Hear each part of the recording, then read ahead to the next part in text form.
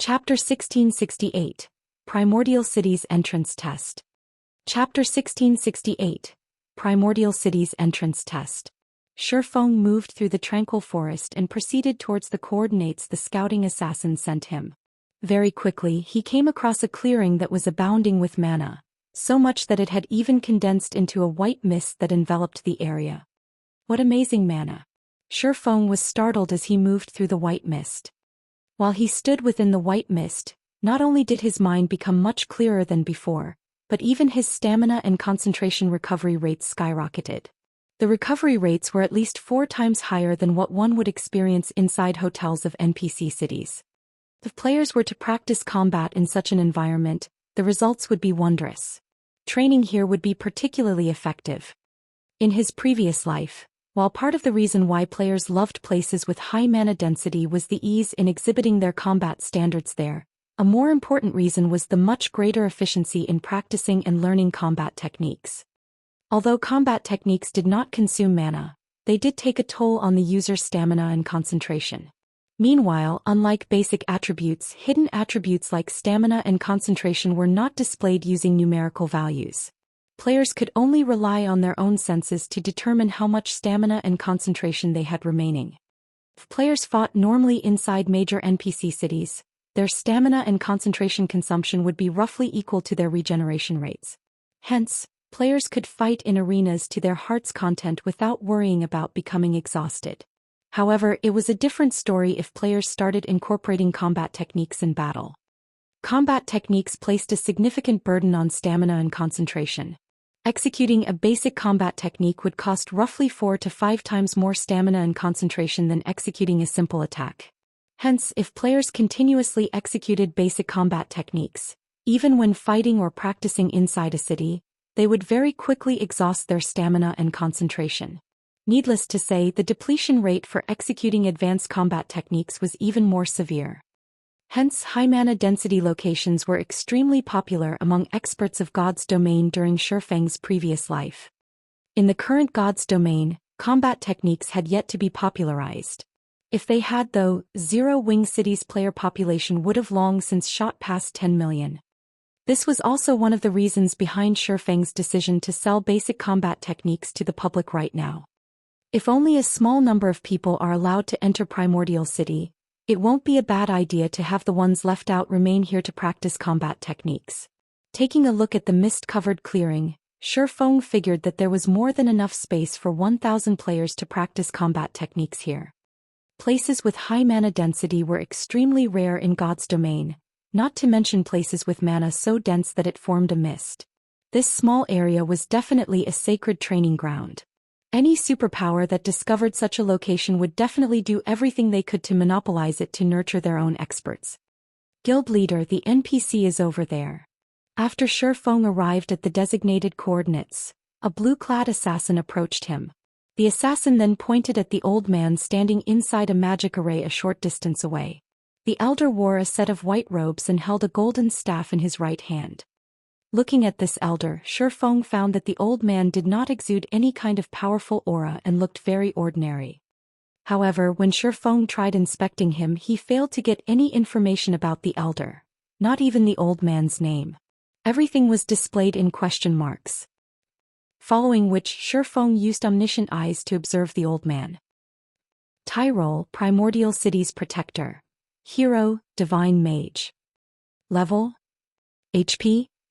A hero? Shifeng could not help but be stunned. He had never imagined that he would actually meet a living, breathing hero. In God's Domain, heroes had long since vanished into legend. The hero standing before him right now was something entirely different from the heroes summoned using heroes chapters.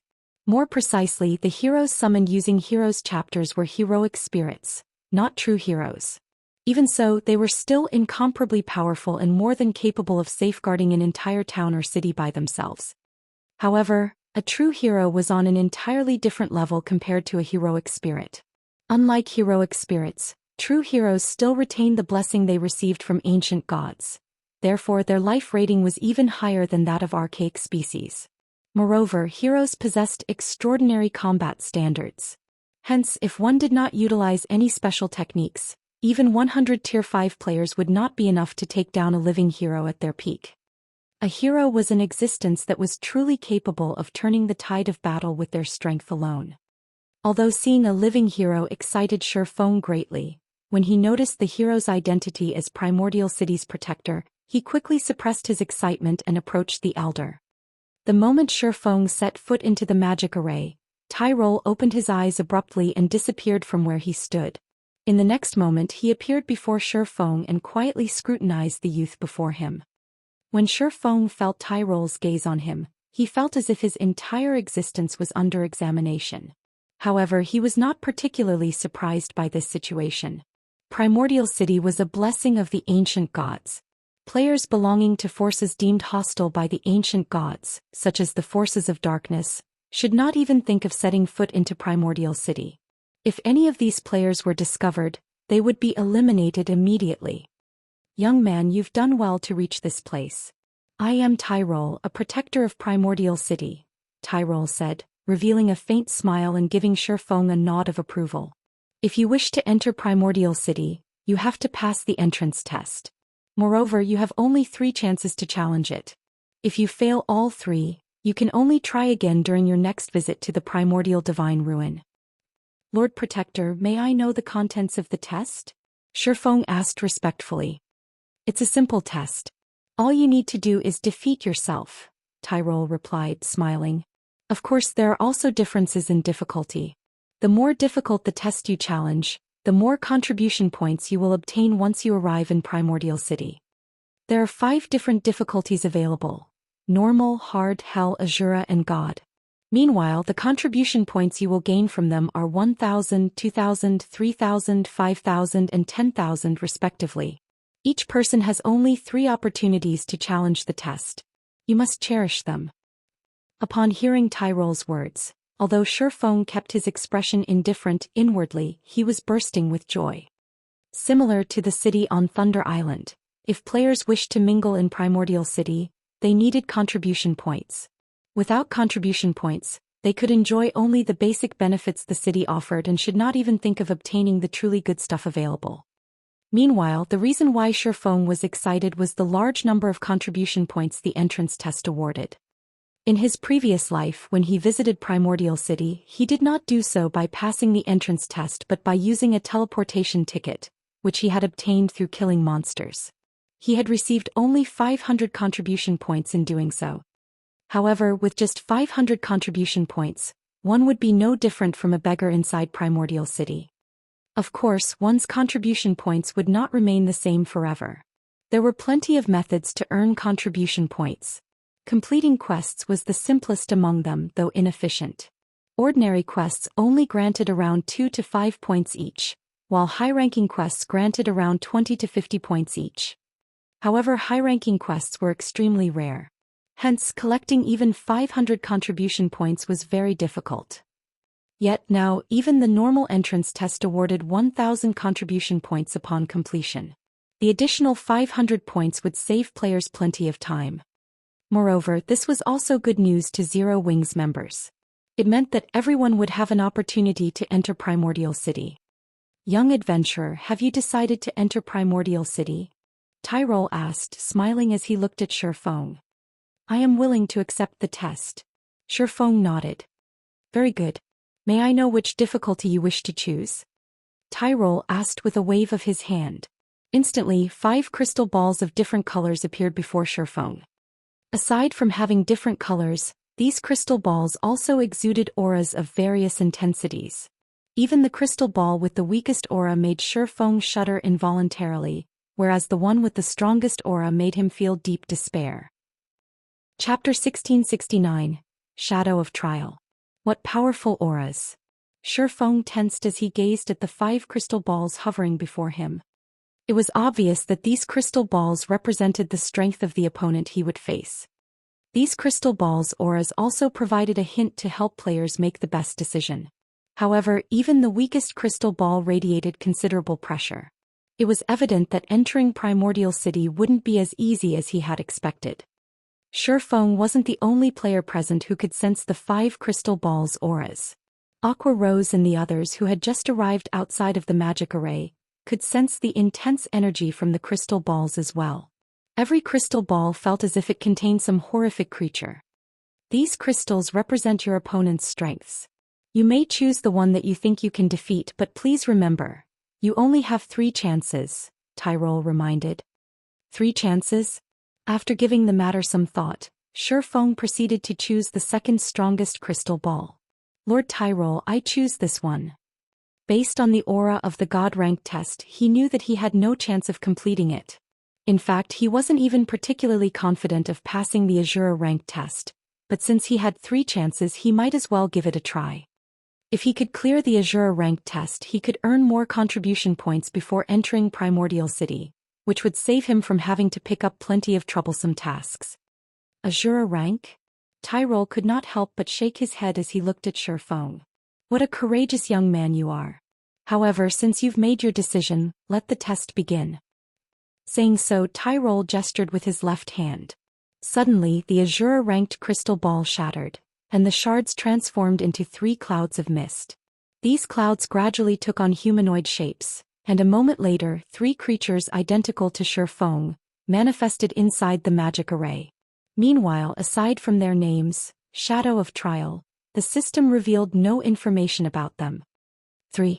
The corners of Shifeng's mouth twitched slightly. Although he could not see the Shadows of Trial's basic attributes, he clearly sensed that they were higher than his. Aqua Rose and the others who watched from outside of the magic array gasped when they saw the 3 Shadows of Trial. Each of the shadows felt like a great lord. No, to be more precise, the shadows' auras were stronger than any of the great lords they had faced. It would not be a stretch to call them grand lords. To pass the test, you simply need to land 10 hits on each of them. I must warn you, they know everything you know. Likewise, if they hit you 10 times, you will be eliminated, Tyrol said. After Tyrol explained the rules, the 3 Shadows of Trial revealed human-like sneers. Suddenly, they vanished, leaving afterimages as they charged at Shifeng. So fast. The watching crowd was shocked. The shadows had moved so quickly that all they had seen was faint afterimages. Moreover, unlike ordinary monsters, the Shadows of Trial commanded extremely high intellect. Their fighting style wouldn't be monotonous. Moreover, all 3 shadows coordinated perfectly, each striking at Shifeng from different directions. As soon as the shadows appeared around Shifeng, each launched a different attack. Illusory Shadow. Purgatory Pentaslash. Shadow Blade. The Shadows of Trial's attacks sealed off Shifeng's escape paths. To make matters worse, the illusory shadow attacks couldn't be blocked. Prep. Shifeng paled as he realized his situation. Not even he dared to receive all 3 skill attacks head-on. If he tried to, he would undoubtedly end up dead in the blink of an eye. Just before the attacks landed, Shifeng activated Divine Steps, and 10 doppelgangers split from his body. He immediately switched positions with a nearby doppelganger and used Shadow Blade against the nearest Shadow of Trial. However, before the Shadow Blades could reach the Shadow of Trial, 10 doppelgangers split from its body. Shifeng's 10 Shadow Blades then pierced through the Shadow of Trial's form. However, it was evident that he had nearly struck a doppelganger. How is this possible? They have my weapons and equipment skills as well? Shifeng was shocked when the Shadow also used Divine Steps. However, before Shifeng could regain his senses, all 3 Shadows of Trial activated Heavenly Dragon's power, their attributes soaring. They slashed their blades at their target, the intensity of their strength creating powerful gales. With no better plan, Shifeng continued to switch positions with his doppelgangers to avoid the incoming attacks. Although Heavenly Dragon's power was strong, it was a berserk skill that focused on boosting strength. Its buff to speed was only subpar.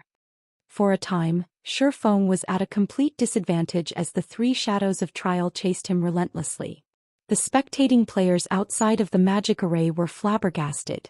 They were literally watching 3 doppelgangers gang up on their guild leader. Moreover, the doppelgangers' basic attributes were even higher than Shifeng's. If they had to face 3 of those doppelgangers at once, they'd likely die in an instant. However, Divine Steps had a limited duration. The instant those allied doppelgangers vanished, Shifeng gritted his teeth as he also activated Heavenly Dragon's power. Upon activating the Berserk skill, he darted for one of the 3 shadows. Sword's Orbit. Suddenly, brilliant stars bombarded the shadow of trial, one after another.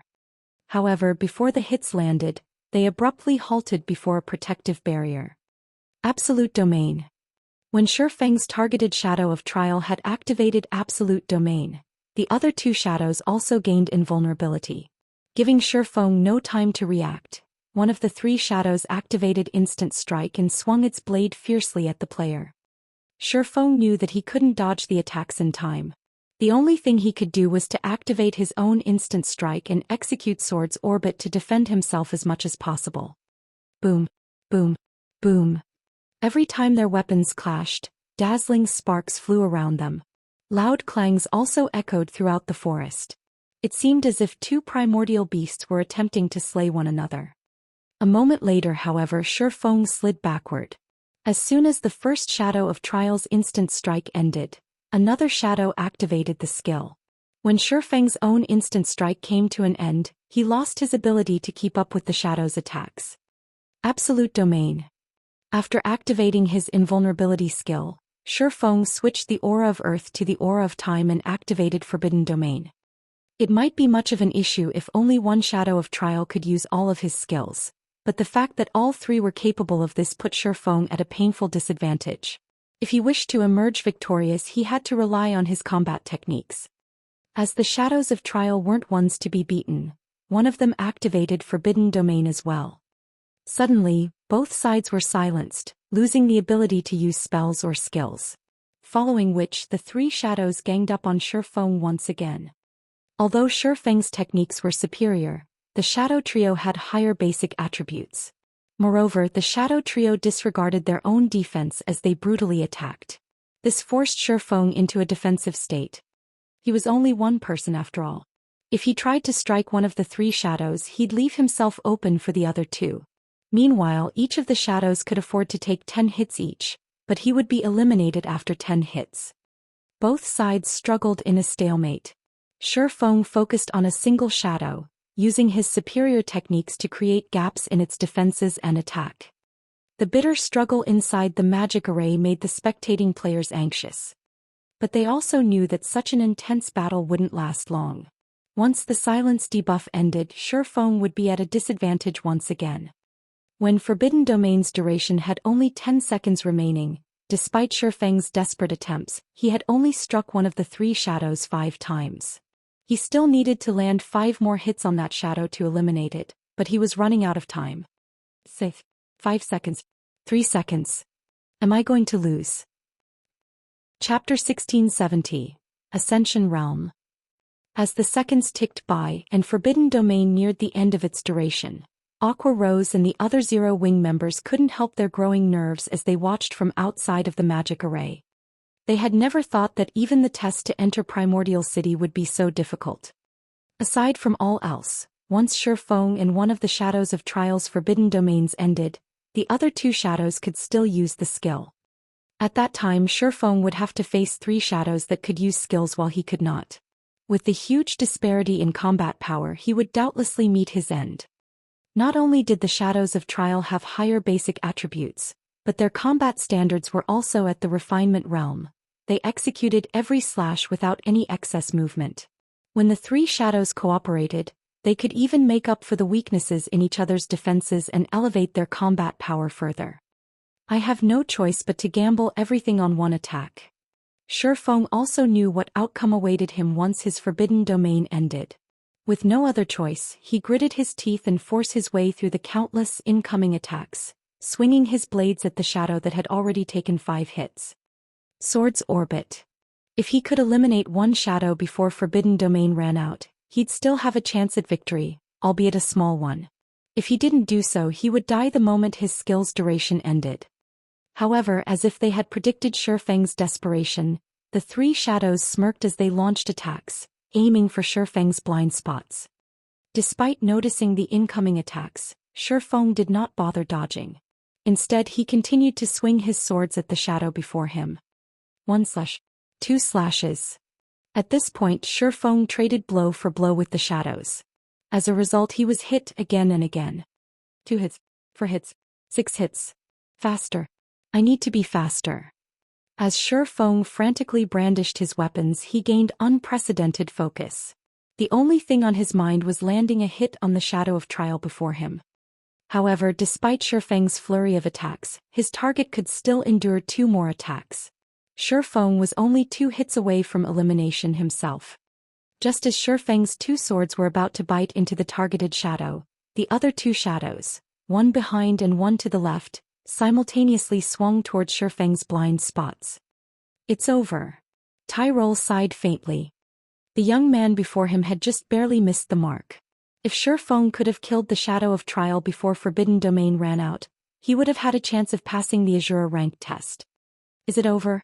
Shi Feng could sense the 2 shadows' long swords nearing his body, but he was powerless to do anything about the weapons. At most he could take one of the shadows of trial down with him. As the 2 long swords soared closer to Shi Feng's back and abdomen, something about the situation felt incredibly familiar. Shi Feng felt like this test was similar to the test Reinbeck, one of the Sea God's Temple's Vice Knight commanders, had given him. Before the breakthrough he had achieved during that trial, he hadn't been able to withstand Reinbeck's attacks no matter what he had done. He had only been able to watch as he had repeatedly been defeated. Reinbeck? Shi Feng's eyes shone with realization when he recalled his battle with Reinbeck. Right. Combat method. My combat method. Suddenly Shi Feng put strength into his legs and made a spinning jump. Utilizing the rotational momentum, he swung Killing Ray at the shadow attacking his abdomen, the sacred sword moving with remarkable speed. Dang! A crisp clang echoed throughout the forest. In that critical moment, Shi Feng had used Killing Ray to block the attack from the side while he used Abyssal Blade to slice at the targeted shadow's shoulder. He then utilized the force generated from blocking the attack at his side to push himself over 8 yards away from the nearest shadow. When his feet touched the ground again, he used a hand to stabilize himself, only coming to a halt after 2 more spins. He survived. Aqua Rose and the other Zero-Wing experts stared with wide eyes, utterly shocked. Shi Feng had actually executed an incredible maneuver at the last second, narrowly avoiding mutual destruction. Tyrol revealed an odd look as he watched Shi Feng. How is that possible? He has already reached the Ascension realm in the realms of truth. Existences that could set foot in the realms of truth's truth realm were exceedingly rare, with only a few throughout the kingdom. Meanwhile, experts who had reached the Ascension realm were even rare in Primordial City. One could not simply reach the Ascension realm by understanding the realm's philosophy.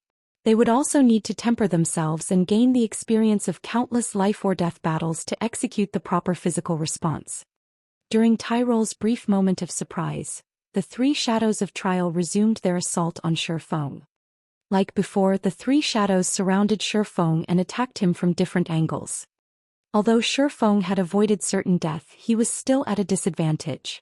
He had little more than a second before his forbidden domain ran out, and he had only blocked the attack aimed for his abdomen.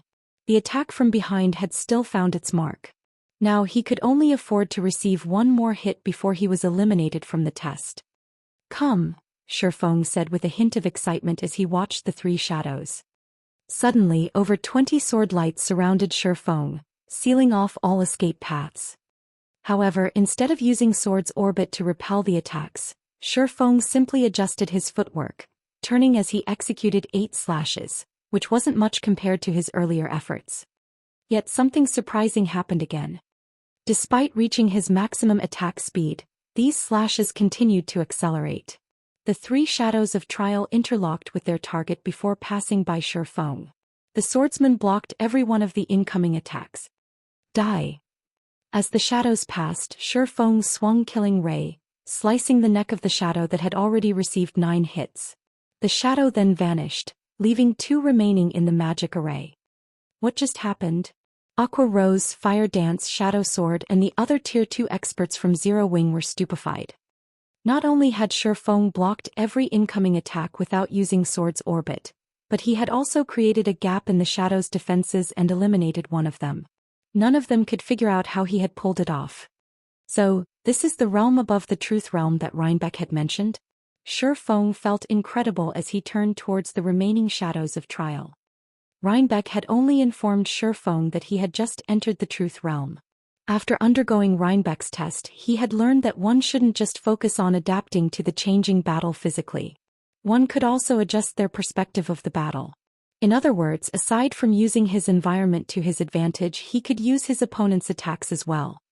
Unlike the realms of refinement, which focused on sharpening one's senses, the realms of truth focused on improving one's utilization of their body and the environment.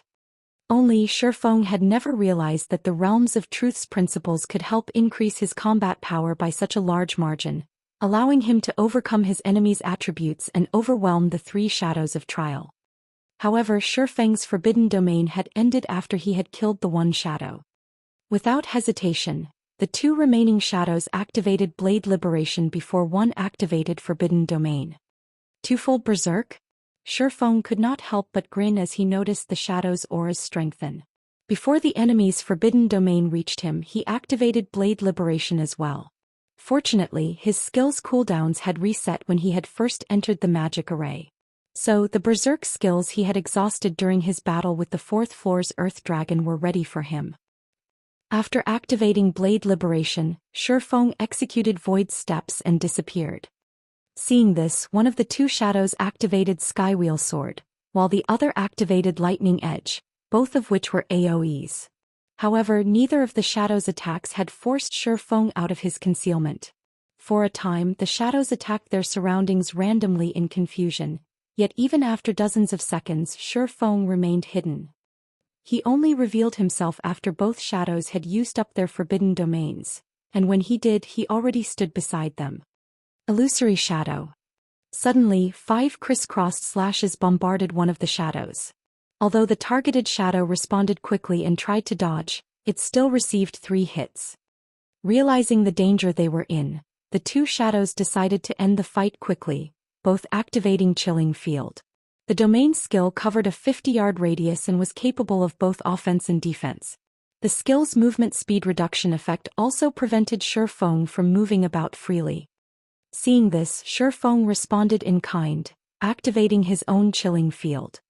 Suddenly, 27 icicles covered the battlefield, 9 belonging to Shifeng and 18 from the shadows of trial.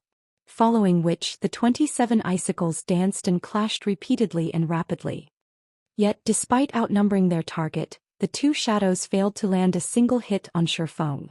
In fact, Shifeng only needed 6 of his icicles to defend himself, attacking with the remaining 3. 2 hits, 3 hits, 5 hits. The two shadows rapidly accumulated hits and eventually Shifeng landed the 10th strike on both shadows of trial, killing them. Chapter 1671, City Rookie. He won. Our guild leader is amazing. As the Zero Wing team watched the shadows of trial in the magic array gradually fade, they couldn't believe their eyes. The battle that had just occurred had overwhelmed them mentally. If they had been distracted for a split second, they would have missed the instant Shifeng and the shadows had clashed. Both sides' basic attributes were ridiculously high, and they could clash multiple times in the instant it took to blink. The several dozen White Tiger Dojo disciples that had joined the team on the 5th floor were utterly dumbfounded. They had witnessed many expert battles in the past and had even fought experts in the battle arena, but if they had to rank the experts they've seen thus far, the player before them would doubtlessly rank at the very top. It's finally over. Shifeng breathed a deep sigh of relief once the battle had ended. He hadn't expected the Azura ranked test to be so difficult. If not for the epiphany regarding the realms of truth, which had allowed him greater use of his own body and everything around him, including his opponents, the shadows of trial would have defeated him. However, this experience had taught Shifeng one thing. Aside from improving in the realms of refinement, which focused on one's senses and physical control, it was very important that players climb the realms of truth. The realms of refinement were akin to the body. As one became physically stronger, they'd be able to exert more strength. However, the realms of truth were like a weapon. Although an individual could rely on physical strength to pose a threat, there was a limit to how much of a threat they'd become. But if that person were given a weapon to complement their strength, they could pose an even greater threat.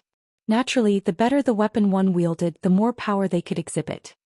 This also why experts who had yet to reach the refinement realm were sometimes capable of defeating refinement realm experts with their combat techniques. Combat techniques made use of the realms of truth's principles. It seems that we'll need to increase everyone's familiarity with the realms of truth in the future, Shifeng thought to himself. There was a limit to how fast one could reach higher realms of refinement, and reaching higher realms of truth wouldn't conflict with a player's growth in the realms of refinement. In fact, the two realms would even complement each other, helping one improve their combat power far faster.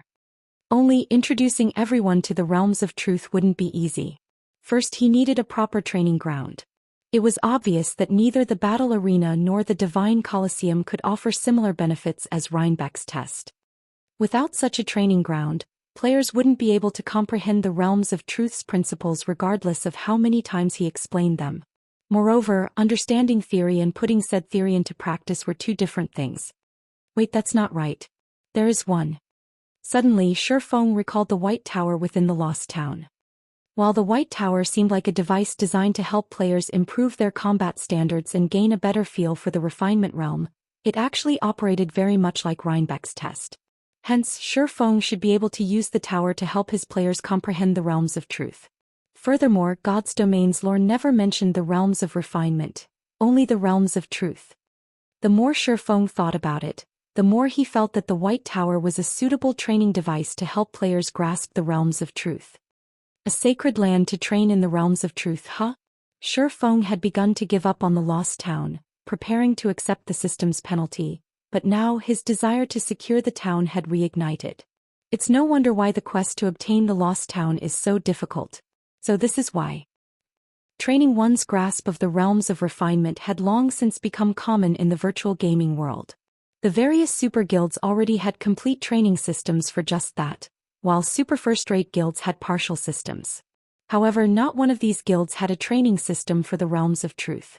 They most likely didn't even know how to train players' grasp of the realms of truth. If he could secure the Lost Town, he'd have a sacred land for players to focus on the realms of truth. With the help of the White Tower, players would not have to waste time poking around in the dark like the Freedom Alliance's silent entropy and could grasp the realms of truth with much greater efficiency. With the Boneless Land's Lost Town housing such a sacred tool, it was only natural that the quest to obtain it would be insanely difficult. As Shifeng tried to figure out how to complete the Demon's Nest quest, he heard the sound of a system notification. System, congratulations. You are the first player to complete the Azure rank entrance test. Rewarding 3,000 Primordial City contribution points and 1 Primordial City's City Rookie emblem. Young adventurer, congratulations on passing the test. As the first heaven-blessed individual to pass the Azure rank test, this City Rookie emblem belongs to you. Make good use of it. Who knows? It might even help you improve further within Primordial City, Tyrol said after appearing before Shifeng. He then took out a silver emblem in the shape of a crescent moon encompassing a sun and passed it to Shifeng. The instant the emblem appeared, the surrounding mana gravitated towards and circled the emblem. City Rookie emblem? After recovering from his shock over the additional 3,000 contribution points, Shifeng gave the emblem a curious look. This was the first time he had heard of this item. Based on Tyrol's tone when he had mentioned it, it should be extraordinary. Immediately, Shifeng tried to inspect the emblem's attribute panel. City Rookie Emblem, Dark Gold Rank. Primordial City's Emblem of Honor. When worn, user will enjoy the authority of a bronze adventurer in Primordial City. In addition, user may teleport to Primordial City from any location. Cooldown, 2 natural days, 96 hours. User restriction, Yifeng. Amazing. It's giving me the authority of a bronze adventurer right off the bat. No wonder why he told me to make good use of it. Shifeng was ecstatic as he gazed at the City Rookie emblem. At this point, the term bronze adventurer was still foreign to God's Domain's players. This was because the title was unique to Primordial City. Bronze adventurers in Primordial City were the equivalent of nobles in NPC cities. Only, as the ancient gods had specifically created Primordial City for adventurers, noble ranks didn't exist within its walls. Rather, special ranks were granted to adventurers based on their contributions to the city. The available ranks included Common Adventurer, Bronze Adventurer, Silver Adventurer, and Gold Adventurer. Each subsequent rank enjoyed greater authority and treatment in Primordial City than the last. However, it was extremely difficult for players to rise through the ranks as they weren't based on Primordial City contribution points. Instead, they were determined by one's Primordial City honor points. One had to earn 1,000 honor points just to become a bronze adventurer. Moreover, players would be fortunate to receive 1 honor point even after completing a high-rank quest in the city. If players wanted to earn more than that per quest, they'd have to complete Primordial City's trial quests, which were exceedingly challenging. Unfortunately, failing to complete the trial resulted in an unusually severe death penalty. In the past, most players had opted for the safe and reliable method of completing high-rank quests to collect honor points rather than challenge Primordial City's trial quests. Because of this, very few players had become bronze adventurers, let alone silver or gold adventurers. Even after 10 years in God's domain, Zhou Xian had never heard of someone becoming a gold adventurer. Meanwhile, not only would bronze adventurers enjoy a 10% discount on all expenditures that required Primordial City contribution points, but they'd also get to enjoy other benefits that common adventurers had no access to. One such example was the planar teleportation function, which allowed players to travel to the various higher planes. Not only were the higher planes monsters much stronger, but they also dropped far better loot. It was also possible to obtain unique resources. Only, teleporting to a higher plane was expensive, costing 1,000 contribution points per teleportation. If players died in these higher planes, they'd be teleported back to Primordial City instantly. Without sufficient strength and preparation, only a fool would grind in these higher planes. Right. They're still the higher planes. Zhou Xian's eyes suddenly sparkled. Other players might not know where to secure a large number of darkness stones, but he did. However, he hadn't had the means to reach these locations, but now he did. Zhou Xian immediately instructed his team to challenge the entrance test and told them what to do once they entered Primordial City. Meanwhile, he made his way with Tyrol's help to the city. When Zhou Xian arrived in Primordial City, every player within the Primordial Divine Ruin received a system notification about it. Chapter 1672, 7 Luminaries Temple. Many players were still fighting in the Primordial Divine Ruin, and the various superpowers on the 4th floor were preparing to raid the recently respawned Frostflame 2-headed Earth Dragon. However, before they could begin, they heard the crisp voice of the system. Primordial Divine Ruin Region System Announcement. A player has successfully entered Primordial City.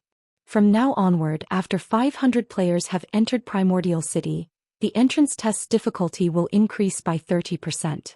After 1,000 players have entered Primordial City, the difficulty will increase by 50%. Count resets once per day. The system announcement repeated 3 times, its message becoming ingrained in everyone's minds. How did Zero Wing get into Primordial City so quickly? After the 500th player, the difficulty to enter Primordial City will increase.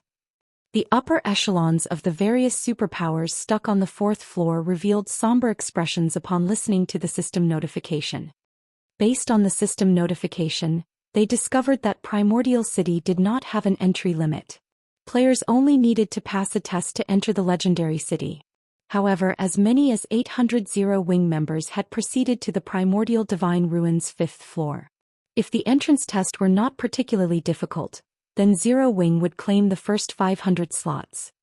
This meant that the tests the various superpowers would have to pass to enter would become far more difficult. Due to the increased difficulty, players who would have been capable of passing the test might fail. This, in turn, would decrease the number of players the various superpowers could send into the city.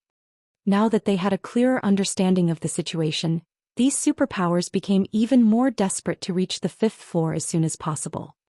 Meanwhile, news of Zero Wing entering Primordial City quickly spread outside of the ruin. What?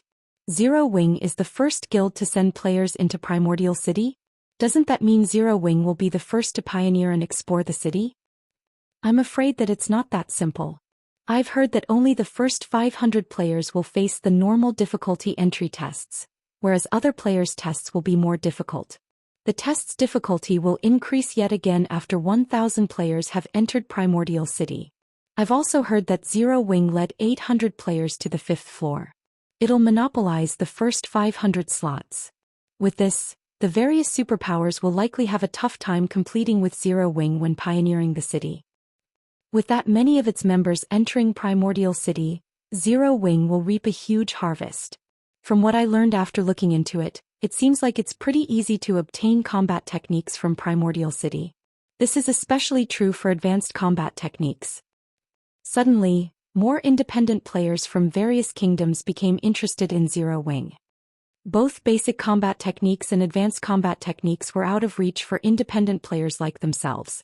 The various large guilds treated these combat techniques like family heirlooms, and they had strict requirements for anyone who wanted to learn their combat techniques, such as becoming a core member and signing a restrictive contract with the guild.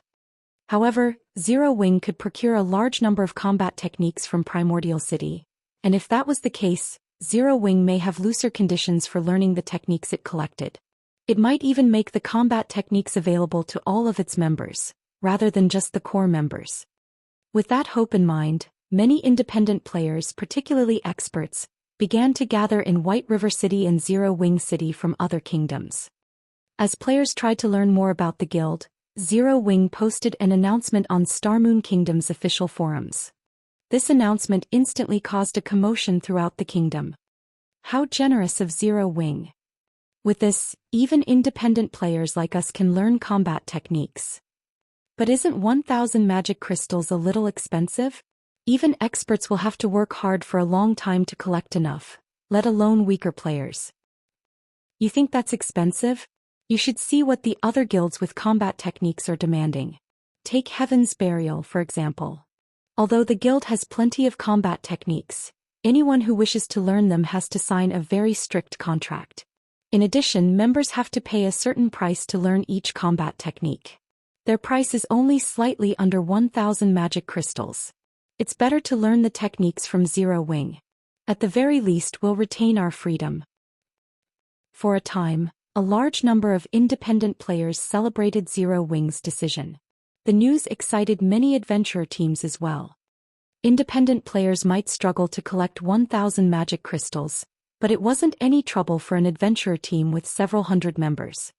When the various large guilds discovered the announcement, however, they fumed with fury. This was especially true for the guilds that had acquired combat techniques of their own. They had planned to use their combat techniques to attract loyal experts and gain an advantage over their competitors, but Zero Wing's latest announcement had ruined that idea.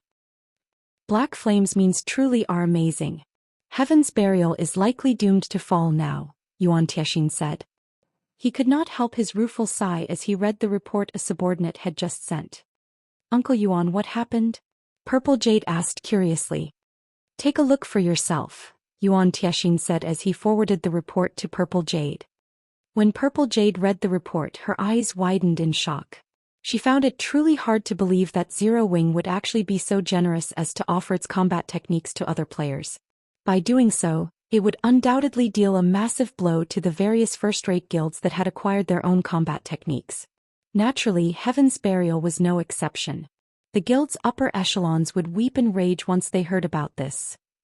While everyone discussed Zero Wing, Shifeng arrived in Primordial City's teleportation hall. The teleportation hall's main hall looked like a massive cave. The hall's ceiling was at least 100 meters from the ground. It also seemed like some kind of miniature sun was stuck in the ceiling, illuminating the hall. As Shifeng looked around, he discovered numerous mana-operated elevators, which led towards various spatial junctions. NPCs could arrive and leave Primordial City through these spatial junctions at any moment. These NPCs weren't limited to the human race, including members from other races as well. The instant Shifeng had arrived, both his mind and body had felt energized.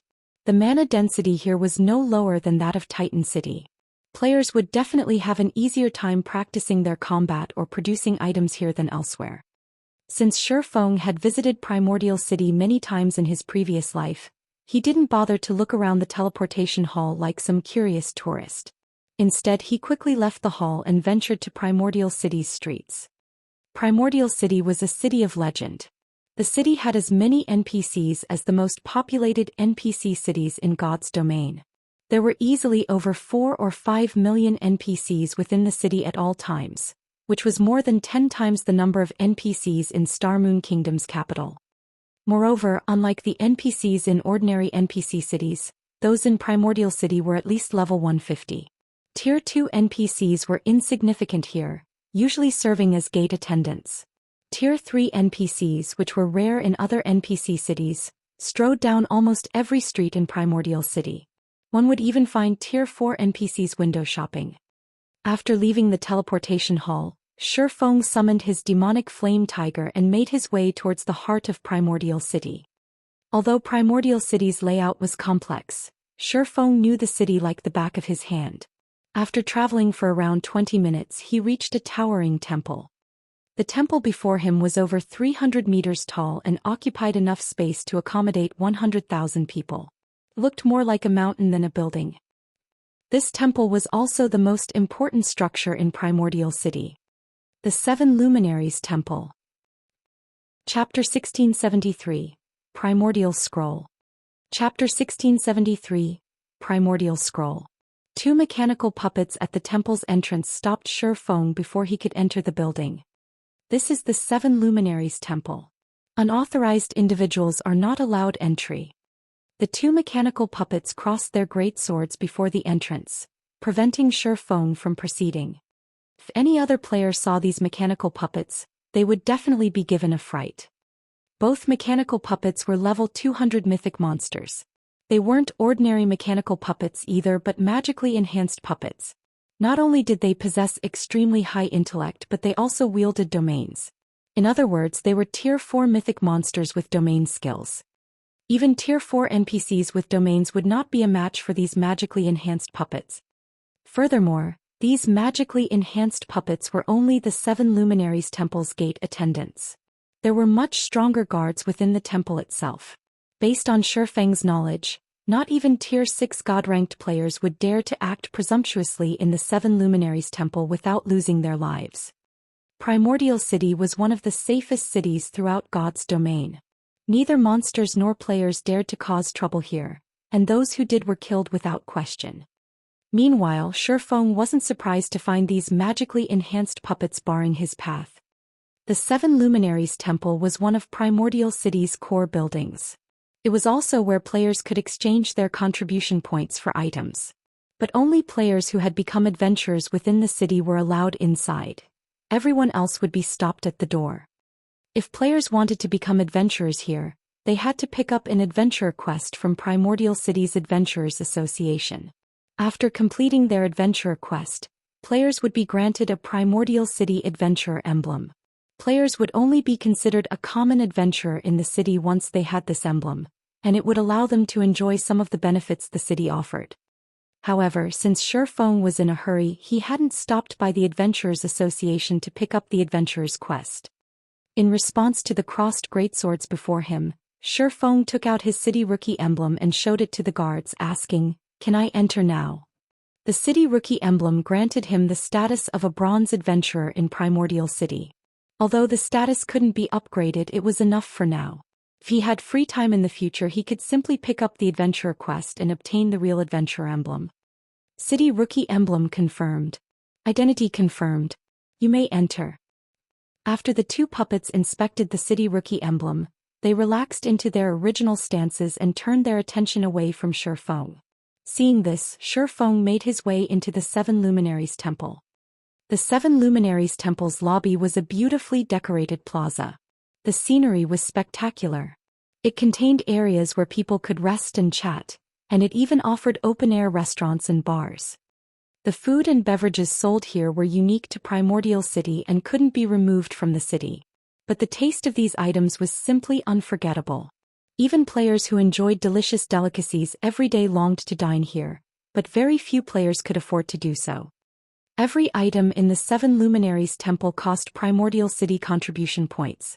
Neither coins nor magic crystals were accepted as currency. Meanwhile, a single meal here cost at least 100 CPs. Of course, players who consumed the meal would receive benefits that corresponded to the 100 CPs they paid, improving perception and focus. Unfortunately, the effects from a 100 CP meal would only last 2 hours. During that time, however, players could make use of the buff by renting a training room in the 7 Luminaries Temple to practice the combat techniques they had recently purchased. Likewise, the training rooms cost CPs to rent, with the basic training rooms costing 10 CPs per hour, intermediate training rooms costing 30 CPs per hour, and advanced training rooms costing 100 CPs per hour. To most players, though, this cost was astronomical. The system only granted free CPs on players' first visit to Primordial City, rewarding nothing for subsequent entries. Hence, it was very important that players carefully decide how to enter the Primordial City for their first visit. Aside from the first entry bonus, players could only obtain more contribution points by completing quests and through achievements in Primordial City. Shifeng didn't bother to look around after entering the 7 Luminaries temple as he made his way for the exchange counter. "Sir, may I know what item you wish to purchase?" an elven beauty behind the counter asked with a smile. Although the female elf looked like a simple administrator for the exchange department, if one paid close attention, they discovered that she was actually a level 150 Tier 3 Great Mage. Moreover, as a member of the elven race, her innate affinity with mana was incredibly high, making her slightly stronger than ordinary Tier 3 Great Mages of the same level. Inside a minor NPC city, this female elf could easily serve as the city's magistrate. If this elven woman decided to attack Shifeng now, he'd die instantly unless he activated an invulnerability skill in time. "I wish to purchase primordial souls," Shifeng said. "Primordial souls are extremely rare, so each will cost you 200 contribution points. We also have a daily exchange limit on primordial souls. Only 100 primordial souls are made available each day," the elf explained. "May I know how many primordial souls you wish to purchase, sir?" 20, Shifeng stated. Primordial souls were rare tools that could help players when they challenged their promotion quests. They were also unique to Primordial City. Naturally, Shifeng had to purchase as many primordial souls as he could afford now. Meanwhile, aside from the 5,000 CPs he had gained for clearing the Azura ranked entrance test, he had received a bonus of 3,000 CPs from the system, giving him a total of 8,000 CPs. So spending 4,000 on primordial souls wouldn't put him in the red. He also wasn't sure how many Zero Wing members would make it into Primordial City. Fortunately, unlike other players, he had the City Rookie emblem, which allowed him to earn CPs far more easily. "All right." The elf administrator then retrieved 20 bottles from the spatial storage unit behind her and said, "Sir, as a City Rookie, you enjoy a 10% discount on all purchases. Your total bill comes to 3,600 contribution points. Do you wish to purchase anything else?" After giving the matter some thought, Shifeng gritted his teeth and said, "I want to purchase 12 primordial scrolls and 1 teleportation stone to the darkness plane." Initially, he had planned to purchase advanced combat techniques after reaching Primordial City, but obtaining the Boneless Lands Lost Town was far more important right now. The darkness plane was one of the higher planes in God's domain, and the power of darkness on that plane was incredibly dense. Naturally, the monsters living in the darkness plane contained frightening amounts of power of darkness within them. When killed, they had a high chance of dropping a darkness stone fragment. Alchemists could use 100 of these fragments to synthesize a complete darkness stone, but their success rate was an excruciatingly low 30%. However, this was by far the best method to obtain darkness stones. On the other hand, if he tried to hunt darkness-type mythic monsters, the chance of obtaining a complete darkness stone was around 10%. When players in the past had to acquire darkness stones, they usually decided to do so in the darkness plane. However, as a higher plane, the darkness plane was extremely dangerous. With Shifeng's current strength, grinding there would be purely suicidal. He only dared to do so because he had the Bible of Darkness. If he wanted to increase his survival chances in the darkness plane, the primordial scrolls were necessary. The Primordial Scroll was a super rare scroll that could only be used in higher planes. Players could use the scroll to summon heroic spirits to aid them in battle, and it was akin to a Tier 3 summoning scroll. However, heroic spirits summoned this way operated differently from ordinary summoned creatures. A summoned heroic spirit's strength wasn't in direct combat. Rather, they tended to focus on support. They possessed plenty of support skills and spells that could significantly strengthen players' combat power.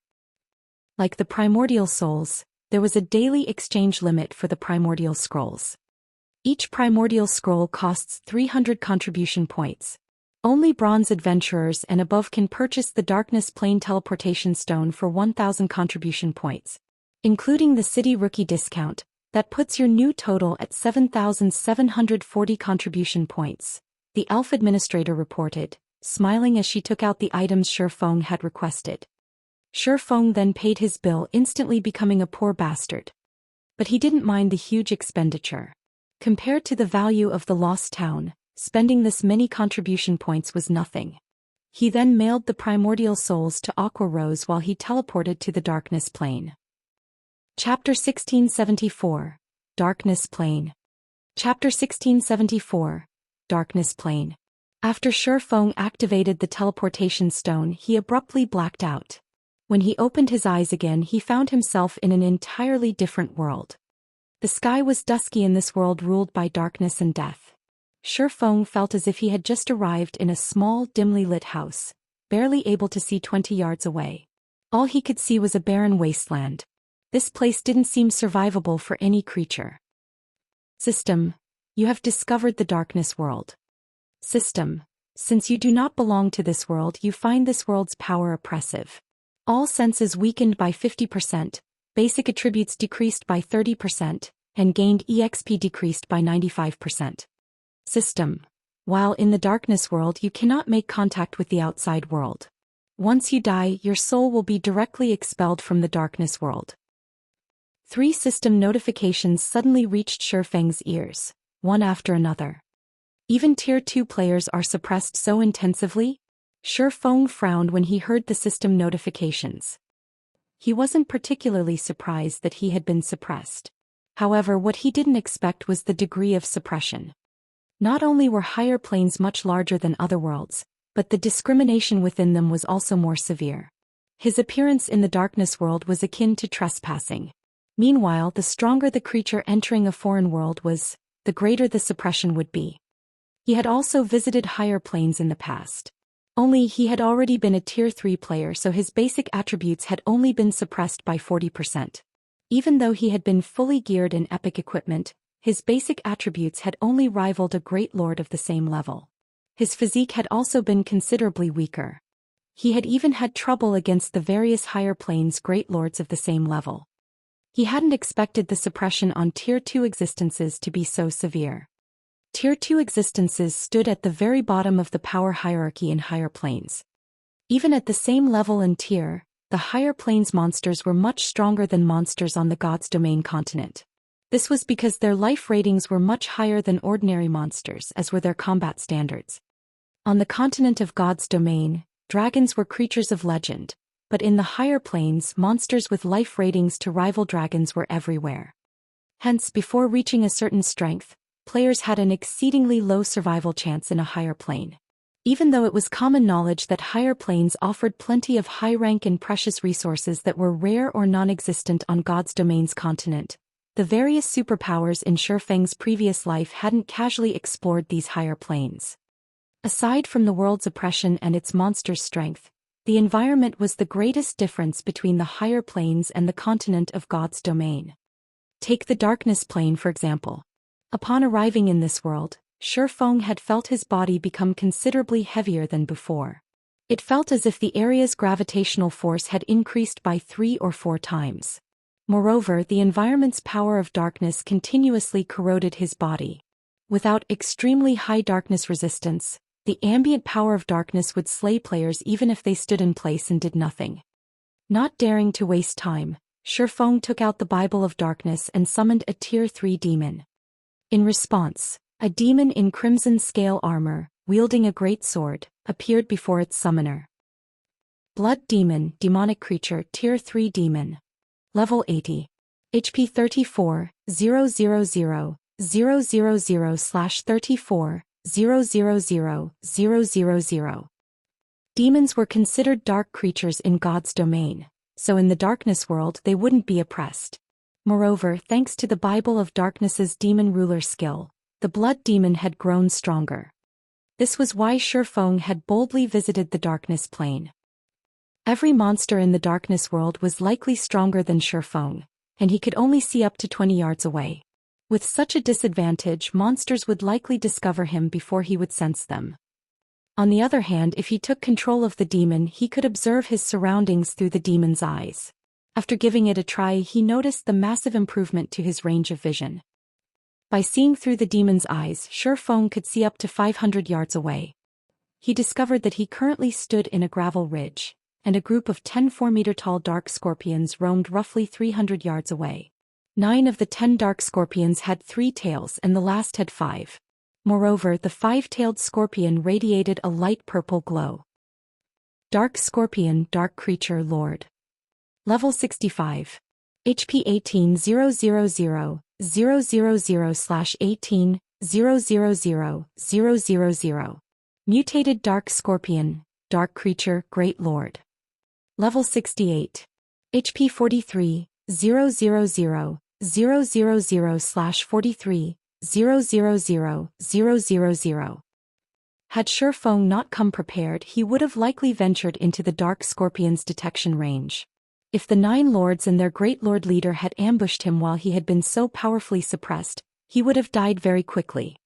Fortunately, the teleportation stones that transferred players to the higher planes generally sent said players to level-appropriate areas. Even so, if he sent the Blood Demon to attack the group of Dark Scorpions by itself, the demon would definitely lose that battle. The mutated Dark Scorpion's strength alone could rival the Blood Demon's. As a higher plane creature, the mutated Dark Scorpion had a considerably higher life rating after all. Furthermore, it had the support of 9 Lord-ranked Dark Scorpions to surround and annihilate the Blood Demon. However, Shurfeng had no intentions of circling past the group. He then took out a Primordial Scroll and activated it. As the Primordial Scroll activated, a 4-meter-tall elderly man appeared before him. The old man was semi-transparent and wielded a cane. Not bad. I actually got a great druid. Shurfeng was quite satisfied when he saw the old man. Primordial Heroic Spirit, Hero, Great Druid. Level 75. HP 15-000/15-000-000. Although the Primordial Soul summoned a random Heroic Spirit, all summoned Heroic Spirits were Tier 3. Unlike ordinary NPCs, Heroic Spirits wouldn't be oppressed in foreign worlds. In addition, they commanded plenty of Tier 3 spells and skills. They were the perfect support for players when grinding in higher planes. Any team that intended to grind in a higher plane would always purchase Primordial Scrolls before doing so. After summoning the Heroic Spirit, Shurfeng had the Great Druid cast a series of Tier 3 support spells. Tier 3 Spell Forest Protection increases the defense and basic attributes of all allies by 20% for 30 minutes. Does not stack with other attribute-increasing spells. Tier 3 Spell Nature's Blessing. All resistances plus 15% damage reduction, and a 15% increase to stamina for 30 minutes. Tier 3 Spell Thorny Vines. Protect a specified target with magical vines for 10 minutes. Anyone who attacks said target will receive damage from the magical vines. When the 3 support spells affected the Blood Demon, the Blood Demon's attributes rose by a large margin. Following which, Shurfeng controlled the Blood Demon and charged towards the Dark Scorpion group. When the Blood Demon was less than 200 yards away from the Dark Scorpions, it caught the monster's attention. Responding, the Dark Scorpions lashed their tails and hissed threateningly. Not waiting for the Dark Scorpions to attack, Shurfeng used the Tier 3 spell Blood Sanction. Immediately, 50+ blades of blood flew at the 10 Dark Scorpions with lightning speed. Even if Shurfeng were at his peak and activated a Berserk skill, he would have trouble blocking all 50+ blood blades. He would have to dodge or activate a life-saving skill to avoid taking a hit. As the blood blades were about to reach the Dark Scorpions, the latter's tails blurred. Ding, ding, dang. A series of dazzling sparks lit up the gloomy environment. The 9 Lord-ranked Dark Scorpions had successfully struck down over 80% of the blood blades, while the weapons that had found their mark had only dealt a little over -30,000 damage. The mutated Dark Scorpion, however, struck down all 9 incoming blades, emerging from the exchange unharmed. What high magic resistance! The outcome surprised Shurfeng a little. A Tier 3 demon's Tier 3 spell carried immense power. Just one of those blood blades could rival a Great Lord's attack of the same level, yet they had only dealt a little over -30,000 damage after landing a direct hit. To the Dark Scorpions who had 18 million HP each, the damage wasn't significant. During the brief moment Shifeng had been surprised, the mutated Dark Scorpions screeched as its tails began to glow dark green as they lashed out at the Blood Demon. The tails had moved so quickly that Shifeng hadn't been able to react in time. He had only managed to tilt the Blood Demon's body, evading 3 of the 5 attacks. When the mutated Dark Scorpion's 2 remaining tails struck the Blood Demon, its stingers slid through the demon's armor like a knife through paper, each dealing over -400,000 damage. Chapter 1675, Mutated Darkness Energy Crystal. After getting struck by the mutated Dark Scorpion's glowing stingers, the Blood Demon immediately gained a debuff. -22,347.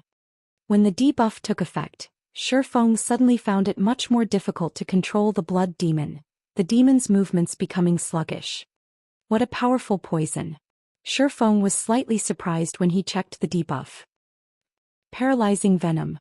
Inflicts 30,000 damage every 0.8 second for 12 seconds. While the venom is still in effect, decreases reaction speed by 40%, attack speed by 30% and movement speed by 30%. Effects can be stacked up to 10 times. The majority of toxins in God's domain only caused victims to lose HP over time. Very few could inflict a paralysis effect, much less be stackable.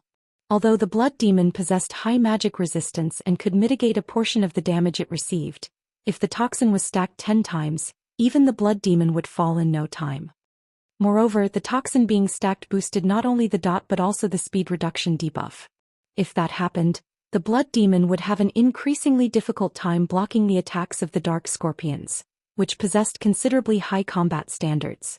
The mutated Dark Scorpion's combat standard was even at the level of an ordinary expert player. In the next moment the Dark Scorpions launched another wave of attacks at the Blood Demon. Due to the venom, the Blood Demon had great difficulty defending itself.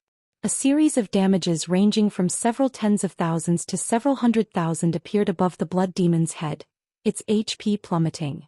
The number of paralyzing venom stacks also increased from 1 to 4. Now the Blood Demon was taking -120,000 damage from the venom every 0.8 second. Its reaction speed had also decreased by 60%, and its attack and movement speed by 50%. Even though the Blood Demon was higher leveled, it would not last very long against the Dark Scorpions at this rate. Thank goodness I prepared Primordial Scrolls. Glancing at the mutated Dark Scorpion, Shifeng then commanded the heroic spirit to cast the Tier 2 spell Healing Wind. A light green gale immediately enveloped the Blood Demon. In the next moment not only did the paralyzing venom debuff disappear altogether, but the Blood Demon also rapidly recovered the 10% or so HP it lost. In the blink of an eye it was already back to full HP. Once Healing Wind ended, Shifeng had the heroic spirit cast the Tier 3 spell Earthen Vine. Suddenly, vines sprouted beneath the Dark Scorpion's legs and bound the monsters completely. Although the Dark Scorpions managed to cut and snap the vines in their struggles, new vines would always replace the broken ones, greatly restricting the mobility of the Dark Scorpions. Moreover, the Earthen Vines also dealt -50,000 damage every second to the Dark Scorpions, and the skill lasted for a full 20 seconds. This skill was perfect against monsters without control removal skills. After the Dark Scorpions were restricted, the Blood Demon brandished its great sword and began exterminating the Dark Scorpions. Each of its normal attacks caused around -40,000 damage, while its skills dealt over -100,000 damage each. Meanwhile, Shifeng also cast Flame Domain on the group of monsters. Although Shifeng was suppressed by the world and his basic attributes had decreased significantly, the sacred sword he wielded doubled the damage he dealt dark creatures. Following which, damages over -200,000 appeared above the Dark Scorpions' heads. Moreover, the damage Flame Domain dealt also increased by 20% with every passing second. By the time Flame Domain ended, the Lord-ranked Dark Scorpions had lost nearly 1/3 of their maximum HP. Shifeng then executed Lightning Edge and dealt each of the Dark Scorpions over -200,000 damage per second for 5 seconds. At this time, the heroic spirit standing beside Shifeng finished casting the Tier 3 Curse Star Fury. Suddenly, Streaks of starlight started raining down from the sky and bombarding the dark scorpions. The might of the AoE spell was stronger than even Shifeng's flame domain, each wave of attacks dealing over -600,000 damage to the dark scorpions. Moreover, unlike normal AoE spells, Star Fury aimed only at enemies within range. Hence, the curse did not do any damage to the blood demon. In total, 7 waves of starlight descended on the dark scorpions. By the time Star Fury ended, not only had the dark scorpions lost a significant amount of their HPs, but they also fell into a heavily injured state, their basic attributes, defense and combat power, decreasing to a certain extent. This turn of events allowed the blood demon to deal even more damage. Now, even its normal attacks inflicted around -80,000 damage on its tough opponents. Very quickly, the first dark scorpion fell to Shifeng's group. Afterward, even after Earthen Vine's duration ended, the heavily injured dark scorpions didn't pose much of a threat. To make the battle more efficient, Shifeng decided to have the blood demon focus on only dodging the mutated dark scorpion's attacks while maintaining its assault on the other dark scorpions. This strategy rendered the mutated dark scorpion useless in the battle. The Great Lord could only watch as its subordinates got picked off one after another. Only after the disposal of all the Lord-ranked monsters did Shifeng have the blood demon trade blow for blow with the Great Lord, foregoing all forms of evasion and defense. Although the blood demon would get poisoned and receive significant amounts of damage from doing so, there was the healing provided by the heroic spirit. Due to the blood demon's all-out offensive, the mutated dark scorpion lost HP rapidly. 72%, 70%, 65%. After roughly 10 minutes had passed since the battle began, Shifeng activated Divine Providence and landed the last hit on the mutated dark scorpion. Following which, the mutated dark scorpion let out an agonized screech as it collapsed before Shifeng's feet. At the same time, the Great Lord also dropped 8 items around its corpse. The monsters here are really tough. Shifeng breathed out a sigh of relief when he saw that the mutated dark scorpion was finally dead.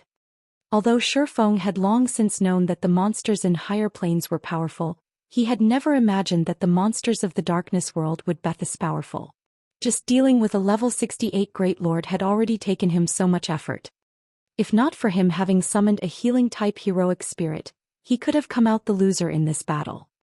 With how powerful the monsters in the darkness world were, if he came across a Grand Lord, he would most likely have no choice but to run away. However, while dealing with the dark scorpions was indeed very difficult, the loot they dropped pleased Shifeng greatly. The 9 Lord-ranked dark scorpions had dropped a total of 37 items. Among them, 15 were level 60 mysterious iron equipment and 8 were level 60 bronze equipment. The drop rate here was considerably better than on the continent of God's domain, where Lord-ranked monsters past level 50 dropped only bronze equipment while mysterious iron equipment was dropped by only High Lords and Great Lords, and generally just 1 or 2 pieces of equipment at that. Aside from weapons, equipment and materials, the 9 dark scorpions also dropped 3 darkness stone fragments. The drop rate for the fragments was considerably better than what Shifeng initially expected it to be. However, compared to the loot of the 9 dark scorpions, the loot of the mutated dark scorpion was much more attractive. Of the 8 items dropped, 3 were equipment: a level 60 secret silver cloth armor robe and 2 set pieces for the level 60 secret silver plate armor dark devourer set. Level 60 secret silver set equipment would be considered top-notch equipment in the game when players reached level 60. Moreover, the dark devourer set was actually an 8-piece set. The set's level requirement would be lowered to level 55 when 4 set pieces were gathered, and further to level 50 if one managed to complete the set. If players could equip level 60 secret silver set equipment at level 50, just the basic attributes they could gain from the set alone would surpass that of level 50 dark gold set equipment. Not to mention the dark devourer set's other set effects were also plenty amazing. The set's 2-piece set effect reduced the damage sustained from Tier 2 spells by 40% and spells below Tier 2 by 70%. Meanwhile, the 6-piece set effect raised the wearer's strength and endurance by up to 30% when attacked. If he could allow the guild's MTs and berserkers to equip the Dark Devourer set, they would be practically invincible among those of the same level. Aside from the 3 pieces of equipment, the mutated Dark Scorpion also dropped 2 Darkness Stone fragments. As for the remaining 3 items, 2 of them were paralyzing venom potions, which could be applied to weapons, allowing one's attacks to inflict a weakened version of the paralyzing venom debuff on targets. Each potion could be used 3 times and each application lasted 30 minutes. Although the debuff imposed was nowhere near as strong as the mutated dark scorpions, it was still quite effective against both players and monsters. Following which, Shifeng took out from his bag the last item the Great Lord dropped. This item was a crystal that gave off a black and white glow. When he looked at the crystal, a hint of excitement flashed in his eyes. The Mutated Darkness Energy Crystal. It was one of the rarest loot available in the Darkness world. In fact, it was a treasure highly sought after by players belonging to the Dark Forces. This was an item that would only be dropped by Darkness-type mutated monsters. Chapter 1676. Class Change to Yin Yang Saint. Chapter 1676. Class Change to Yin Yang Saint. Looking at the Mutated Darkness Energy Crystal in his hand, Shifeng immediately took out a Summon Guard scroll and activated it. The Mutated Darkness Energy Crystal contained a special kind of power of darkness, allowing one to gain better control over the power of darkness. For players belonging to the Dark Forces, absorbing the Mutated Dark Energy Crystal would improve their physique and life rating. At the same time, the power of darkness they could use would increase. One could say that the Mutated Darkness Energy Crystal was similar to a bloodline but with far inferior effects compared to an actual bloodline. Even so, it was still extremely precious. Shifeng never thought he could obtain a Mutated Darkness Energy Crystal just by killing one Mutated Dark Scorpion. Dark players would definitely go crazy with envy if they learned of this matter. In the past, countless Dark players had visited the Darkness world to obtain Mutated Darkness Energy Crystals. However, extremely few actually got their hands on one. Unfortunately, as Shifeng was not a Dark player, the crystal was not as valuable to him.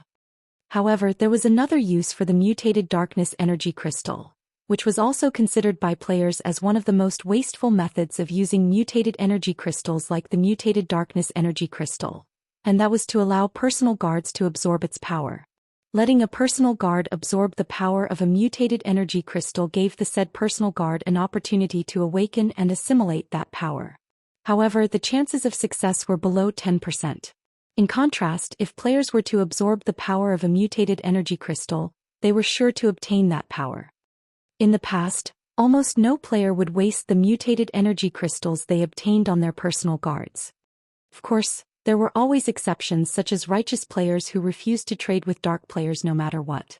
In such rare occasions, players would choose to give the mutated energy crystal to their personal guards instead and gamble on the small chance of success. Meanwhile, one of these exceptions had won their gamble, allowing their fine gold personal guard to obtain the power of fire. The result of this successful assimilation was a massive rise in combat power for the said personal guard. Afterward, the fine gold personal guard had even managed to get promoted to Tier 5. Normally, only dark gold guards had a chance to reach Tier 5 in God's domain. Meanwhile, after getting promoted to Tier 5, the evolved fine gold guard's combat power was even close to rivaling that of Tier 5 dark gold guards.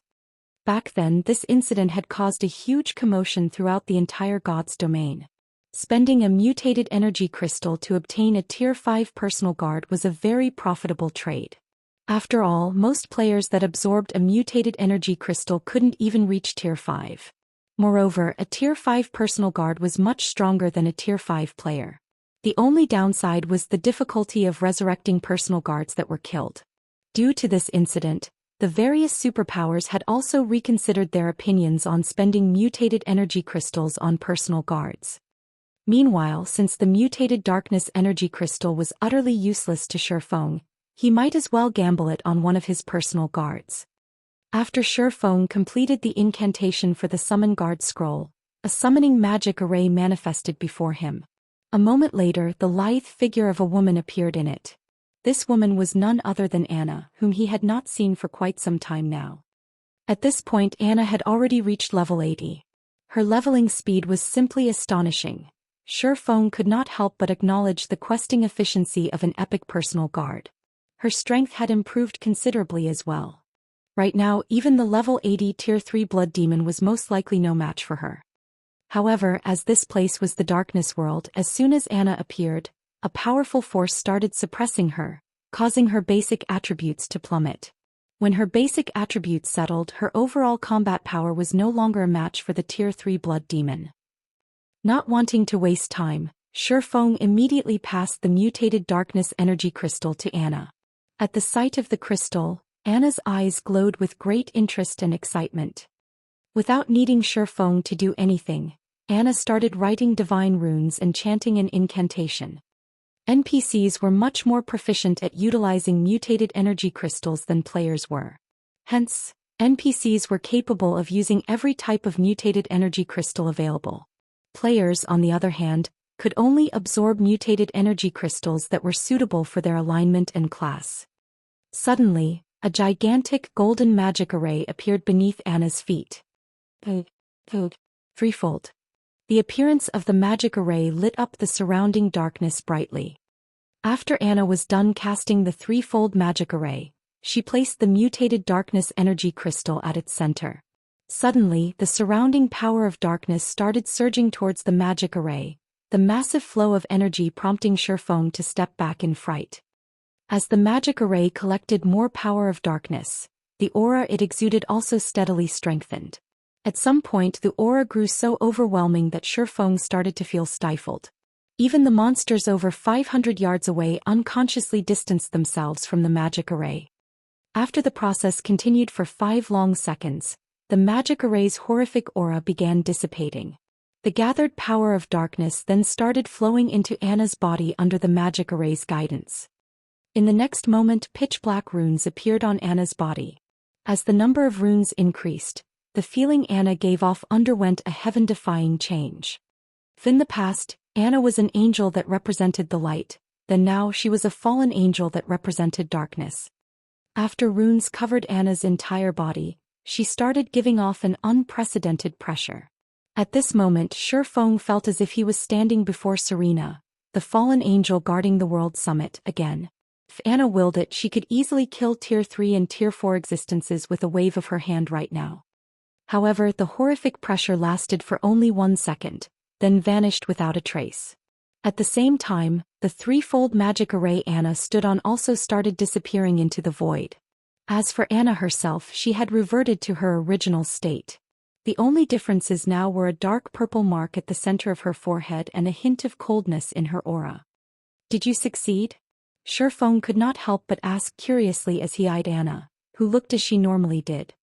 In the past, he had heard that a huge commotion would arise whenever personal guards used mutated energy crystals. However, those commotions were far from being as massive as the one that just occurred. In fact, even the casting of a Tier 5 spell wouldn't cause such a massive disturbance. "Lord Count, it should be a success?" Anna said as she looked at herself, uncertainty in her tone. Shifeng could not help but fall speechless at Anna's reply. Immediately he called out Anna's attribute panel. Anna, Yi Feng's personal guard. Class, Tier 2 Peak Class Xianxia. Level 80. Loyalty, 97. Growth Potential, 113. Shifeng was at a loss for words as he looked at the updated values in Anna's attribute panel. He had never imagined that Anna would not only gain control over the power of darkness but also class change into a Xianxia, a peak class. Moreover, her growth potential had even risen from 105 to 113 points. Anna had actually improved that much just by using one mutated darkness energy crystal. This was definitely a massive jackpot. After all, every point increased in growth potential would allow a personal guard to gain considerably more attribute points with each level up.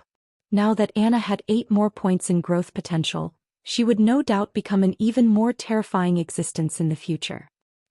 Not to mention, Anna had even class changed into a Xianxia. In God's domain, class legacies held much greater importance to NPCs than to players. In a situation where both sides were of the same level and tier, an NPC with a basic class had almost no chance of defeating an NPC with an advanced class, and likewise an NPC with an advanced class had no chance of defeating an NPC with a peak class. After Shifeng was done looking at the summary of Anna's attribute panel, he could not help but click to inspect her specific attributes. Is she a monster? Shifeng involuntarily gaped in shock when he saw Anna's basic attributes. Chapter 1677, Anna's Power. Chapter 1677, Anna's Power. Shi Feng was dazed for a long moment after seeing Anna's basic attributes. If other players saw Anna's statistics, they'd be surprised by how high the values were at most, but Shi Feng knew the implication these attributes had. A normal level 80 Tier 2 magical class NPC would only have around 3,600 intelligence, which was already far more than what magical class players would have at level 80 Tier 2. Even if a level 80 player were fully geared in epic equipment, they wouldn't have such a high attribute since every personal guard used epic weapons and equipment. Even the strongest magical class personal guard Shi Feng had heard of in the past had only commanded 4,200 intelligence after reaching level 80 Tier 2. Although there was only a 600-point difference, the difference in magic damage and maximum mana would be massive. In God's domain, the power of a spell heavily depended on the caster's intelligence. For example, if a Tier 1 player and a Tier 6 player cast the same Tier 1 spell, the power difference would be like heaven and earth. The outcome was due to the difference in their attributes. Meanwhile, high-tiered spells and skills only allowed one to display more of their raw power. Previously, Anna's intelligence had only risen to 4,346, and she had barely been able to contend with ordinary great lords of the same level in terms of raw magic damage. However, if she used the powerful skills in her arsenal, she could have easily overwhelmed a great lord of the same level. Now Anna's intelligence had risen to 5,031 points. With such high intelligence she could overwhelm great lords with ordinary Tier 2 spells. Now I won't have to worry about needing sufficient help in the darkness world. Looking at Anna, Shi Feng could tell that she could easily stomp out great lords of the same level. Aside from the improvements they granted players and NPCs, mutated darkness energy crystals would force the darkness world to recognize their users. With this recognition, the world would no longer consider them an intruder and suppress them. This was why dark players desired mutated darkness energy crystals. Although dark players were members of the dark forces and contained a small amount of power of darkness within, the darkness world still considered them trespassers. The world would still suppress them, although the suppression wouldn't be as severe due to the power of darkness they contained. However, if they absorbed a mutated darkness energy crystal, they could proceed without any suppression. They could then explore the darkness world as if they were in their element. Now that Anna had absorbed the mutated darkness energy crystal, she too had been recognized by the darkness world. The world would accept her as one of its own, and she'd be able to exhibit all of her strength. Shi Feng then began his search for the next group of monsters. Although resources within the darkness world were abundant, this world didn't have as many monsters as the continent of God's domain. If the darkness world's monsters moved in large groups as they did on the continent of God's domain, players would have no hope of surviving here. Now that Shi Feng had the powerful support Anna offered, hunting down monsters like the dark scorpions was a waste of time. He needed to find stronger monsters to allow Anna to display her full potential. After searching for around 30 minutes, Shi Feng finally found a pack of two-headed dark wolves resting at the foot of a mountain. There were 12 dark wolves in total, including 1 Grand Lord and 11 lords. The Lord-ranked wolves were around 4 meters tall, while the Grand Lord was double that size. Aside from looking like a miniature mountain, the Grand Lord-ranked dark wolf gave off an intense pressure. Two-headed dark wolf, dark creature lord. Level 67. HP 21, 000, 000/21, 000, Two-headed dark wolf king, dark creature, grand lord. Level 70. HP 95, 000, 000/95, 000, 000. Challenging a Grand Lord in the darkness world was very dangerous, but even if Shi Feng weren't a match for the monster, he was confident that he could retreat safely if needed. If he weren't and he settled for weaker monsters, he wouldn't be able to acquire the 100 darkness stones he needed even after 10 solid days of grinding. The darkness world's Grand Lords had a chance of dropping complete darkness stones. On the other hand, only mythic rank or above darkness-type monsters would drop the stones on the God's Domain continent. That being said, Grand Lords in this world had a slightly lower chance of dropping them. However, he could use Icarus's heart to compensate for the low drop rate. As long as the Grand Lords had a chance of dropping the stones, it was worth a try. Shifeng had only planned to challenge Grand Lords after he could summon 3 demons with the Bible of Darkness. He'd also be able to use another Primordial scroll in 2 hours. With 5 Tier 3 monsters and a healer, he had a considerably good chance of defeating the Grand Lords. At worst, he could always suppress his opponents with the Ring of Gospel. But now that he had a monster of a personal guard like Anna, there was no need to wait. Alright, let's begin. Shifeng commanded once everyone was in position. Anna instantly began to write divine runes, chanting an incantation at the same time. A short moment later, 10 level 80 Lord-ranked Rock Guardians formed before Anna. A level 80 Great Lord-ranked Golden Giant had joined them. Due to the significant boost to Anna's intelligence, her summoned creatures had also received a boost to their attributes. The summoned creatures were 15% stronger than they had been previously, but Anna wasn't done yet.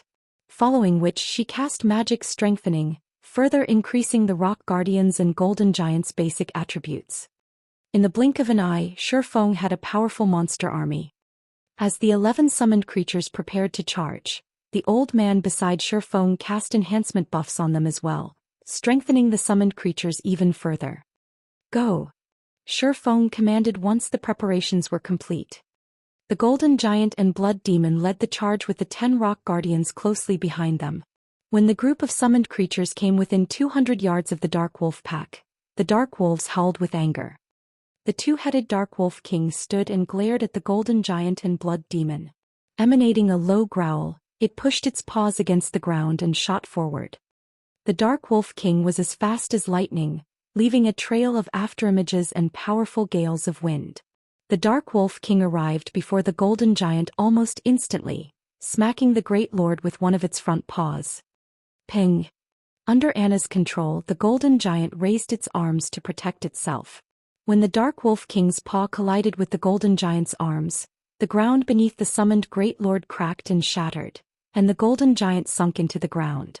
The Dark Wolf King's strength was higher than Shifeng had expected, and despite blocking the attack, the Golden Giant had lost over 100,000 HP. Realizing that its first attack had failed to get rid of its target, the Dark Wolf King turned and swiped its tail at the Golden Giant. As the Wolf King's bushy tail moved, power of darkness gathered around it, turning the harmless-looking tail into a sharp blade that sliced at the Golden Giant. Tier 2 skill Darkness Blade. When the attack landed, the impact sent the Golden Giant flying over 20 yards back. Following which, a damage of over -2,300,000 appeared above the Golden Giant's head. The Dark Wolf King's strength was on an entirely different level than the Grand Lords on God's Domain's continent. Fortunately, although the 2 attacks dealt a lot of damage, the Golden Giant had 55 million HP. Losing a little over 2 million HP was nothing. With the Primordial Heroic Spirit healing it from a safe distance, the Golden Giant could definitely withstand the Dark Wolf King's attacks. In contrast, the Blood Demon and 10 Rock Giants completely overwhelmed the 11 2-headed Dark Wolves that had followed their alpha. Even without any healing, the Rock Giants could dominate the Dark Wolves in a one-on-one fight. Furthermore, they had the help of the Tier 3 Blood Demon. Naturally, Anna didn't sit idle. After becoming a Yin Yang Saint, she had gained more than just summoning skills. She now had powerful attack spells in her arsenal. Anna cast Holy Light Spear, a Tier 2 Light-type spell, launching 18 Holy Spears at the Dark Wolf pack. Each spear carried nearly as much strength as a Tier 3 Great Lord of the same level. Moreover, the Holy Spears dealt an additional 50% damage to dark creatures. When the Holy Spears found their marks, the Dark Wolves cried in agony as damages of over -400,000 appeared above their heads. In less than 10 minutes, Shifeng's team had wiped out the 11 Lord-ranked 2-headed Dark Wolves, the creatures decorating the ground with loot upon their deaths. Now only the 2-headed Dark Wolf King remained, still fighting the Golden Giant. However, the Golden Giant looked miserable. Despite the heroic spirit's constant healing, the Great Lord's HP continued to decrease. Shifeng had even been forced to activate Life Domain halfway through the battle to keep the summoned creature standing. Once the 11 Lord-ranked Dark Wolves had been dealt with, Anna began to chant a long incantation, writing many lines of divine runes in the air before her. Suddenly, A gigantic silver twofold magic array appeared beneath Anna's feet. In response, a towering pillar of light rose from the ground beneath the Dark Wolf King's feet, enveloping the boss. Countless chains then appeared from the void and bound the Lupin Grand Lord. Despite the Dark Wolf King's desperate struggle, it couldn't break free. A moment later, the Dark Wolf King released a pained wail as its massive body began to shrink. Tier 3 Spell Chains of Light. Chapter 1678, Power to Transcend Tiers. Chapter 1678, Power to Transcend Tiers. She's capable of using spells higher than her tier? Shifeng was at a loss as he stared at the towering light pillar. Is this the power of a peak class? In God's domain, whether they be players, NPCs or monsters, all existences could generally only learn and use skills or spells at their tier or lower. The strongest skills and spells they could use were taboo skills and curses. Yet, Anna had just cast a bona fide tier 3 spell despite only being tier 2 herself. Shifeng had never heard of anything like this before. Of course, one reason for his ignorance was that he had only ever heard of personal guards obtaining advanced classes. Even after 10 years in God's domain, he had never heard of a personal guard acquiring a peak class as Anna had. Due to the effects of Chains of Light, the two-headed Dark Wolf King, which had been over 9 meters tall, had shrunk to 6 meters in height. The chains around its form also greatly limited its movement. This allowed the Golden Giant to block every one of the Grand Lord's attacks. Now the Golden Giant only lost around 80,000 HP after it received one of the Dark Wolf King's attacks. It was clear that the Dark Wolf King's strength had decreased considerably. After the decrease, it was only as powerful as an ordinary Grand Lord on the continent of God's domain. The heroic spirit's healing was now more than enough to keep the Golden Giant alive. After Anna had cast Chains of Light, she proceeded to write another series of divine runes. Under Anna's control, the 10 rock guardians surrounded the Dark Wolf King. The rock giants then transformed into 10 stone pillars, and after Anna finished over 24 lines of divine runes, she lightly tapped the butt of her staff against the ground. Golden divine runes began to surface on the 10 stone pillars, releasing arcs of golden electricity that lined the pillars and created a magic barrier around the Dark Wolf King. The Dark Wolf King's basic attributes began to decrease rapidly. The Chains of Light had merely weakened the Dark Wolf King's strength and mobility, but the golden magic barrier suppressed all aspects of the boss. In the blink of an eye, the Dark Wolf King's maximum HP had fallen by 30%. This magic barrier could even rival a top-tier intermediate magic array. After seeing this, Shifeng finally understood why there was such a huge difference between the strength of NPCs' classes. It wasn't just a matter of higher basic attributes, but a matter of superior spells and skills. Even without the Blood Demon and Heroic Spirit, Shifeng was confident he could defeat a level 70 Grand Lord with Anna's help alone. If the party had a strong healer, Anna could even whittle down the Dark Wolf King without too much exertion. This will save me plenty of primordial scrolls. As Shifeng watched the two-headed Dark Wolf King, whose attributes had already fallen below a Grand Lord standard, he realized that he wouldn't have to rely on primordial scrolls to grind in the darkness world anymore. The heroic spirits players summoned with primordial scrolls could only exist for 12 hours. Meanwhile, Shifeng only had 12 of these scrolls. Even if he used them efficiently, they would only last him for several days. With Anna's help, though, he could grind in the darkness world for much longer. Due to the magic barrier, the Golden Giant had a much easier time dealing with the Dark Wolf King. The Great Lord even began to trade blows with the Grand Lord, increasing the party's overall DPS. After including the Blood Demon, Anna and Shifeng's attacks, the Dark Wolf King's HP began to deplete steadily. Although the Grand Lord's battle recovery and high defense slowed their progress, it was only a matter of time before the Dark Wolf King died.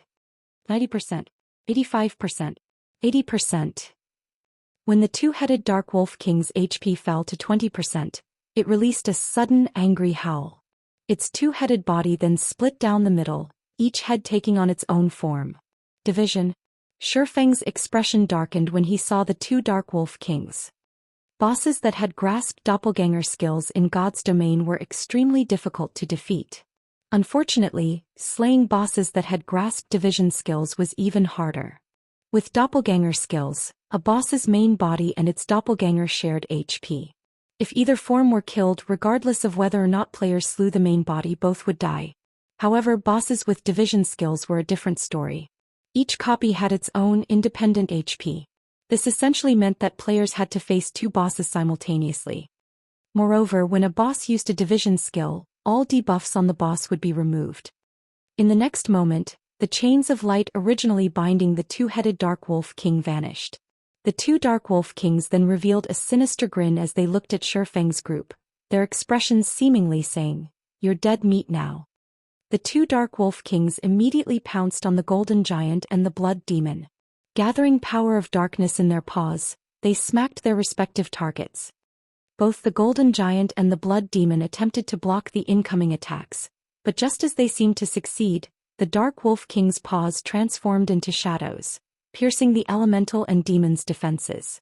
The attacks struck their targets, and both the Golden Giant and the Blood Demon were thrown over 20 yards away, a damage exceeding -2 million appearing above each of their heads.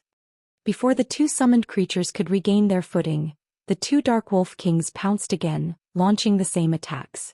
The prior scene replayed with the Golden Giant and the Blood Demon flying backward and losing over 2 million HP each.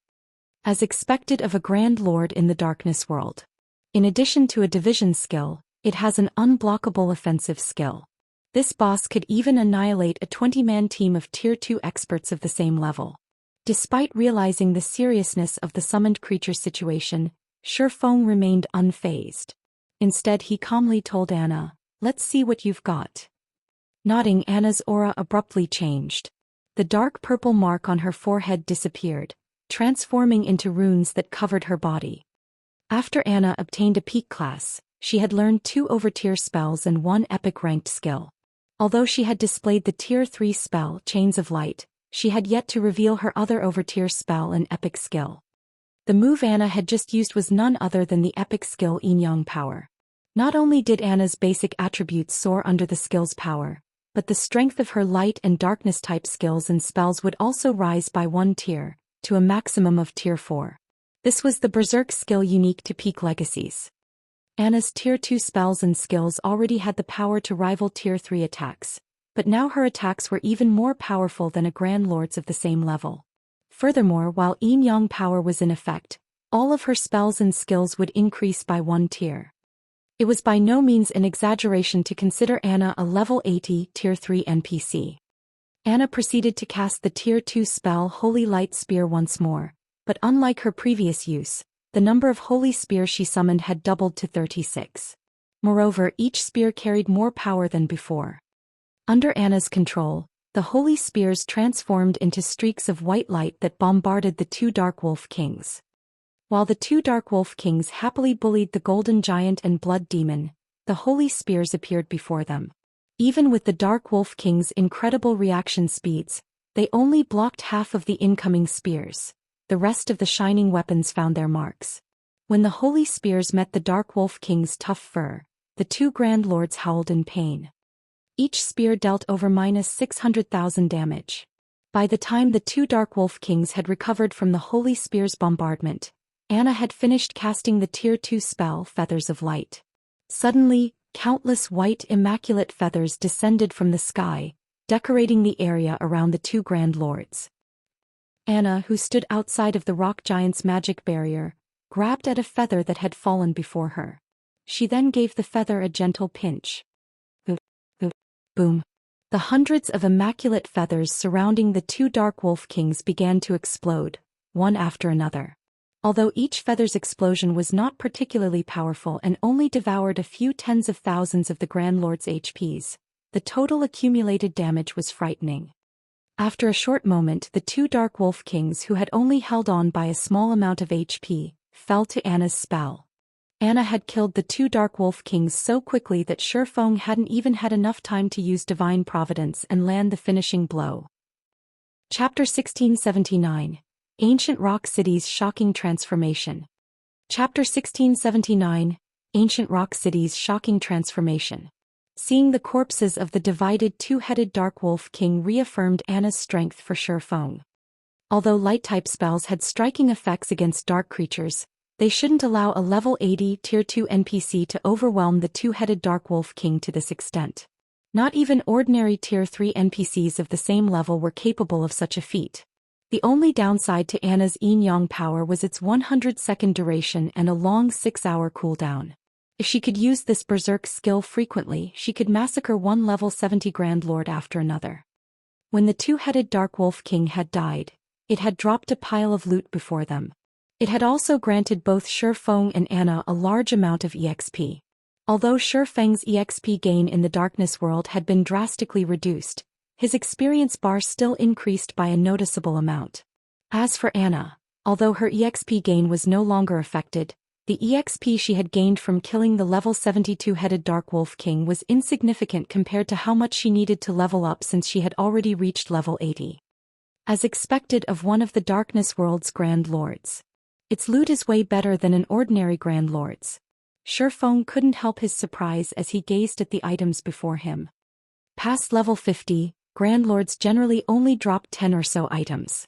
Moreover, the majority of the loot would even be materials, and one would be lucky if they got 3 or 4 pieces of equipment, even the best of which would be secret silver rank. However, the two-headed Dark Wolf King had dropped over 20 items. Although the majority of the loot was still materials, the boss had dropped 5 pieces of equipment. 3 of the pieces were level 60 secret silver equipment, including 1 pair of boots belonging to the level 60 secret silver ranked Dark Devourer set. The last 2 pieces were level 60 fine gold equipment, one of which was a set piece for the level 60 fine gold ranked Fantasy Demon set. Although the Fantasy Demon set was only a 6-piece set, players could equip the set at level 55 instead of level 60 once they had gathered 4 pieces. If the full set were given to a level 55 magical class player, that player would wipe the floor with other magical class players of the same level. Only players with multiple epic weapons and equipment would likely be able to contend with them. 2 master-ranked potions had also dropped. Among them, one was the Mana Awakening Potion.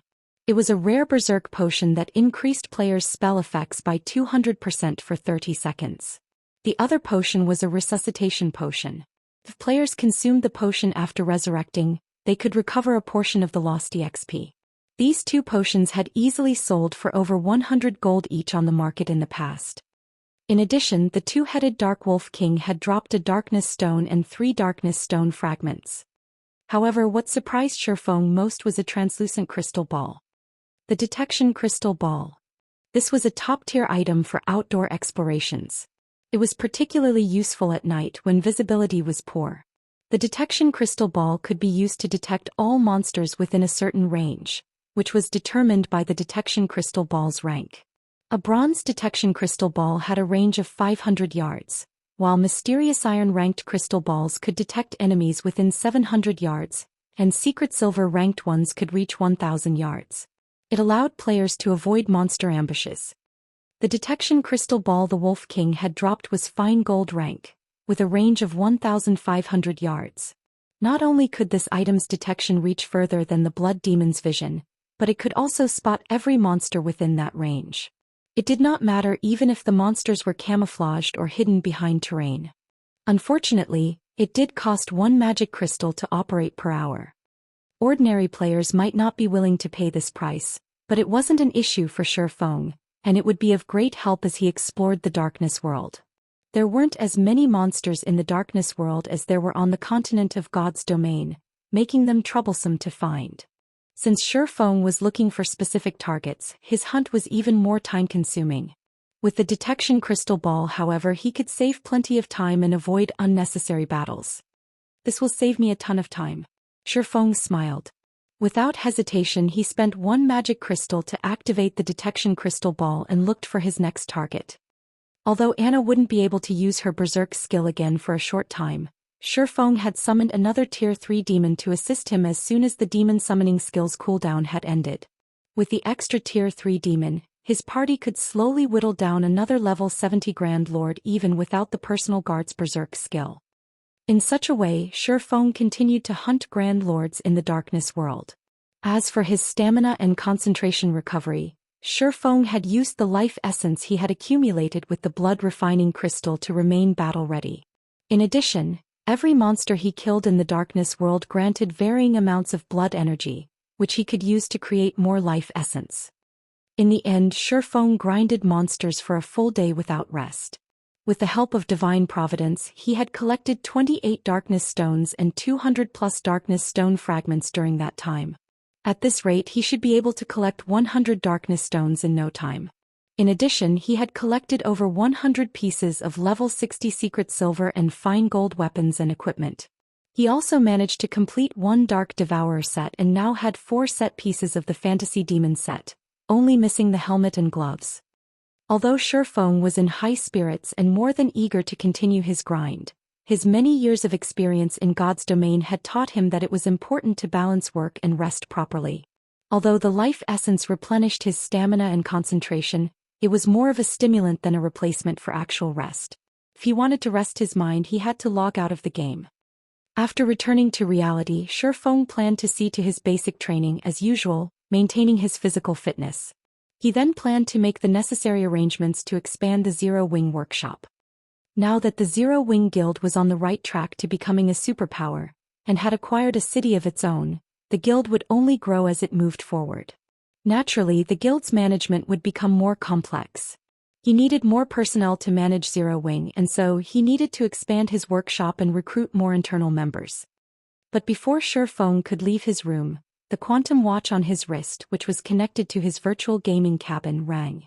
The display on his watch showed that the caller was Aqua Rose. "Guild leader, I finally got through to you," Aqua Rose said as soon as the call connected, sounding a little rushed. "Has something happened to the guild?" Shurfeng asked curiously. "Something big has happened," Aqua Rose stated. "While you were grinding in the darkness world, Heaven's Burial has been trying desperately to fend off the various superpowers surrounding it. It has even mobilized countless evil demons and evil beasts, but midway through the siege, one of the superpowers mobilized powerful siege weapons and a large number of NPC mercenaries. The battle continued for several more hours, and after suffering immense casualties, the various superpowers finally broke past Ancient Rock City's walls and charged into the City Lord's mansion."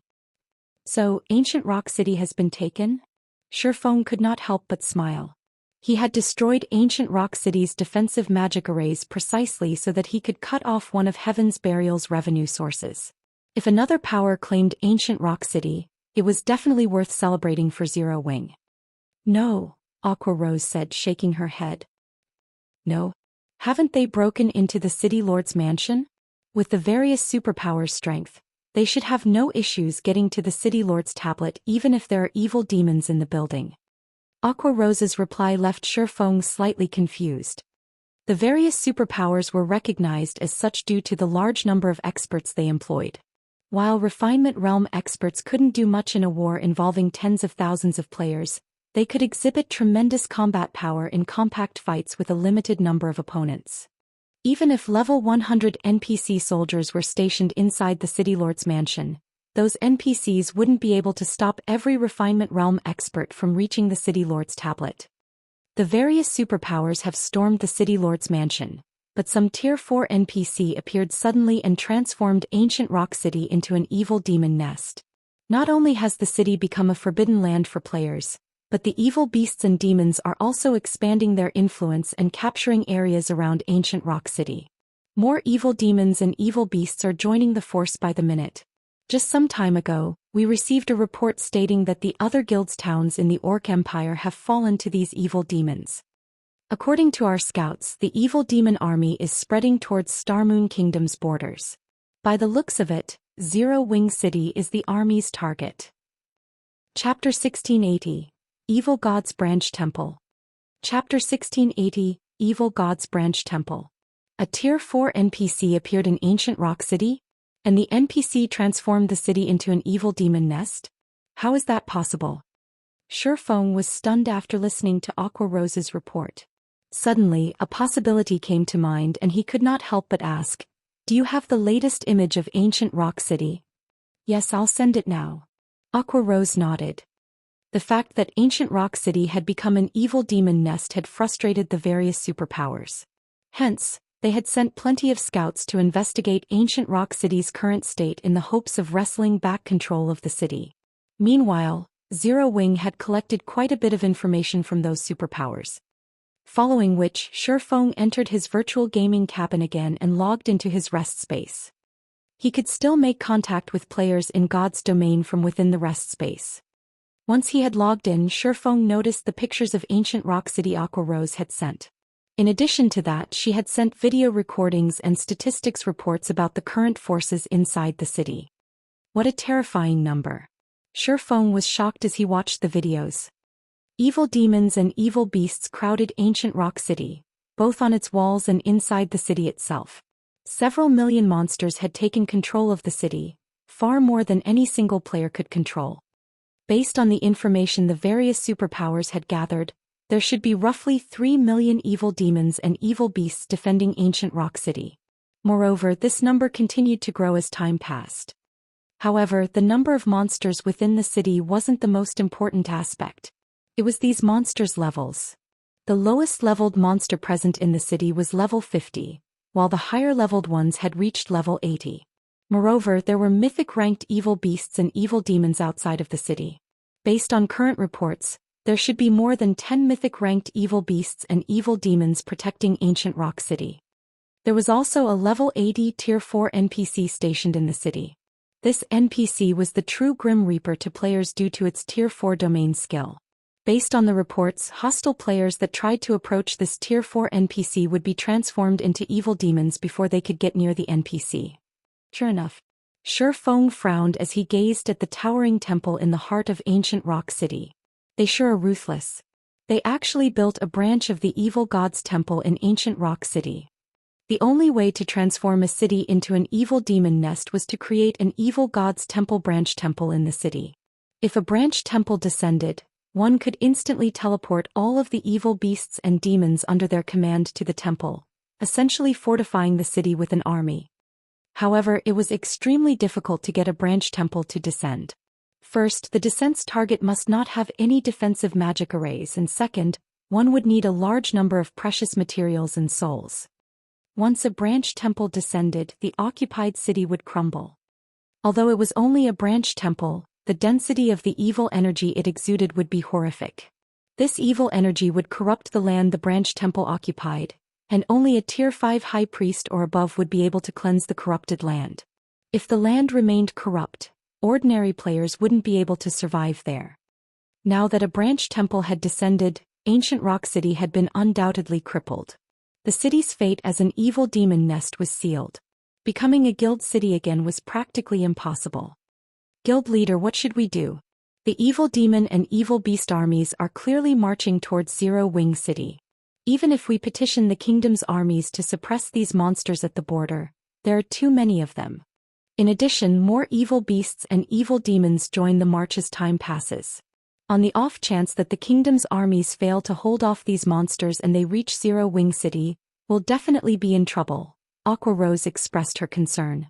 If such a frightening number of evil beasts and evil demons assaulted Zero Wing City, it would only be a matter of time before the city fell, even if it had a stronger defensive magic array than Stone Forest Town. Mythic ranked creatures marched alongside the evil beasts and demons towards Zero Wing City after all. Even if Zero Wing City's defensive magic array could stop those monsters' attacks, there was a limit to how long the magic array could hold. Once it broke, the city's players would quickly follow. If they did not think of a plan to stop the monster army now, Zero Wing City would be finished. Shifeng felt a headache brew as he looked at the dense swarm of evil demons and evil beasts. He had never thought that Beast Emperor and Heaven's Burial had grown so powerful that they could summon a branch temple.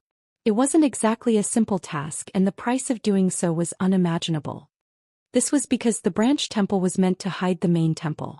If Beast Emperor and Heaven's Burial had tried to mobilize their monster armies from within Starmoon Kingdom, even if Shifeng had sat back and done nothing, the kingdom's NPCs would discover the evil god's temple within Starmoon Kingdom immediately. At that time, the kingdom would doubtlessly dispatch its armies to exterminate the temple. But a branch temple was a different story. Since Beast Emperor and Heaven's Burial teleported their monsters from the main temple to the branch temple, it was impossible to track down the main temple before these armies mobilized within the kingdom. Meanwhile, even if the branch temple were destroyed, the evil demon and evil beast armies were already outside of Starmoon Kingdom. They would not teleport back to the main temple due to the branch temple's destruction. Notify Snow and have her organize the guild's experts to coordinate with the kingdom's armies immediately. We need to stop as much of that monster army as possible. Also, figure out a way to collect as many magic crystals as possible. Before I return, have everyone put as much distance as possible between them and the monster army. That includes other guild's members and independent players. Make sure they don't become sacrifices for that army, Shifeng ordered after giving the matter some thought. The evil god's temple had been a constant thorn in the side for God's domain's various major powers in the past. The main reason for this, the temple members' ability to create evil beasts and demons through their defeated opponents. If a force weren't strong enough and tried to challenge the evil beasts and evil demons, they'd only become food for those monsters. There were two methods to keep its forces from spreading when the evil god's temple plagued a country. The first was to exterminate every evil beast and demon found with overwhelming strength, while the second was to destroy the main temple. In reality, the evil god's temples across the continent of God's domain served as evil energy transfer devices. When activated, the evil god's temples would send evil energy throughout the continent, creating a suitable environment for its evil beasts and demons. As long as one destroyed the activated evil god's temple, they could stop the transfer of evil energy. After losing its source, the evil energy that had spread would gradually thin until the environment became hostile for evil beasts and demons once again. Some of the weaker monsters might even die as a result, while the stronger monsters would grow weaker and become easier to defeat. However, the whereabouts of Starmoon Kingdom's evil god's temple remained unknown, and destroying the heavily guarded branch temple in the Orc Empire was impossible. The only hope of fending off the monster army that marched towards Zero Wing City was to send expert players to work alongside the NPC armies, whittling away as many of the evil beasts and demons as possible. The monster army could only grow if it had sacrifices. It couldn't bolster its numbers without a cost. Understood. I'll notify Snow right away. Aqua Rose nodded before disconnecting the call. Not daring to waste time, Shifeng immediately logged back into God's domain and continued to grind for darkness stones. Meanwhile, over 500,000 players had gathered in a forest at the border of Stone Forest Town's map. Among them, over 100,000 wore Heaven's Burial's guild emblem. Every one of these players was level 47 and above, and they were all very well equipped. However, every one of these players wore tense expressions. Beast Emperor, I've prepared the 400,000 players you've asked for. I hope that you will fulfill your promise. Singular Burial, who stood atop a hillside, told the middle-aged man beside him. The middle-aged man had ashen skin covered in runes. The man also wielded a staff made of pitch-black jade. This man was none other than Beast Emperor. However, he was no longer covered in bandages. Relax. When have I ever broken a promise to you? Beast Emperor laughed. Turning his sight towards the player army at the bottom of the hill, he commanded, "All right, let's begin." Chapter 1681. Brute Force. Chapter 1681. Brute Force. After Beast Emperor finished speaking, he immediately began writing divine runes and chanting an incantation. Suddenly, a gigantic magic array formed beneath Beast Emperor's feet and continuously expanded outward. Only after reaching a radius of 500 yards did it stop growing. The magic array then conducted a massive amount of mana that no single player would be capable of. When the magic array was complete, Beast Emperor stabbed the black jade staff in his hand into the center of the magic array, letting it serve as the magic array's core. Have them enter the magic array one by one. Make sure not to enter it too quickly. If they're too quick, the magic array won't be able to absorb their immortal souls, and they will end up hurt for nothing, Beast Emperor said as he looked at Singular Burial. Also, during this period, no harm must come to the magic array's core. Otherwise, everything will be for naught. Rest assured. I've summoned plenty of my guild's experts here. There's even an army of 100,000 elites spread across the surrounding area. Even if someone tries to launch an ambush, I still have a defensive magic array I can activate to hold them back, Singular Burial said, nodding. His gaze then shifted toward the general direction of Stone Forest Town, a cold glint flashing in his eyes as he swore, "Black Flame, just you wait. Since you dared to destroy my ancient rock city, I will definitely let you personally witness the destruction of the guild you created." Due to the various superpowers' successful invasion of ancient Rock City, he had no choice but to turn the city into a nest for evil demons. The loss of this massive source of income had a considerable impact on Heaven's Burial's development. In fact, some of the major corporations supporting Heaven's Burial had already withdrawn their funds, instantly shattering Singular Burial's dream of making the guild a superpower. As for the remaining corporations backing Heaven's Burial, they were staying only because they believed in Lei Jingyang's and his own abilities. If not for the two of them, these major corporations would have drastically reduced the funding they provided Heaven's Burial. Hence, it was definitely not an exaggeration to say that the hatred he felt for Zero Wing could blot out the sky. Originally, the plan was to take action against Zero Wing. However, after the battle at Ancient Rock City, Singular Burial changed his mind. He also wanted Zero Wing's members to have a taste of getting whittled down and destroyed bit by bit. First, he would take away Stone Forest Town. Next, he would deal with Zero Wing City.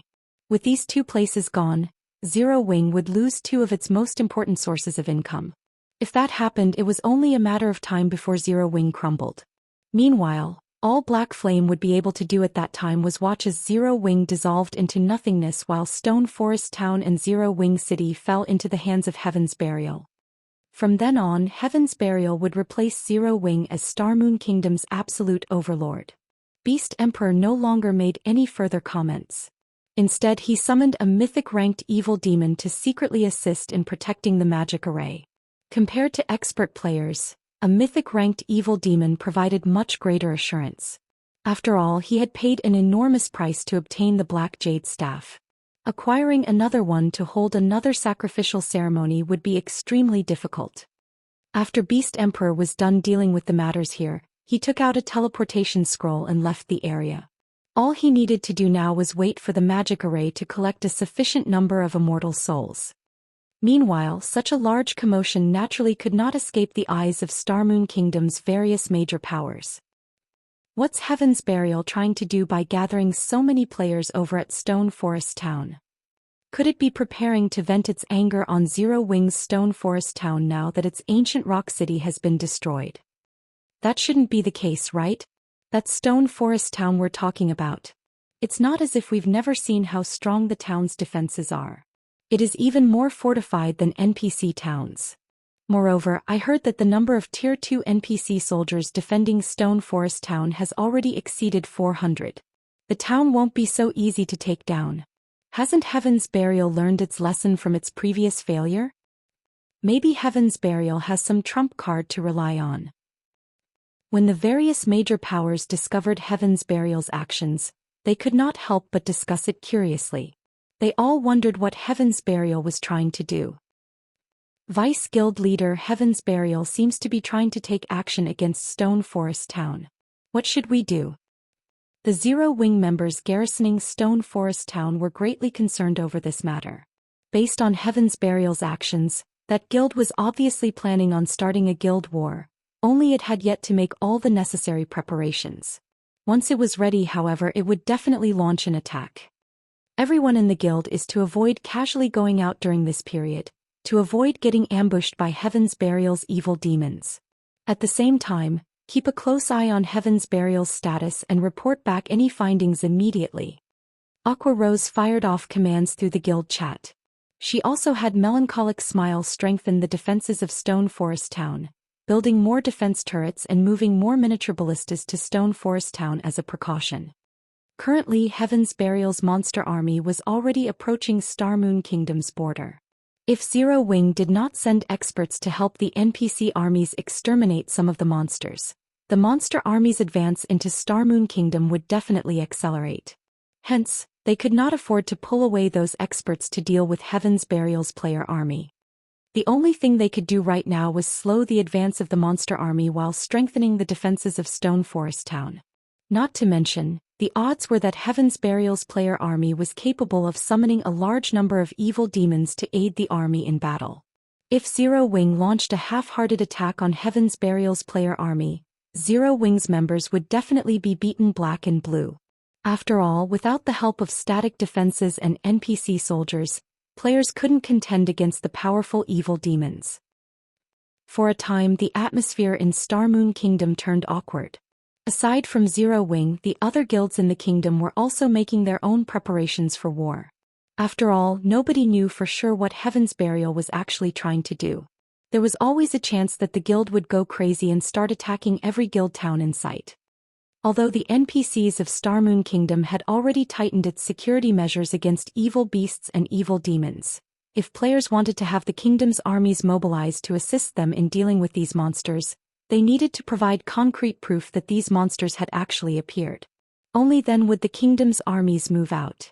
Moreover, the kingdom's armies would need some time to get to the battlefield. If their guild towns failed to hold out until the kingdom's armies arrived, then there would be no point in notifying the kingdom. Hence, the various large guilds had all started building up the defenses of their respective towns. Meanwhile, back at the Darkness World, Shifeng had also started grinding Grand Lords with greater urgency. Now he had 2 heroic spirits participating in the battle simultaneously. With the help of Anna and 3 Tier 3 demons, killing level 70 or so Grand Lords became significantly easier.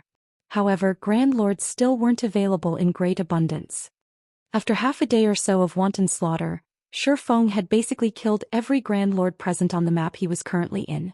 Now, Shifeng had a total of 52 Darkness Stones and 386 Darkness Stone fragments, which was still some distance away from his target. Meanwhile, if he wished to find and kill more Grand Lords, he had only 2 options to do so. The first option was to wait for the Grand Lords he killed to respawn. However, Grand Lords generally took 2 or 3 natural days to respawn. Killing the Grand Lords too quickly had left him with no Grand Lords to grind. However, Shifeng couldn't do anything about this situation. Anna was simply too strong. The second option was to head to other maps. The Grand Lords of other maps remained untouched. They were all alive and kicking. The only problem was getting to other maps. The Darkness World was different from the continent of God's domain. On the continent of God's domain, players faced no hindrance when moving between maps. In the Darkness World, however, the maps had strict level restrictions preventing players from going wherever they wished. In a sense, the Darkness World was similar to the Ice Crystal World. Players needed to defeat the designated Guardian boss in order to proceed to other maps. Otherwise, they would be stuck in the same map forever. Generally, players that arrived at the Darkness World using the teleportation stones exchanged at the 7 Luminaries Temple would not think of heading to other maps, because the map they were teleported to was suitable for their level, and just surviving in the said map was already plenty difficult. They would not even have time to think about heading to other maps. Shifeng was definitely a unique case.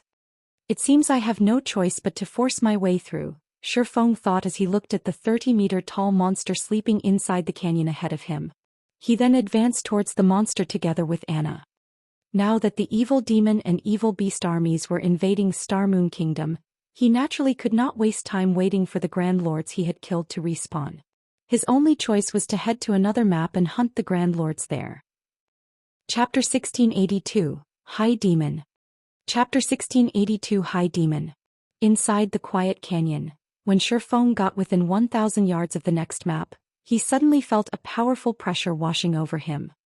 The pressure he felt now was completely different from what he experienced from the monsters he encountered before.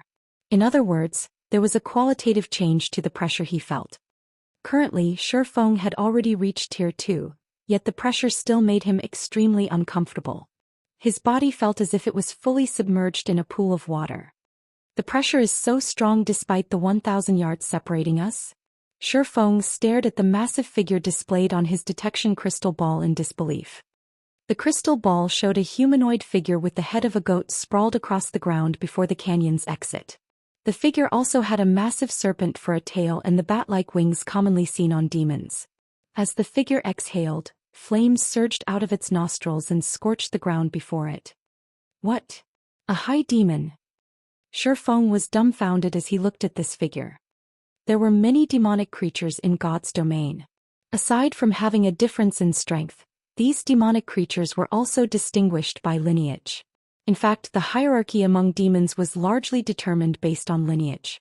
Demons with noble lineages ruled over demons with ordinary lineages.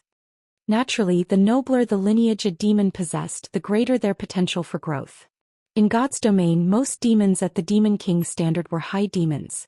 It was very difficult for a demon with an ordinary lineage to grow into a Tier 5 demon king, much less a Tier 6 demon god. Demons with noble lineages were known as high demons. In terms of life rating, they were superior to even archaic species. At the same tier, only dragons or ferocious beasts would be capable of suppressing high demons. Needless to say, the ordinary demons Shifeng summoned were no match for high demons. Nevertheless, the guardian boss stationed at the entrance to the next map was actually a high demon. Due to the extreme distance, the detection crystal ball couldn't detect the statistics of the high demon. However, when Shifeng arrived within 600 yards of the high demon, its statistics entered his eyes. Baphomet, High Demon, Grand Lord. Level 73. HP 120, 000, 000/120, 000, 000. A level 73 Grand Lord? Shifeng fell into deep thought as he looked at Baphomet's statistics. Compared to an archaic species of the same level, a high demon had much less HP. Even so, 120 million HP was still a horrifying amount for him to deal with. Just Baphomet's battle recovery alone allowed it to recover 1,200,000 HP every 5 seconds. If his DPS was lower than 240,000, Baphomet would be an invincible existence to him. The only stroke of luck was that Baphomet was a demon. So long as his opponent was a demon, the Bible of Darkness would be able to suppress it. Although he couldn't use the Bible of Darkness to turn Baphomet into his subordinate, he could greatly suppress the high demon's basic attributes. Moreover, this suppression was absolute. Its effects would not weaken in the slightest, unlike how magic arrays and the like did when the target monster was too strong. All the same, a high demon was still a high demon. Baphomet wasn't just strong in terms of basic attributes. The skills, spells and combat standard it possessed were beyond those of an ordinary demon. I can only give it a try. Gritting his teeth, Shifeng took out another primordial scroll from his bag and summoned a third primordial heroic spirit. Although Zero Wing City's defenses were far superior to an ordinary guild city's, the current situation was unlike before. The quantity and quality of the evil beasts and evil demons surging into Star Moon Kingdom were extraordinary. If the monsters broke through the defensive network of the kingdom's army and reached Zero Wing City, Shifeng was unsure whether Zero Wing City could hold its ground against them. If he could secure the Lost Town before this happened, the numerous mana weapons stored inside the Lost Town would undoubtedly raise Zero Wing's strength by a significant margin. At that time, the chances of defending Zero Wing City would also improve significantly. Looking at Baphomet, Shifeng did not hurry to have his 3 demons charge at the high demon. Instead, he waited out the cooldown of Anna's skills. Afterward, he had the 3 heroic spirits cast one buff after another on everyone in the group, causing their basic attributes to skyrocket, particularly those of the level 80 Golden Giant, which already possessed immense strength. After being buffed up by the 3 heroic spirits, its strength was already close to rivaling a Grand Lord's of the same level. Following which, Shifeng gave the command to attack. Taking the lead, the Golden Giant and 3 Tier 3 demons charged forward, the 10 Rock Guardians following closely after them. If a player were to witness this scene, they would definitely turn around and flee. However, Baphomet simply yawned, paying no heed whatsoever to the approaching enemies. Only when the Golden Giant and 3 demons arrived within 200 yards of Baphomet did the high demon look at the Golden Giant. Suddenly, as if they had just stepped into a muddy swamp, the Golden Giant, demons and Rock Guardians' speed decreased abruptly. Moreover, their movement speed wasn't the only thing reduced, even their reaction speeds turned sluggish. Following which, Baphomet stomped on the ground and disappeared from where it stood. When Baphomet reappeared, it had moved over 50 yards from its original position. The high demon was practically faster than even an ordinary mythic monster. Before the Golden Giant could react, Baphomet already stood before it, the high demon looking no different from a child compared to the Golden Giant. After appearing before the Golden Giant, Baphomet waved its hand lightly as if it were sweeping away dust. In the next moment, the Golden Giant and the demons and Rock Guardians standing beside and behind the Golden Giant were all sent flying over 20 yards back, damages appearing above the summoned creatures' heads. Among the group, the Golden Giant, which possessed the highest defense, lost over 700,000 HP, whereas the Lord-ranked Rock Guardians lost over 1 million HP each. Sure enough, it's very strong. Shurfeng was deeply shocked by the strength Baphomet displayed. Baphomet was much more powerful than any of the Grand Lord-ranked archaic species he had gone up against before. Moreover, based on the performance Baphomet just displayed, Shurfeng could tell that the High Demon's combat standard should be at the 6th-floor trial tower standard. With the High Demon's mythical speed, even a 100-man team of Tier 2 experts would be like fish on a chopping board if it went up against Baphomet. Afterward, a series of exchanges took place between both sides. Unfortunately, although the Golden Giant and 3 demons retaliated, they only managed to land a few spells on Baphomet. Relying on its mythical speed, the High Demon easily dodged every normal attack sent at it. In contrast, despite being healed by Tier 3 heroic spirits, the Golden Giant and demons still continually lost HP. Although the Golden Giant and demons tried blocking and dodging Baphomet's attacks, their weakened reaction speeds prevented them from doing so. However, as Baphomet paid attention only to the Golden Giant and Tier 3 demons, Shurfeng was able to get within 100 yards of the High Demon unnoticed and immediately activated Demon Ruler. Suddenly, a ripple of power left the Bible of Darkness Shurfeng held. Baphomet's basic attributes promptly plummeted by 30%. The effect of Demon Ruler was remarkable. However, this was still not the end. Anna, who had long since completed her own preparations, had the rock giants form a magic array and suppressed Baphomet even more. However, the magic array was evidently inferior to Demon Ruler. In the end, Baphomet retained 60% of its original basic attributes, and it still suppressed the Golden Giant and Tier 3 demons. But instead of dodging all of the Golden Giant and demons' attacks, the High Demon was now forced to parry and block instead. Nevertheless, the Golden Giant failed to inflict any significant damage on Baphomet. Seeing this, Shurfeng had no choice but to spend 5,000 magic crystals and activate the Ring of Gospel's World Projection. When World Projection descended on Baphomet, the High Demon's speed decreased once more. However, even after World Projection suppression took effect, Baphomet still retained 50% of its basic attributes and still overwhelmed the Golden Giant. How is it so powerful? Shurfeng was next to speechless as he stared at Baphomet. If not for the Bible of Darkness's suppression, he would have long since turned around and fled by now. After thinking up to this point, he turned to look at Anna, a bitter smile on his face as he said, "It seems we can't hold back anything at all." Following which he commanded Anna to use her other overtier spell, which was also the strongest spell Anna currently possessed. Tier 3 Curse Yin Yang Judgment. Yin Yang Judgment's cooldown was 1 natural day. Unless absolutely necessary, Shurfeng did not wish to use the curse at all. However, if he did not use it now, it was only a matter of time before Baphomet defeated his team. After all, World Projection had a short duration of only 10 minutes, each use costing him 5,000 magic crystals. He did not have enough magic crystals to fight a protracted battle with the High Demon. Chapter 1683. First Kill Baphomet. Chapter 1683. First Kill Baphomet. After Anna completed the final verse of her incantation, 2 magic arrays, one glowing white and the other black, appeared above Baphomet. The mana surrounding the magic array then grew restless, blurring space around the High Demon. Such a huge disturbance attracted Baphomet's attention, and the High Demon's immediate reaction was to turn and flee. But Anna didn't give Baphomet the chance to escape. Waving her staff, she activated the magic array looming above Baphomet. Suddenly, a 50-meter-long golden holy spear descended from the sky.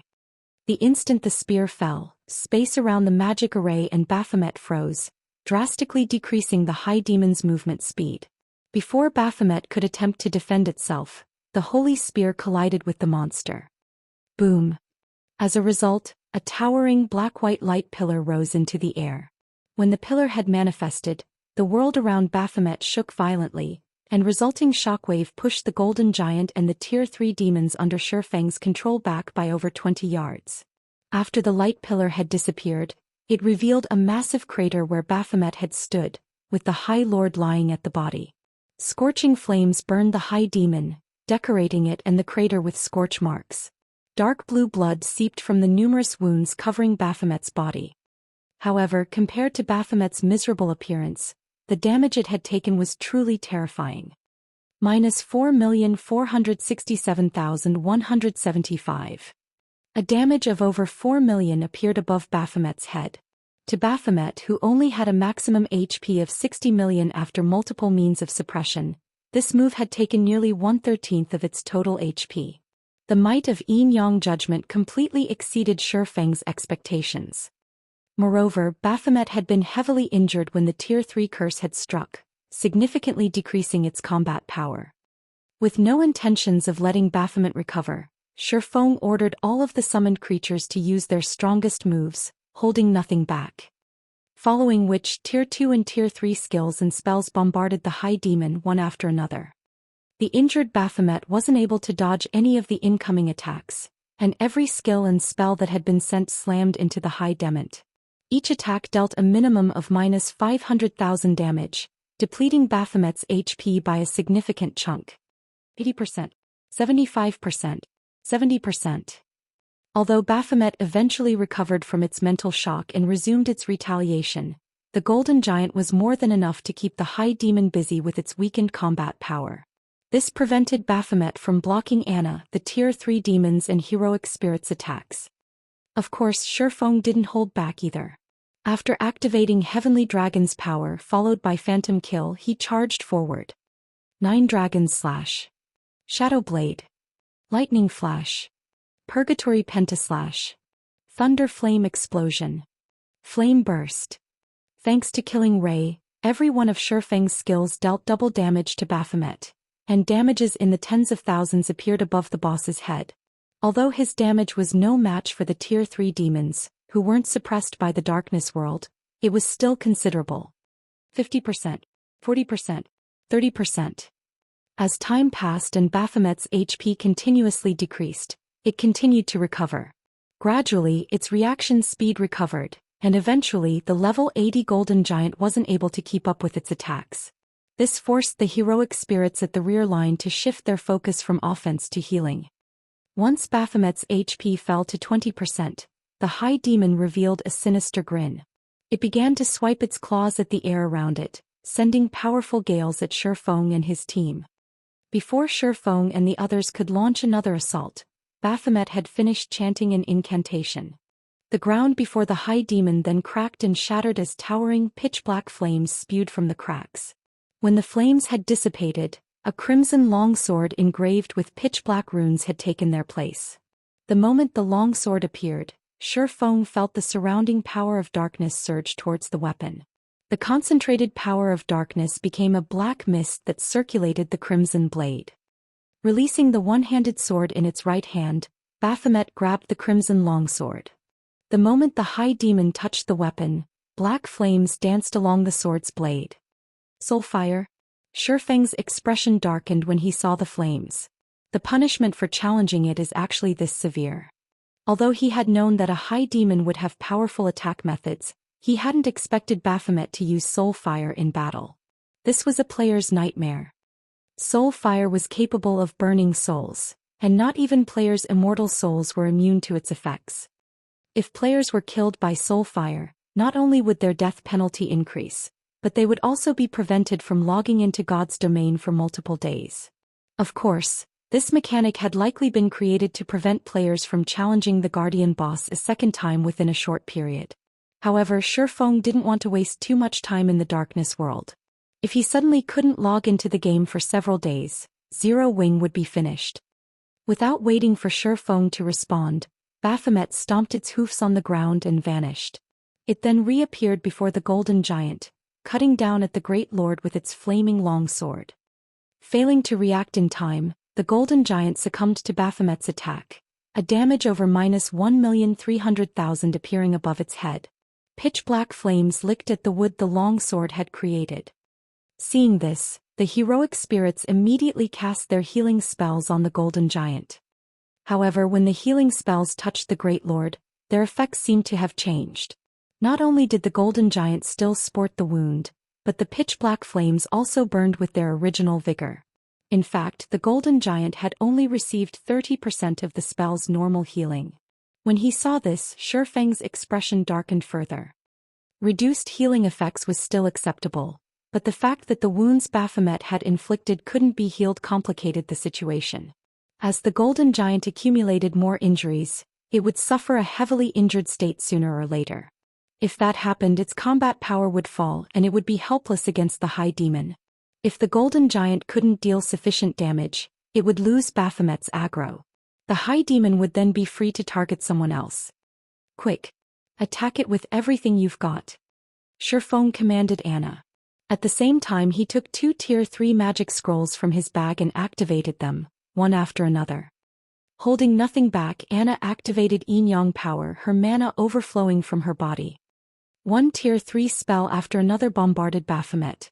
However, even after noticing the incoming spells, Baphomet simply revealed a sneer as it lightly swung its crimson longsword, sending a wave of black fire to devour the approaching spells.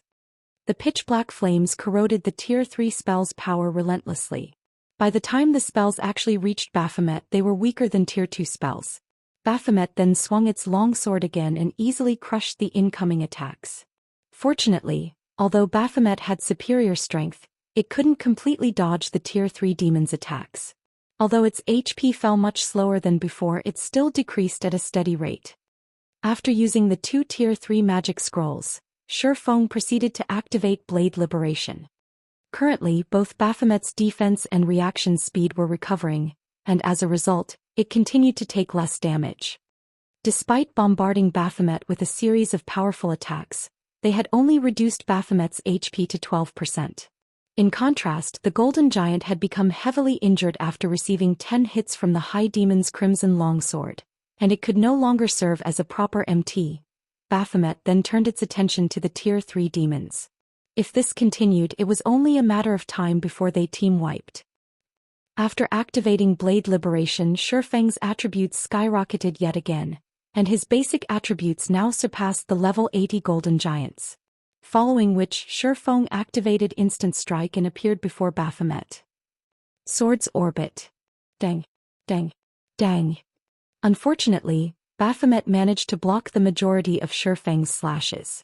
Only the occasional slash slipped past the High Demon's guard and dealt a little over -100,000 damage. With how much HP Baphomet had remaining, the High Demon wasn't particularly concerned with this amount of damage. Even after Shifeng fought for several seconds and launched dozens of slashes, the High Demon still had 5% of its HP remaining. Meanwhile, once Shifeng had lost Instant Strike's buff, Baphomet gained the upper hand. In fact, due to Shifeng's weakened state, he lacked any ability to retaliate. He could only defend himself. Fortunately, Anna finally finished her incantation. Angel Summoning. Suddenly, a Tier 4 Valkyrie dropped onto the battlefield. Taking a step forward, the Valkyrie instantly appeared before Baphomet and swung her holy spear. Despite being a High Demon, the impact still sent Baphomet flying back over 20 yards, robbing it of its defensive stance. Immediately, the Valkyrie threw her holy spear, which easily pierced through the defenseless High Demon and dealt over -4 million damage. In the blink of an eye, Baphomet's HP fell below 1 million. Taking advantage of this opportunity, Shifeng activated Divine Providence and pointed Killing Ray at Baphomet. Flame Domain. Lightning Edge. Under Shifeng's command, a raging inferno and countless sword lights devoured Baphomet. Damages of over -200,000 appeared above Baphomet's head, one after another, tearing what little remained of the High Demon's HP away. Baphomet then died and collapsed to the ground. Following which, Shifeng watched his experience bar increase rapidly. At the same time, the sound of a system notification reached his ears. System, congratulations. You have obtained the first kill on Baphomet, the guardian boss of Dark Sin Canyon. Rewards doubled. Acquired High Demon's Soul. Chapter 1684. Repairing the Bible of Darkness. Chapter 1684. Repairing the Bible of Darkness. After watching Baphomet die, Shifeng breathed a deep sigh of relief. Despite the fact that the Darkness World reduced Shifeng's EXP gain, his experience bar had risen by 7%, pushing him to 62% of level 65. If not for the 95% reduction in EXP gain, he definitely would have climbed to level 66. With the High Demon's death, loot rained down from above, creating a dazzling sight to behold. If the various superpowers learned of this, they'd die from envy. The Darkness World's monsters already dropped excellent loot, and as a map's guardian boss, Baphomet's loot was far better than the map's other monsters. Including the first kill bonus, one could just imagine how bountiful the High Demon's loot was. Giving the loot a rough glance, Shifeng estimated that there should be over 100 items. As items rained from the sky, a crystal radiating a golden glow landed before Shifeng. His curiosity piqued. Shifeng promptly picked up the crystal and inspected it. High Demon's Soul, Epic Rank Consumable. Sacrifice magic crystals to create a new body for High Demon Baphomet. Spend 2,000 magic crystals to create a Tier 3 body that is 10 levels higher than the user. 5,000 magic crystals to create a Tier 4 body that is 15 levels higher than the user. Can be used 3 times. Cooldown, 5 minutes. Current usage count, 0. What a powerful epic consumable. Shifeng was stunned as he read the crystal's introductory text. Epic consumables were incredibly rare in God's domain, and each one was incomparably powerful. Take the Demon King's Horn for example. It had enabled Shifeng to destroy a city's defensive magic array instantly. Meanwhile, the High Demon's Soul was similarly extraordinary. At this stage of the game, a Tier 4 High Demon was practically invincible to players. Moreover, Shifeng could use the item 3 times. Also, the High Demon's Soul was different from the Divine Beast's Descent magic array.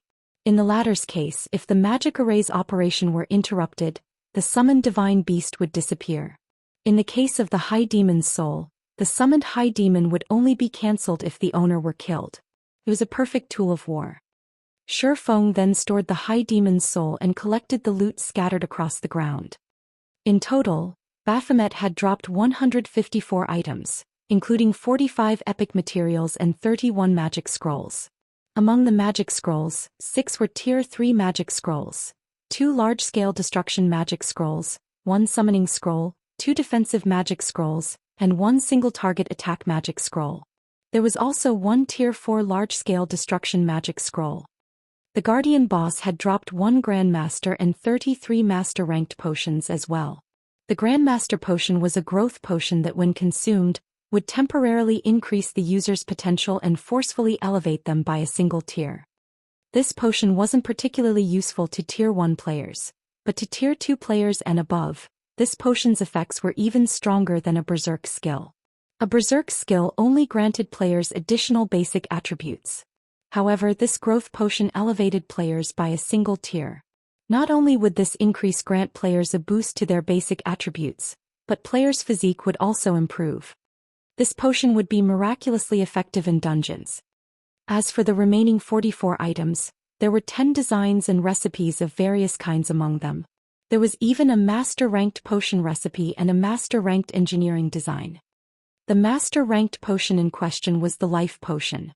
Not only would this potion heal players for 70% of their maximum HP instantly when consumed, but it would also grant an hot buff that recovered 2% of the user's HP every second for 10 seconds. In addition, it healed any heavy injuries and replenished 10% of the player's stamina and concentration. Unfortunately, the potion had a 5-minute cooldown, so it could only be used once or twice in most battles. Even so, it was much stronger than any advanced ranked recovery potion available on the market currently. Aside from the HP regeneration it provided, the fact that it could heal heavy injuries and replenish stamina and concentration made it extremely valuable. The potion would be particularly effective when players fought intense battles and when their stamina and concentration were nearly exhausted. The potion would also be very useful against bosses that increased stamina and concentration consumption. Although the Life Potion only recovered 10% of the player's stamina and concentration, it could save the player's life or help the team defeat a powerful boss if used during a critical moment. When the Life Potion had been introduced to the market in Shifeng's previous life, each bottle had easily sold for 5 gold. However, the Life Potion recipe was extremely rare, and even the various superpowers had only acquired a few copies after going to great lengths. Each copy of the recipe could easily sell for an exorbitant 8,000 gold if put up for auction. As for the Master-ranked engineering design Baphomet had dropped, it was the Hang Glider design. Like its real-world counterpart, the hang glider allowed players to glide through the air. Moreover, the hang glider was much faster than any mount. The master-ranked hang glider provided a 350% movement speed increase. Since there weren't usually obstacles in the air, players could also traverse longer distances in a straight line. However, the hang glider had 3 flaws. The first was that players needed to take off from a sufficiently high location. The second was that the environment would affect the hang glider. If players tried to glide through a storm, the consequences would be severe. They might even be blown out of the sky and fall to their deaths. The third flaw was that hang gliders were consumables and could not be repaired. They would disappear once their durability had been exhausted. Meanwhile, even a common hang glider cost around 18 gold to produce. They weren't much cheaper than common mounts, which players could use indefinitely. However, to players who valued time and speed, these flaws did very little to stop them from using the hang gliders. In the past, many experts had opted to use hang gliders whenever they could to save on travel time. They paid no attention to the cost.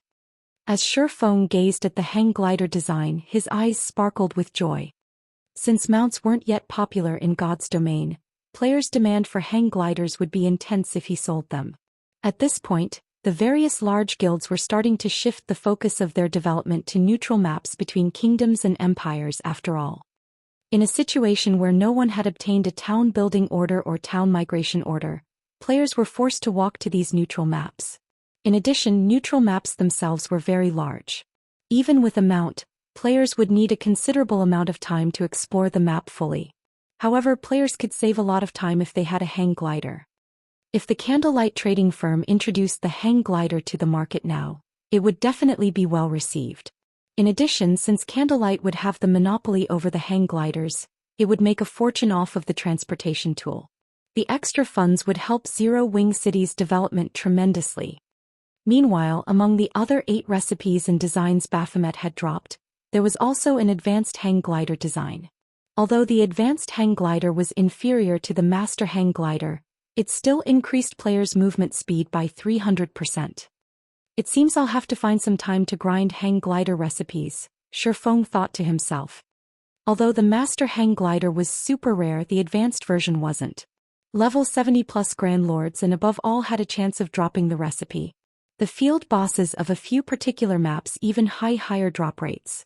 In the past, the various large guilds had generally opted to grind those field bosses to obtain more advanced hang glider recipes.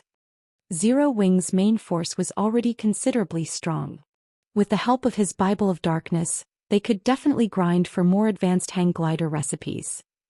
After storing the master hang glider design, Shurfeng shifted his sight to a tattered page in his bag. The words on the page had long since become indiscernible. However, the page still radiated a faint trace of divine might. Moreover, the surrounding power of darkness gathered around the page when he pulled it from his bag. When Shurfeng inspected this page, he became indescribably excited. This was because this page was actually part of the Bible of Darkness. Despite repairing the Bible of Darkness's core, it wasn't complete. The book was still missing pages. The page before him was none other than one of those missing pages. System. You have discovered a page of the Bible of Darkness. Do you wish to spend 500 magic crystals to assimilate this page with the Bible of Darkness and repair it? Repair. Shurfeng chose to repair the Bible of Darkness without hesitation. Chapter 1685, Dark Armament. Chapter 1685, Dark Armament. When Shurfeng agreed to repair the Bible of Darkness, the book flew out of his bag space and hovered before him. The book then opened to reveal the missing page's location. At the same time, the missing page transformed into a black mist that melded with the Bible of Darkness. 3 seconds later, the page had joined the book as seamlessly as if it had never left in the first place. After the Bible of Darkness had recovered one of its missing pages, the power of darkness that gathered around the book became denser, and now a black mist settled over the book. The Bible of Darkness has improved by so much. After repairing the Bible of Darkness, its appearance indicated that it had become far more powerful. Although the book's aura wasn't much stronger than before, its control of power of darkness had improved. In fact, the Bible of Darkness's control over the power of darkness had improved so much that Shurfeng could feel the darkness world's suppression weaken slightly. Originally, this world had suppressed his basic attributes by 30%, but now it had dropped to 25%. The suppression on his senses had also decreased from 50% to 40%. Unfortunately, his EXP gain was still reduced by 95%. Immediately, Shurfeng inspected the repaired Bible of Darkness. Bible of Darkness, fragmented legendary item. The Bible of Darkness had been destroyed during the Great Destruction. The core magic array has since been repaired using the source of spacetime thus far. If one can gather the other fragments, they can restore the Bible's power, gaining dominance over all demonic creatures and become the Lord of Demons. Skill 1. Demon Summoning. Summons the demon gate with the power of darkness, calling forth a random demon that is no higher than 1 tier and 15 levels than the summoner. Maximum tier cannot exceed tier 5. Holder of the Bible of Darkness can command the summoned demon for up to 6 hours. Cooldown, 2 hours 30 minutes. Skill 2. Gate of Darkness. Allows teleportation to the Dark Denver. Can also be used in the Dark Den to teleport to the outside world. Can teleport a maximum of 30 people at a single time. Cooldown, 1 day. Skill 3. Light of Darkness. Strengthen a player with the power of darkness, allowing said player to wield the power of darkness. Can strengthen up to a maximum of 1,500 people. Every player strengthened provides one source of darkness to the wielder of the Bible of Darkness. Skill 4. Power of Darkness. Fill your body with the power of darkness, increasing all attributes by 120%, decreasing cooldown of all skills by 30%, and increase damage by 50%. Duration will be equal to number of source of darkness *0. 5 seconds. Power of darkness cannot stack. Can only strengthen players up to a maximum of tier 5 classes. Cooldown, 5 hours. Skill 5. Demon Ruler. Passive effect. Increases the attributes of demonic creatures under user's control by 35%.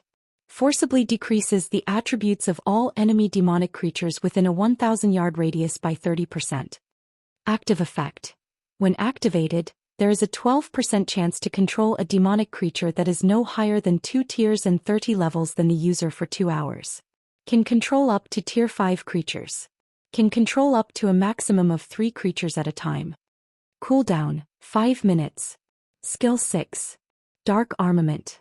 By sacrificing sources of darkness, transform the Bible of Darkness into a weapon suitable for the user. Duration is equal to number of source of darkness *3 seconds. During this period, the Bible of Darkness's other skills cannot be used. Cooldown, 6 hours. Dark Armament. The appearance of a new skill had surprised Shurfeng. Is this what the missing page contained? He had only expected to find some minor improvements to the Bible of Darkness's skills after incorporating the missing page. He had never thought that the page would add a new skill. Weapons were the foundation of a player's combat power. Players could only wield high attack power with a powerful weapon. At the end of the day, berserk skills were unreliable. On the other hand, a powerful weapon could permanently increase a player's combat power. Although the Bible of Darkness's weapon wouldn't last forever, it could still last up to 75 minutes, which was much longer than any berserk skill. It was enough time for players to end a large-scale battle.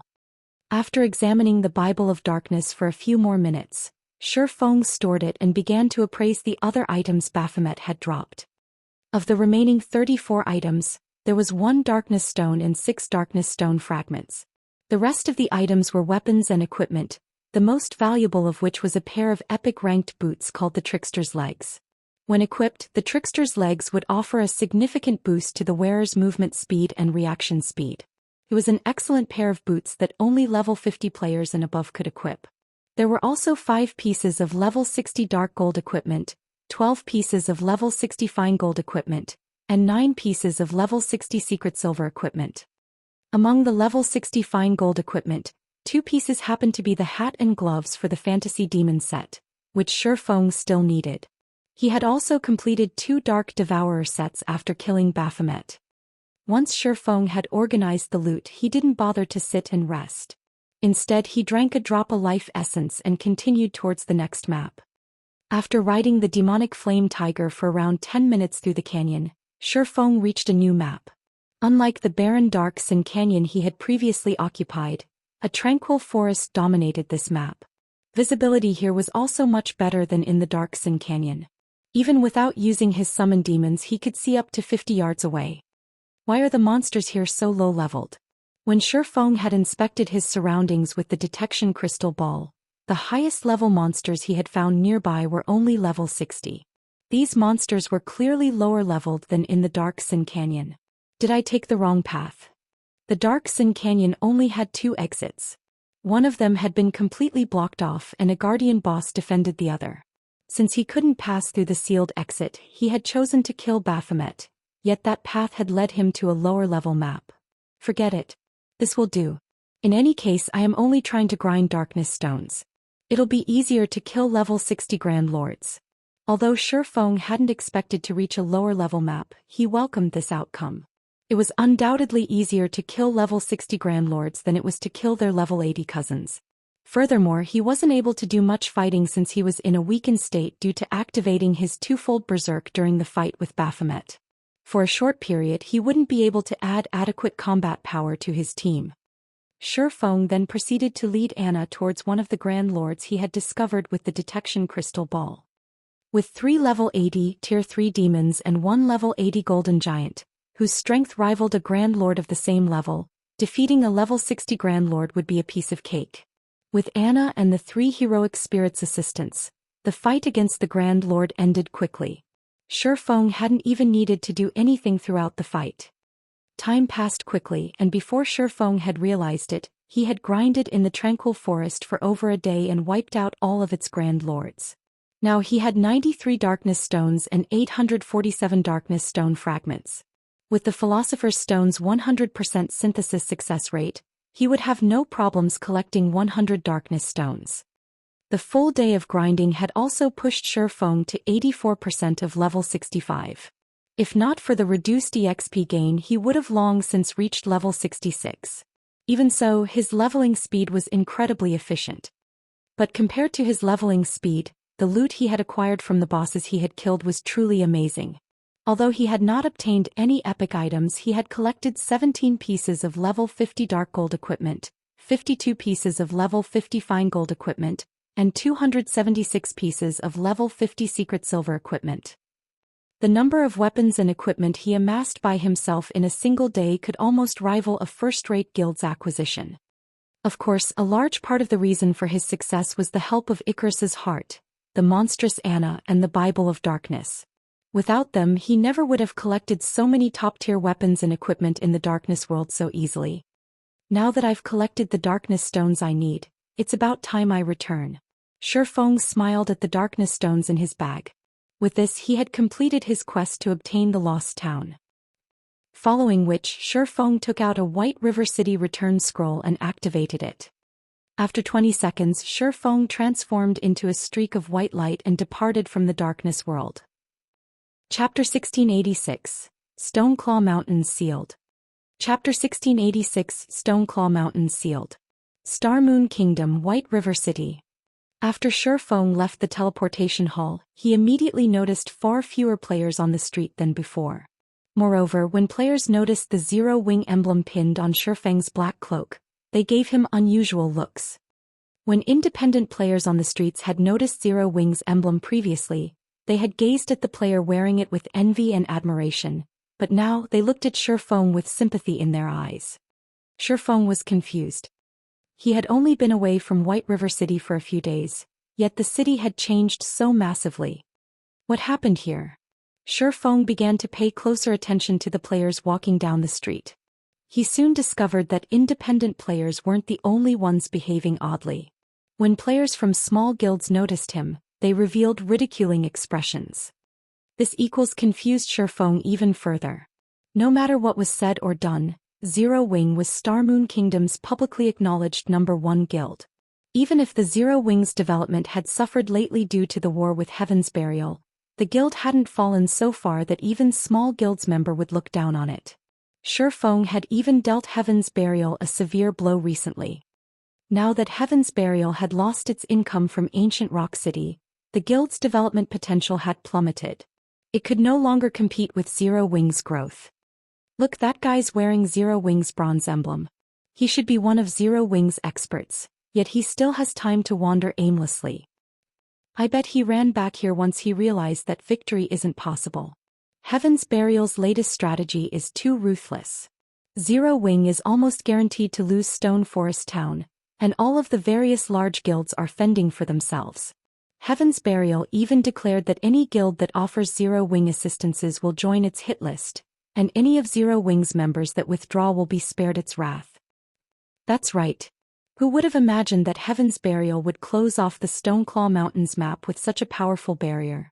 Not only has all communication been cut off, but they've also disabled return scrolls. Moreover, the barrier only has one exit. Based on what I've heard, a large army of evil demons and evil beasts guard that exit, and Heaven's Burial isn't letting any player leave the map, keeping players from notifying the kingdom's armies. Heaven's Burial isn't letting any player leave the map to notify the kingdom's armies. The Stoneclaw Mountains map has been locked down for nearly 7 hours now. With Heaven's Burial's strength, it should have already captured Stone Forest Town. I'm not sure. Based on the information Stone Forest Town's players are sharing via offline communication, the battle between Zero Wing and Heaven's Burial has become intense, with both sides constantly losing players. But Zero Wing's players haven't been able to break through to the barrier's exit. In contrast, more players from Heaven's Burial are gathering in the Stoneclaw Mountains by the minute. The same is true for the evil beasts and evil demons. Heaven's Burial is amazingly capable. With their almost complete control of all information relating to the siege, Zero Wing can't reach the kingdom's armies to ask for help. Meanwhile, trying to get into the barrier is a suicide mission. If Heaven's Burial wishes it, it could kill the players trapped inside as many times as it wants, and those players will have no hope of escape. Logging off inside the barrier will also incur a severe penalty. Besides, if Zero Wing's members log out of the game, Stone Forest Town will be as good as lost. As the players who rested in the bars and restaurants along the street watched Shurfeng, they began to discuss the recent events in the Stoneclaw Mountains. They all admired Heaven's Burial's prowess. Although Zero Wing was impressively powerful, Heaven's Burial was a step ahead of its rival. The Stoneclaw Mountains have been sealed? Shurfeng could not help his surprise. He had seen guilds seal off maps before, but those seals had only blocked communication and disabled return scrolls. Based on what he had just heard, the seal on the Stoneclaw Mountains even prevented players from leaving on foot. This was an extremely difficult feat, not even he could accomplish the same effect. In the past, only the various superpowers had used such seals when targeting certain Apex experts or trying to capture enemy guild cities. Shurfeng immediately turned back towards the teleportation hall and teleported to Starmoon City. He then hurried towards Stone Forest Town. Meanwhile, the normally blue sky over the Stoneclaw Mountains had dulled to a dismal gray. A barrier of evil energy had enveloped the entire map, and while inside this barrier, players' stamina and concentration would be sapped away, even if they did nothing but stand in place. Their minds also felt foggy due to the barrier's power. In contrast, the evil demons inside the barrier were in their element. Both their movement and intellect had improved as had their basic attributes. Standing on one of Stone Forest Town's walls, Aqua Rose watched the swarm of monsters and players gather some distance away with a somber expression. Suddenly, a level 50 ranger clad in blue walked up to Aqua Rose and reported, "Vice Guild Leader Aqua, based on our scouts' observations, another player army has entered the barrier. By the looks of it, they seem to be from Blackwater. There are roughly 20,000 players, over 6,000 of which are level 49 or above. Moreover, they have brought 8 catapults with them." 6,000 experts and 8 catapults? Aqua Rose's expression darkened further after hearing this. Currently, Zero Wing only had around 100,000 members protecting Stone Forest Town, and a large majority of them were players she had gathered and led to the town to reinforce its defenses. Meanwhile, Heaven's Burial had gathered over 300,000 members before Stone Forest Town. Although only around 170,000 of them were elite members, and the rest were normal members, the normal members were not to be underestimated. Even the weakest among them was level 45.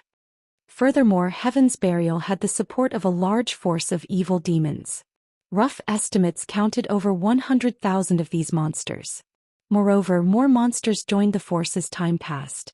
Although most of the evil demons were relatively weak, with only level 45 elites, they continued to devour monsters around the Stoneclaw Mountains, growing stronger. In fact, Heaven's Burial had yet to besiege Stone Forest Town because it concentrated on accumulating more strength. During this period, Aqua Rose and Zero Wings experts had made multiple attempts to assault the barrier's exit and send information out of the map to notify the kingdom's armies, hoping that the NPCs would show up to exterminate the evil demon army. However, the evil demons and Heaven's Burial's members guarding the exits had foiled every attempt. The evil demons guarding the exit were simply too powerful. There was even a mythic-ranked evil demon among them. Even Fire Dance, who had the greatest chances of escaping the barrier, had been defeated and killed in just a few moves. She hadn't even had the power to resist the mythic-ranked evil demon. Now that Blackwater had dispatched 6,000 experts and 8 catapults as reinforcements, Heaven's Burial's strength in this siege had increased further. Although Aqua Rose wanted nothing more than to charge out there and destroy the 8 catapults Blackwater had sent, the evil demon army would undoubtedly assault any force she let out of Stone Forest Town. By leaving the town, they'd simply nourish the evil demons, ultimately helping Heaven's Burial capture Stone Forest Town. Haha. Vice Guild Leader Aqua, I suggest that you give up this struggle. Stone Forest Town will be mine. In fact, I won't just settle for Stone Forest Town. I'll take Zero Wing City as well. Listen up, Zero Wing members. You'd do well to abandon any hope of winning this war and withdraw from your guild now.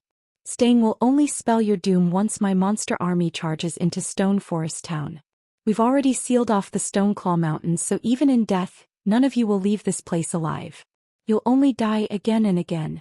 So withdraw from your guild while you still have the chance. Singular Burial announced with a voice amplification device as he watched Aqua Rose on the town's ramparts. You should also know that currently, Blackwater's army and another army of evil demons are on their way. Once they arrive, not even heaven will be able to save you. The players in Stone Forest Town fell silent after listening to Singular Burial's declaration with solemn expressions. Are we going to fall just like this? Everything Singular Burial had said seemed true. All they could do now was wait for death to reach them. Suddenly, a figure appeared above the town before a deep voice echoed throughout the area, reaching Stone Forest Town and Heaven's Burial's army and ingraining its question into everyone's minds. Is that so? Chapter 1687, Strong Reversal. Chapter 1687, Strong Reversal. As the deep voice from above reached the players, everyone turned towards it. Black Flame, the Sword King. Everyone quickly discovered a cloaked man hovering in the air. The man carried 2 long swords at his waist and radiated a majestic aura. Upon recognizing this man's appearance, many players gasped in surprise. This man had been responsible for so many miracles already. From killing an enemy commander while surrounded by an army of thousands to deterring an army of tens of thousands single-handedly, this man had defied common sense. He had even slain one well-known expert after another and wounded multiple superpowers. Just recently he had charged into Ancient Rock City alone and destroyed 2 of the city's defensive magic arrays. To top it all off, he had left that city with his life. The man was definitely Starmoon Kingdom's #1 expert. Guild Leader. The Guild Leader's back. He's really here. Many of Zero Wing's members on Stone Forest Town's walls were ecstatic when they saw Shifeng's figure in the distant sky, and the depressing atmosphere that had surrounded them lifted instantly as fighting spirit overwhelmed these players. As they gazed up at Shifeng, a hint of fanaticism even flashed in their eyes. The Guild Leader? Has he already completed his quest? Although Aqua Rose was similarly excited to see Shifeng, a seed of guilt sprouted in her heart. Shifeng had entrusted her with Zero Wing's management before he had left. Heaven's Burial had cornered the guild. Novel full. Guild Leader, you're finally back. When Blackie, Fire Dance, Cola, Shadow Sword, Turtle Dove and Zero Wing's other core members saw Shifeng, they seemed to have grown an extra backbone as they brimmed with confidence. Is Black Flame finally getting involved? Notify the higher-ups immediately. Tell them that Black Flame has arrived. The various superpowers spies stationed in Stone Forest Town exploded into action when they saw Shifeng above the town. Some of these spied immediately logged out of the game to report the situation to their superiors. Although logging off would incur penalties, this information was worth the price. After all, Shifeng's appearance alone had changed the situation. Zero Wings members had already lost their fighting spirit after seeing the countless enemies around them. However, every one of these players reacted as if they were on some kind of high when they saw their guild leader, madness burning in their eyes. Very quickly, the major powers who watched this war received news of Shifeng's arrival in Stone Forest Town. So, Black Flame has finally made an appearance? And here I thought that he had given up on Stone Forest Town. It seems he still intends to fight this out until the very end.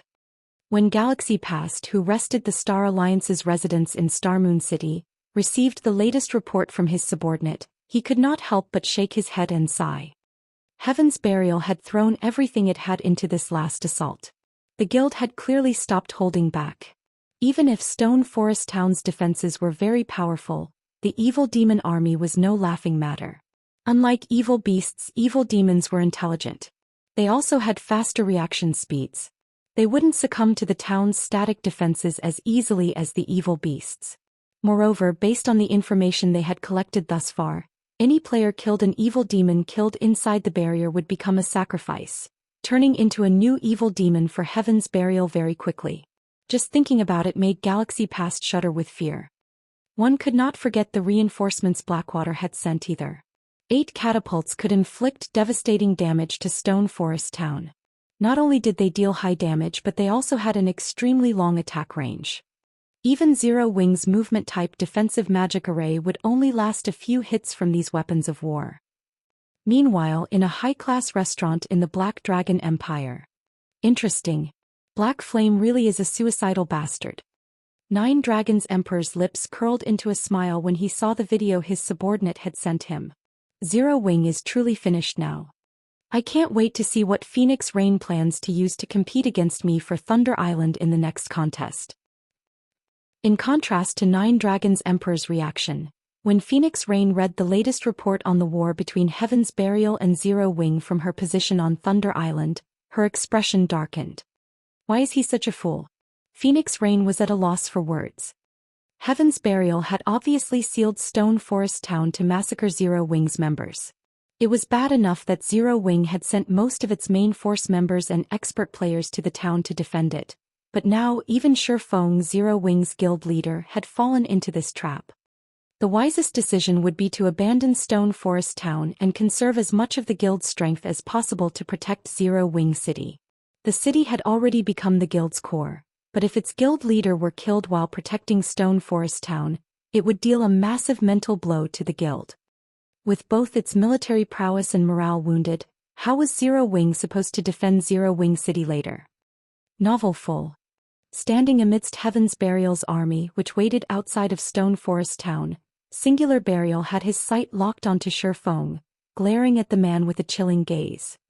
Due to Black Flame, the foundation he had built for the future Heaven's Burial Empire had been utterly destroyed. If Black Flame hadn't destroyed Ancient Rock City's defensive magic arrays, the various superpowers wouldn't have sieged the city, forcing him to sacrifice his city to the evil god's branch temple. However, it was his turn to share the feeling of destruction with Zero Wing. Black Flame, your words sure are bold. What can you possibly do by yourself? You dared to destroy my city's defensive magic arrays, and today I will take Stone Forest Town from you as compensation. Singular Burial sneered at Shifeng. As soon as Singular Burial finished speaking, the evil demon army behind Heaven's Burial's army loosed an earth-shattering roar. The roars of over 100,000 evil demons echoed throughout the Stoneclaw Mountains, and the pressure the monsters released made everyone in Stone Forest Town shudder. Some players' legs even lost their strength. The players in Stone Forest Town were reminded of the evil demon army's strength once more. If the pressure the evil demon army radiated were already so powerful, the consequences would be unimaginable if the monster army took action. Although Shifeng was powerful, what could one person possibly do against so many formidable monsters? There were also Heaven's Burial's players to contend with, In the end, Shifeng had only come to die alongside Zero Wings members by coming to Stone Forest Town. Since you people from Heaven's Burial like Stone Forest Town so much, then you can stay here forever.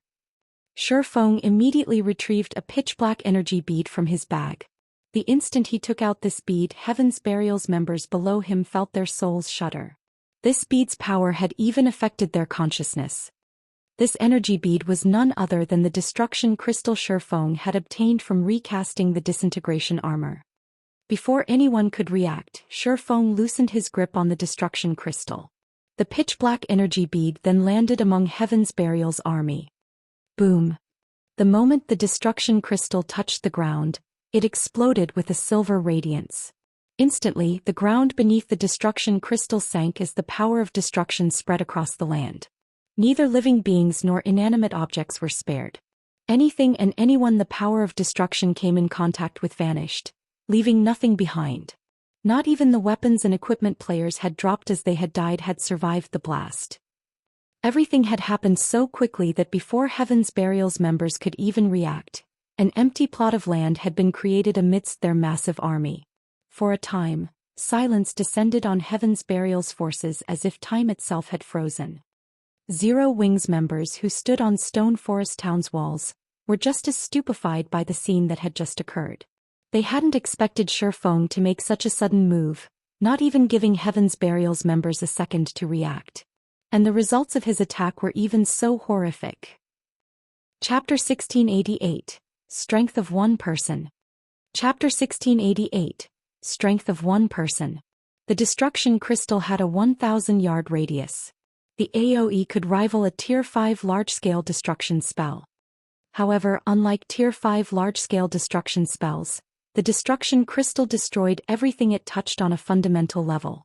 It did not rely on great power to destroy its targets, and even a small fraction of the power of destruction would destroy any player's body it encountered.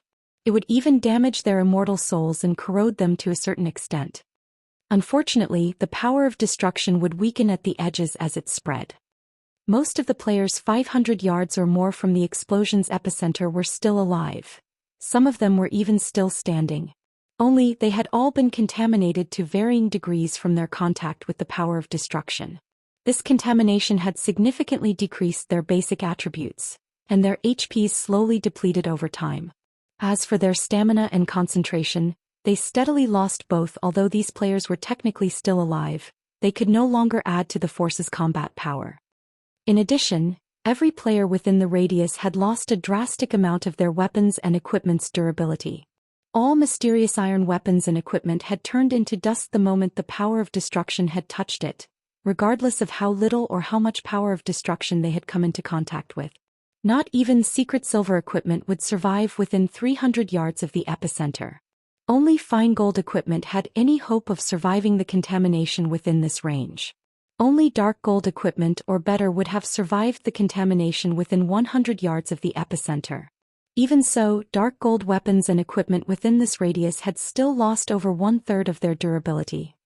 All of this had happened in a mere instant, and Heaven's Burial hadn't had any time to react.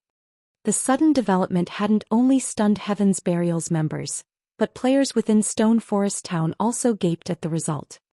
Heaven's Burial's members were all level 45 and above. If they died and lost a level, they'd have a challenging time recovering their losses.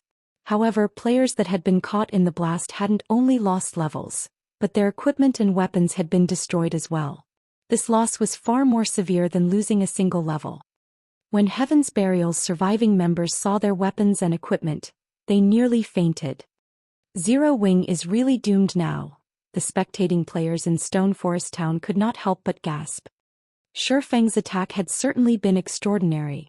With just one attack, he had dealt a heavy blow to Heaven's Burial, killing over 5,000 players and 3,000 evil demons. However, the fact remained that Zero Wing had no escape. Shifeng had only dumped oil on the raging flame of Heaven's Burial's hatred. Singular Burial, who stood among his army, glared at Shifeng, radiating killing intent. Even the temperature of the air around him had fallen by a few degrees. Black Flame, you asked for this. Singular Burial then commanded, activate the magic gnome cannons and shoot him out of the sky. Guild leader, are we really going to waste the cannons on him? Weren't we saving them to deal with Stone Forest Town's defensive magic array? Daybreak Fog jumped in, trying to dissuade Singular Burial after hearing his latest order. The magic gnome cannons were war weapons they had acquired after capturing ancient Rock City. Each of the cannon's shots could rival a Tier 3 large-scale destruction spell. It also dealt increased damage to defensive magic arrays and fortifications. It was a specialized weapon for siege warfare. However, the magic gnome cannons had limited ammunition, and Heaven's Burial had spent most of that ammunition while defending ancient Rock City. Now they could only fire 12 rounds. Using that ammo on a single target, a player at that, was unwise. He is the one asking for it. Singular Burial growled madly, adamant that his command be carried out. Hearing Singular Burial's decisive tone, his guild member realized how furious the man was.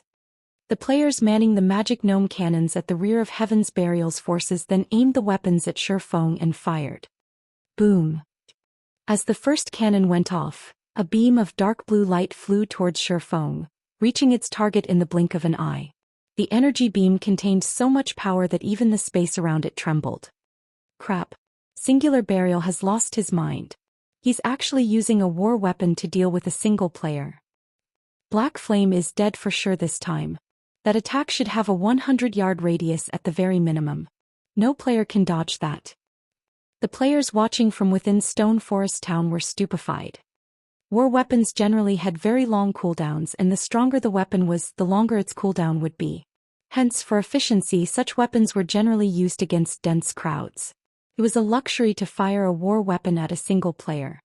Just as the dark blue energy beam was about to smash into Shurfeng, he activated Heavenly Dragon's power, increasing his HP by 500%, defense by 300%, strength by 150%, and agility by 60%.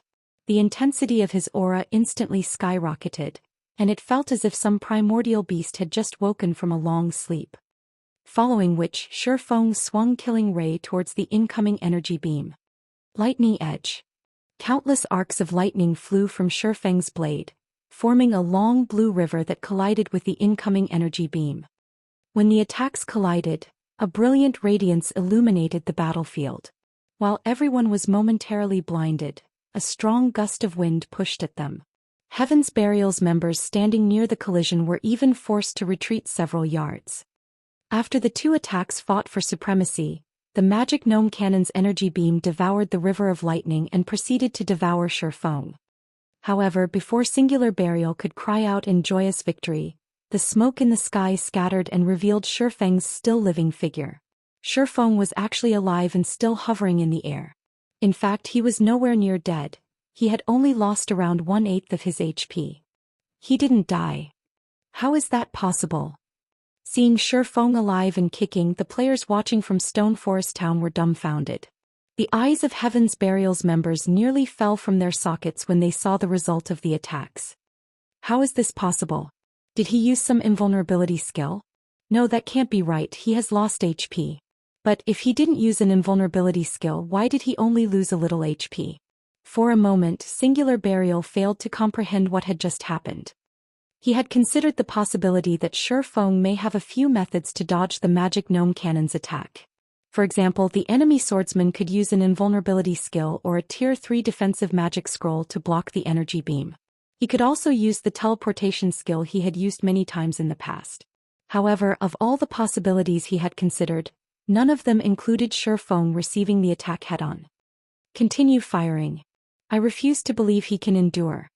Singular Burial gave out the command to attack again, gritting his teeth. The magic gnome cannon had a 45-second cooldown, but Heaven's Burial had secured 3 magic gnome cannons from ancient Rock City. They still had 2 more they could rely on. Suddenly, another magic gnome cannon fired at Shurfeng. Boom. Once more, a dark blue energy beam threatened to devour the hovering swordsman. This time, however, Shurfeng did not use an AoE skill. Instead, he activated Flame Burst and used Killing Ray to block the energy beam. Once the energy beam had passed, Shurfeng had slid back nearly 20 yards before he stabilized his position in the air. He also lost close to 1/6 of his maximum HP. Although he had fared worse than before, he was still alive and well. Attack. Continue attacking him. Singular Burial commanded, madness flashing in his eyes. The third magic gnome cannon fired immediately. Seeing another dark blue energy beam approach, Shurfeng moved forward to meet it. Boom. As the smoke scattered, Shurfeng remained in the air. He also still had more than 50% of his HP. Is that it? Shurfeng asked as he leisurely dusted himself off. Glancing at Singular Burial, he chuckled and wondered aloud, "Are you telling me that this is all Heaven's Burial is capable of?" Silence fell on the battlefield as everyone watched Shurfeng. Chapter 1689. Summoning a High Demon. Chapter 1689. Summoning a High Demon. How is this possible? Horror filled Singular Burial's eyes as he stared at Shurfeng.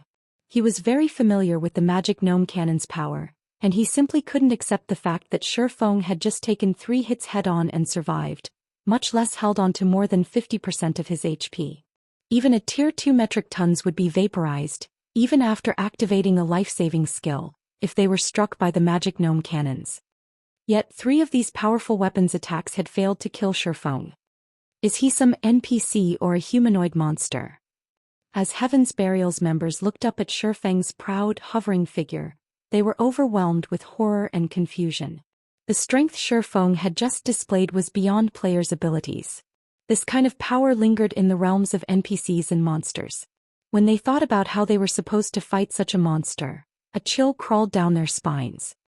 If not even attacks that could rival Tier 3 large-scale destruction spells could deal significant damage to this swordsman, their attacks would be raindrops pelting his skin. Shurfeng's combat standard was also exceedingly high. He wouldn't simply let them attack him like a common monster. If Shurfeng charged into their army's ranks, the consequences would be unimaginable. Meanwhile, Stone Forest Town had become eerily silent after its players had witnessed the failed bombardment. So this is the strength of Starmoon Kingdom's #1 expert. Although they knew that Shurfeng was Starmoon Kingdom's publicly acknowledged #1 expert and that they were definitely no match for the Sword King, they had never dreamed that the man was this powerful. Being able to face weapons of war was a feat beyond players. Shurfeng without a doubt was a bona fide monster. After witnessing this, the experts that had planned to challenge Shurfeng and claim the title as Starmoon Kingdom's #1 expert smiled in self-ridicule as they realized how comical their idea was. When Shurfeng swept his gaze over Heaven's Burial's members below him, noticing their shocked expressions, his lips curled into a smile. Although sufficient strength was important in a guild war, a guild's morale was just as important. Players plagued by fear and worry wouldn't be able to fight to their full potential, and they'd make senseless mistakes. In contrast, if a guild's morale were high, its players would exhibit their full potential and perform better than normal. Trying to defeat an enemy while outnumbered wouldn't be entirely impossible. Seems that it was quite effective.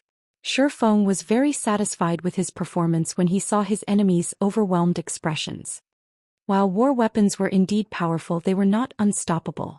Current players were simply too weak to take a hit from such weapons. Tier 3 large-scale destruction spells could certainly kill Tier 1 players, and not even Tier 2 players could normally survive such an attack. But what about Tier 3 and Tier 4 players? Once players reached Tier 3 large-scale destruction spells would only pose a threat. They wouldn't be unstoppable. After reaching Tier 4, players could even shatter a Tier 3 large-scale destruction spell.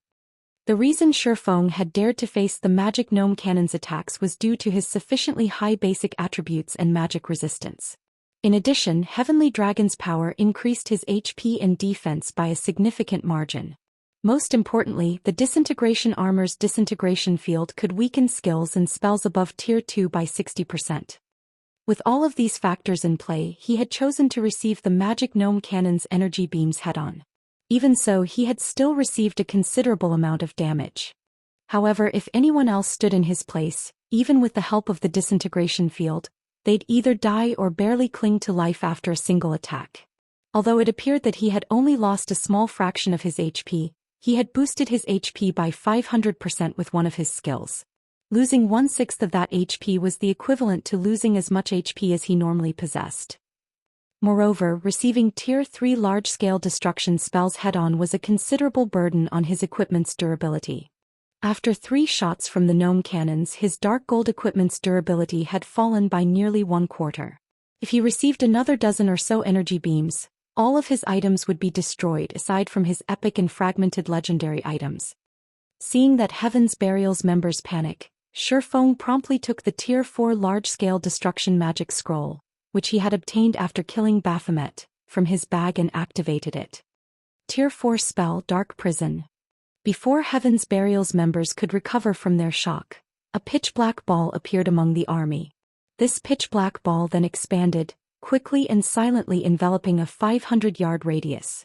After remaining motionless for 2 seconds, the black ball burst and a towering pillar of black light took its place. Instantly, all players who had failed to activate invulnerability skills died as they were caught within the light pillar. With this single attack, Heaven's Burial had lost an additional 6,000+ members. Zero Wing, heed my command. Leave town and wipe out Heaven's Burial. Leave none of them alive. Bring the miniature ballistas and movement-type defensive magic array. Shifeng shouted from his position in the air, his voice echoing across the battlefield. Upon hearing Shifeng's command, Zero Wing's members' blood boiled as they roared with power. Under Aqua Rose and the other core members' command, everyone charged out of Stone Forest Town and dashed toward Heaven's Burial's 300,000-strong army. Hundreds of miniature ballistas and the movement-type defensive magic array followed closely behind. Damn it! How does Black Flame wield this kind of power? We can't win. Black Flame is a monster. I don't want to die. Compared to the physical destruction from Shifeng's Tier 4 large-scale destruction magic scroll, the mental blow had been crippling. After seeing so many more of their companions instantly die, many of Heaven's Burial members turned and fled. Shifeng had just used 2 large-scale destruction spells with such horrific power in a row. Who knew if he had more in store? Moreover, seeing how miserably their guild members had died had truly terrified them. This was especially true for the first group of players that had fallen to the destruction crystal. The attack had even obliterated most of those players' equipment. Shifeng was basically immortal in their eyes. They couldn't bear to remain in this nightmare for a moment longer. Black Flame. Singular Burial frowned as he watched his army descend into chaos. Hurriedly, he commanded through the team chat, "Send in the evil demon army now." Guild leader, are we really going to attack now?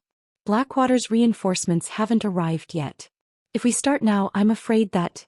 Daybreak Fog knew the kind of strength the evil demon army possessed. The majority were newly spawned evil demons.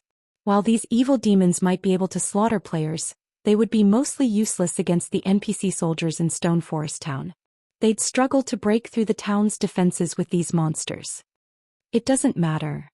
Singular Burial understood the potential consequences of attack too early as well.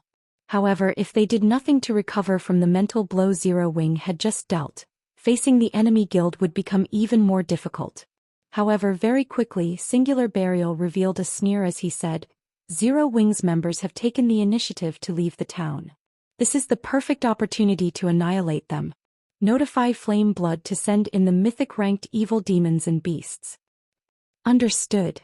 Daybreak Fog recognized Singular Burial's reasoning. Immediately, she contacted Flame Blood and ordered him to take action. Immediately, a commotion occurred within the nearby forest.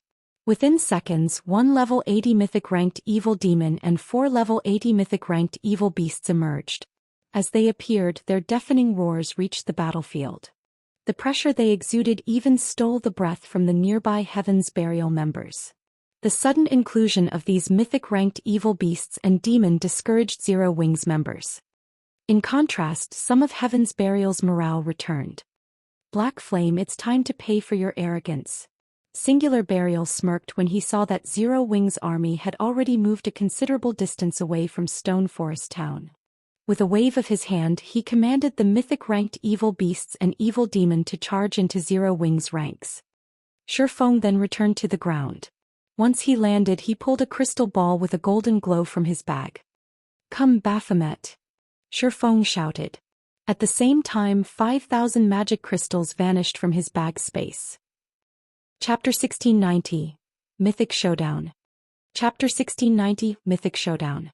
After sacrificing 5,000 magic crystals to activate the High Demon's soul, a gigantic magic array formed before Shifeng. However, unlike other magic arrays, this one did not absorb mana from its environment. Rather, power of darkness gushed from the array and flooded its surroundings as if it were a portal to the darkness world. The dense power of darkness quickly formed a layer of dark mist around the magic array. It was so dense that it even dispersed the ambient evil energy. After 3 seconds of this process, the black mist concentrated into a colossal form. The moment the mist began to coalesce into this gigantic form, it radiated an overwhelming aura that spread into its surroundings. Moreover, as the body took shape, its aura became stronger. After another 5 seconds, Baphomet's 30-meter-tall frame arrived on the battlefield. However, unlike the Baphomet Shifeng had killed, this Baphomet was multitudes stronger.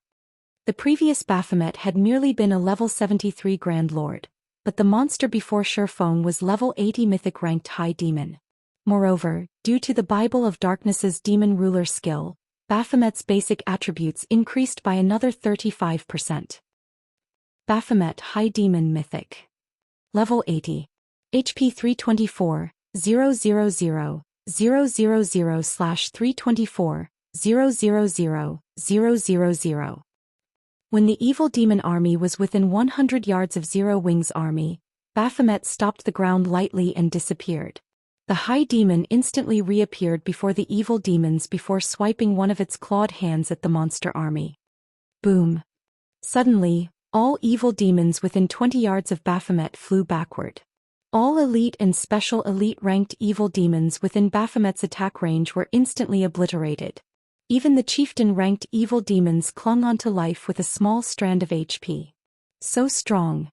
Zero Wing's members who were charging into battle could not help but gasp when they saw this.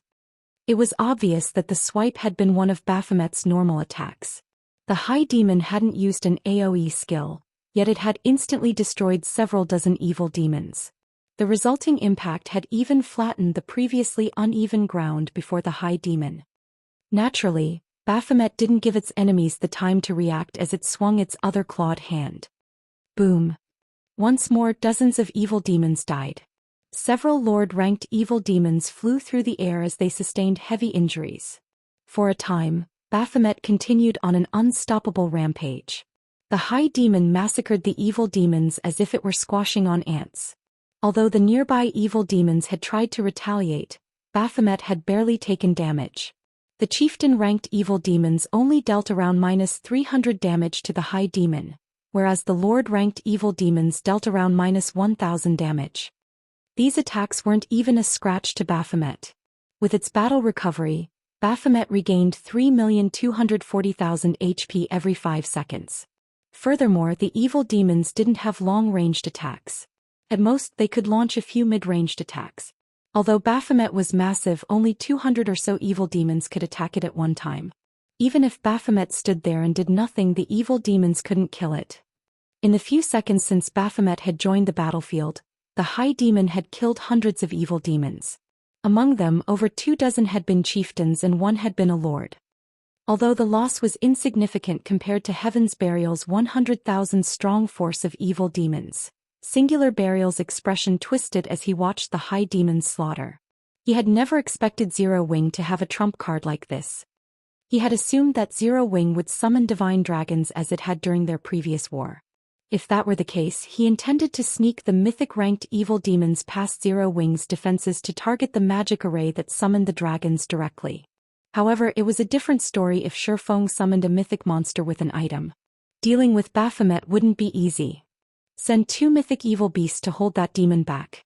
The mythic evil demon will go after Black Flame. I want to see how Zero Wing intends to defeat us. Singular Burial commanded. Evil demons were best against players. Although Shifeng was not an easy target, he was a small pest, slightly larger than his companions before a mythic-ranked evil demon. 2 of the 4 mythic-ranked evil beasts turned toward Baphomet, whereas the mythic-ranked evil demon charged at Shifeng. However, before the evil demon could reach Shifeng, a gigantic figure intercepted it. This figure belonged to none other than Baphomet. Baphomet was 30 meters tall. and the mythic ranked evil demon was only 5 meters tall. The high demon loomed over the evil demon like a building. Do you think you can stop it? Singular Burial sneered. A mythic ranked evil demon's combat standards were even superior to ordinary experts, and its strength was higher than a mythic ranked evil beast's. Its only weakness was its low 150 million HP. Against players, however, this much HP was more than enough. Without hesitation, the mythic ranked evil demon brandished one of its claws at Baphomet. As its claw moved, gray mist rapidly enveloped it. Space tore as the claws passed. Tier 3 skill, Dark Annihilation Claw. Although the attack was only a Tier 3 skill, the evil demon's overwhelming strength and speed improved it. Seeing the approaching attack, Baphomet swung one of its own clawed hands to meet the attack, rather than try to dodge. Boom. When the two claws collided, space around them shattered. The ground below the collision sank while nearby evil demons were thrown through the air. Evil demons below chieftain rank and within 20 yards of the impact died instantly from the resulting shockwaves. After the two demons pushed against each other for a few seconds, the Dark Annihilation Claw's effects vanished, and the mythic-ranked evil demon was forced back by 5 steps before it stabilized itself. The difference between the two monsters' strength was obvious at a glance. The Heaven's Burial members that had brimmed with fighting spirit were stupefied, especially Singular Burial. How is any of this possible? How can that thing stop the evil demon's Tier 3 skill with a normal attack? Singular Burial simply could not understand how a demon could possess such horrific strength that not even a mythic-ranked evil demon could compete with it. However, Singular Burial quickly recovered his senses. Baphomet was only one creature, and he had a total of 5 mythic monsters under his command. Even if Baphomet were more powerful, it couldn't stop 5 mythic monsters at once. As long as they killed Shurfeng, Baphomet would vanish. Singular Burial immediately contacted Flame Blood, who controlled the mythic monsters in secret, and instructed him to send all 5 to kill Shurfeng. He also told Flame Blood to keep the other evil demons away from Baphomet as much as possible, focusing on Zero Wings members. As Singular Burial had expected, although Baphomet was powerful, it couldn't stop 5 mythic monsters of the same level. It took everything the High Demon had to pin down 1 evil demon and 2 evil beasts. However, Zero Wings' army had arrived on the battlefield, and the movement-type defensive magic array enveloped Shurfeng in its protection. Meanwhile, several hundred ballistas launched their payload simultaneously. The scene of hundreds of exploding arrows flying towards their targets was spectacular. The explosions 7 halted the mythic-ranked evil beast's advance for a moment. The weaker evil demons began to die in droves. A single volley of arrows had claimed several hundred evil demons' lives. However, the evil demon army launched its own assault against the movement-type magic array. From time to time, the 2 mythic-ranked evil beasts, which had avoided Baphomet's care, snuck past the High Demon to land 1 or 2 attacks on the magic array. Heaven's Burial also continued to bombard the array with the magic gnome cannons. With so many attacks against it, cracks began to surface on the magic array's barrier. Fortunately, the array quickly repaired itself, and after this continued for several minutes, Zero Wing had no choice but to replenish the movement-type defensive magic array's energy reserves. It's still standing? Envy flashed in Singular Burial's gaze as he watched the movement-type defensive magic array. Although it wasn't as strong as the barrier around a city, it could be reactivated the moment after it shattered. So what if you can withstand the evil demon army for now? How many magic crystals can you afford to spend? Heaven's Burial, charge. Zero Wing won't last much longer. Singular Burial shouted.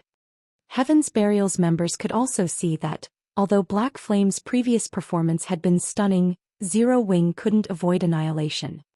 When Zero Wing's members heard Singular Burial's shout, their expressions darkened. The evil demon was already a formidable force. If Heaven's Burial's players joined the fray.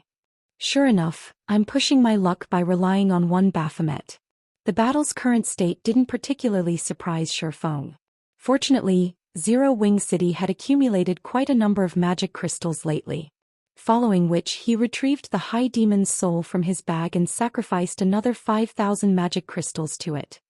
Another gigantic magic array joined the battlefield, and after a few seconds, A new Baphomet manifested within the movement-type defensive magic array. Black Flame can summon another one. This is some trick, right? As Heaven's Burial's members began their charge, they slid to a halt as they gaped at the new Baphomet in utter shock. Chapter 1691. Chaotic Battlefield. Chapter 1691. Chaotic Battlefield. Baphomet's 30-meter-tall figure was eye-catching inside the movement-type defensive magic array. The players standing around it looked like ants, and the High Demon was difficult to miss. Both this new Baphomet's aura and basic attributes were identical to the first Baphomet Shurfeng had summoned. He can actually summon two such powerful monsters. Singular Burial and Heaven's Burial's upper echelons looked on in abject horror. They had already witnessed Baphomet's power. Not only did the High Demon have more strength than both the Mythic-ranked Evil Demon and the Evil Beasts, but it could also tank one Mythic Evil Demon and two Mythic Evil Beasts by itself. Even the other two Mythic-ranked Evil Beasts struggled to find opportunities to sneak past the first Baphomet to attack Zero Wing. To put it simply, Baphomet's basic attributes and combat standard were already horrific. Yet another monster of its caliber had joined the battle. This raised Zero Wing's combat potential to the next level. When the second Baphomet had manifested, some of Zero Wing's members who had begun to despair cheered. The two Mythic-ranked Evil Beasts were the biggest problem they faced, but now that a second Baphomet had joined them, they wouldn't need to worry about any of the Mythic monsters. With all 5 of Heaven's Burial's Mythic monsters at bay, they could rely on their defensive magic array and miniature ballistas to give Heaven's Burial's demon army the fight of its lifetime. Novel full. Suddenly, the second Baphomet vanished and reappeared before one of the two unhindered Mythic-ranked Evil Beasts. Baphomet then swung its clawed hand at the Evil Beasts. Boom. The impact forced the level 80 Mythic Evil Beast to retreat several steps. Noticing the new, powerful foe, the other Mythic Evil Beast turned and headbutted Baphomet. Rather than dodge the incoming attack, Baphomet stomped the ground and swung its other claw, easily stopping the Evil Beast's all-out attack. The resulting impact pushed the Evil Beast back by several steps. The difference in strength between both sides was obvious at a glance. For a time, the two Baphomets pinned down Heaven's Burial's 5 mythic monsters, giving the monsters no opportunity to attack the movement-type defensive magic array. As a result, Heaven's Burial's damage against the array drastically decreased. Even with the rest of the Evil Demon army attacking desperately, the depletion of the magic array's energy reserves slowed. Now it would take far more time to drain the defensive magic array's energy. Furthermore, Zero Wing's members could replenish the reserves at any given moment. This allowed the miniature ballistas and ranged players in the defensive magic array to attack without restraint. Each volley from the miniature ballistas contained several hundred exploding arrows. Although a single volley was not enough to kill the chieftain rank and above evil demons, the weaker demons turned to ash instantly. Amazing! So this is Zero Wing's foundation? Even if the guild didn't have those two mythic monsters, Heaven's Burial would still find its members difficult to annihilate. The spectating players inside Stone Forest Town were stunned by the spectacular sight of several hundred miniature ballistas launching simultaneous attacks. Meanwhile, Singular Burial, who commanded the battle from afar, glared at Shurfeng. He felt as if someone thrust a blade into his heart with each exploding arrow volley from the miniature ballistas. He had sacrificed 400,000 players to obtain these evil demons, and to convince his players to offer a portion of their immortal souls willingly, Heaven's Burial had offered them significant compensation. Yet in the few short minutes since the battle had begun, over 20,000 evil demons had fallen. In contrast, Zero Wing had yet to suffer a single casualty as the impenetrable defensive magic array protected its members. After a short moment, Zero Wing had regained the advantage. Guild leader, we are dealing too little damage to Zero Wing's defensive magic array. At this rate, Zero Wing will annihilate our forces before we can even deplete the magic array's energy reserves, Daybreak Fog said, frowning as she watched volley after volley of exploding arrows rain down on Heaven's Burial's armies. Aside from the two Baphomets, the several hundred miniature ballistas were plenty of trouble. Their combined attacks could rival a Tier 4 large-scale destruction spell in both power and range. Even though evil demons were stronger than players, They couldn't survive a bombardment of multiple Tier 4 large-scale destruction spells. Novel full. Haven't Blackwater's reinforcements arrived yet? Singular Burial could practically feel his heart bleed. The losses the evil demon army was suffering were severe, but his player army's losses were worse. Players didn't have as much HP as the evil demons, and every attack from the 2 Baphomets and the miniature ballistas could one-hit his players. Thus far Heaven's Burial had lost over 30,000 players. Many of them were the guild's elite members. Meanwhile, the Mythic Evil Demon and Mythic Evil Beast's performance wasn't nearly as powerful as he had expected. On the contrary, the 2 Baphomets had them thoroughly suppressed and they steadily lost HP. Singular Burial regretted his decision to begin the battle against Zero Wing so soon. Had he known that Shurfeng could summon 2 Baphomets, he definitely would have waited until Blackwater's reinforcements had arrived. With Blackwater's catapults, destroying Zero Wing's defensive magic array would be much easier. Once they depleted the magic crystals Zero Wing had on hand, the guild's members would be fish on a chopping board. They're almost here. They'll arrive in 6 or 7 minutes, Daybreak Fog reported after contacting one of Blackwater's representatives. 6 or 7 minutes? Singular Burial made some quick calculations in his head. At the rate the battle was developing, Heaven's Burial should have no problems lasting for another half an hour or so. Alright, but tell them to hurry. Tell them that Zero Wing is much stronger than we had anticipated. Daybreak Fog immediately relayed Singular Burial's message to Blackwater's army. Zero Wing can actually dominate the evil demon army? It's no wonder why such an insignificant guild dares to provoke Blackwater. Falling Fire, who wore a set of crimson mage robes, was surprised after he learned of Heaven's Burial's current predicament. However, that was all he felt.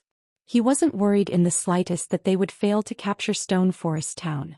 Singular Burial had stated that his forces could hold out for another 30 or so minutes, and his group would arrive in around 7.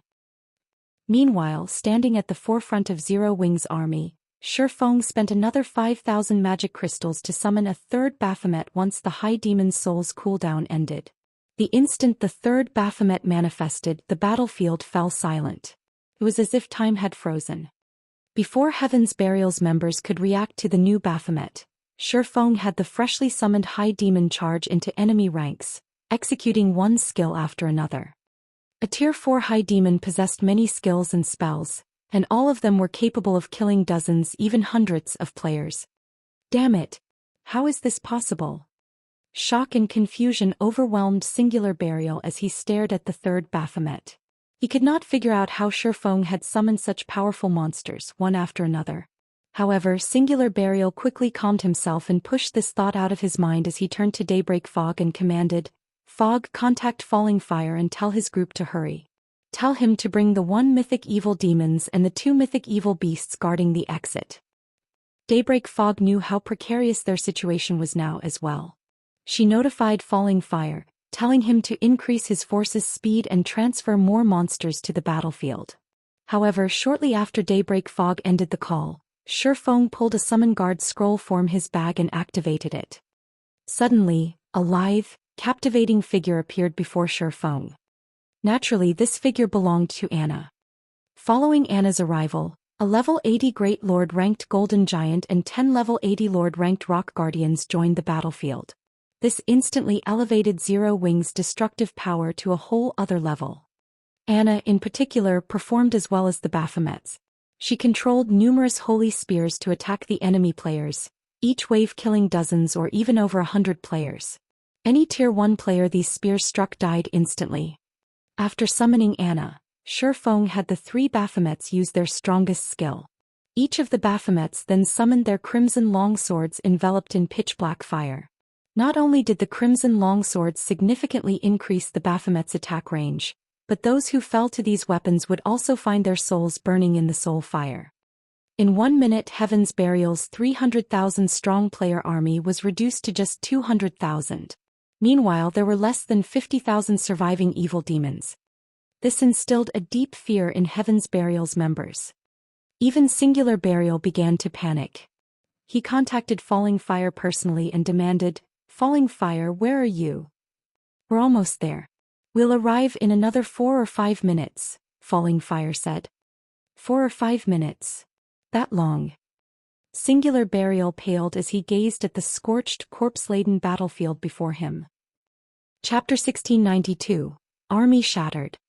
Chapter 1692. Army Shattered. Long. Falling Fire was confused by Singular Burial's comment. This was the time they had previously agreed upon. His arrival hadn't been delayed in the slightest. In fact, he had even increased his army's pace while disregarding their stamina consumption. Moreover, a battle of hundreds of thousands couldn't end in 4 or 5 minutes. These battles normally drug on for several hours before reaching a conclusion. The battle is intense. I can buy at most 5 more minutes. In any case, you need to hurry over here as soon as possible. Otherwise, the battle's outcome won't be certain, Singular Burial said, gritting his teeth. In reality, he wanted to tell the man that if his group didn't arrive in the next 5 minutes, their siege on Stone Forest Town would likely fail. Zero Wing is actually that strong? Singular Burial's response confused Falling Fire further. Although Heaven's Burial had incurred heavy losses while defending ancient Rock City, its remaining combat power could not be underestimated. Heaven's Burial also had command of over 100,000 evil demons. However, Falling Fire did not bother to ruminate over the matter as he nodded and said, "All right, I'll increase my force's speed to its maximum. We'll arrive in 4 minutes at most." 4 minutes. Singular Burial breathed a sigh of relief. If he organized his current forces, they should still have enough strength to defeat Zero Wing's army and capture Stone Forest Town. Singular Burial immediately disconnected the call and commanded his armies to retreat from the battlefield slowly. At the same time, he ordered some of his players to use magic arrays to buy time. He even used the 6 Tier 3 summoning scrolls and a large number of Tier 3 control magic scrolls Heaven's Burial had gone to great lengths to collect to stop the 3 Baphomet's rampant slaughter. Although Tier 3 control magic scrolls could not stop Tier 4 mythic monsters completely, Singular Burial could use them to limit the monster's mobility. As the Tier 3 control magic scrolls activated, one after another, magic arrays began to appear above and below the 3 high demons. Barriers, vines, and chains then emerged and restricted the Baphomet's strength and mobility. Black Flame, I'll admit that you are amazing to have forced me to use all of Heaven's Burial's trump cards, but in another 4 minutes, Zero Wing will meet its doom. Singular Burial shot Shurfeng a cold glare as he watched Zero Wing's army push forward. The strength Zero Wing had displayed in this battle had greatly exceeded his expectations.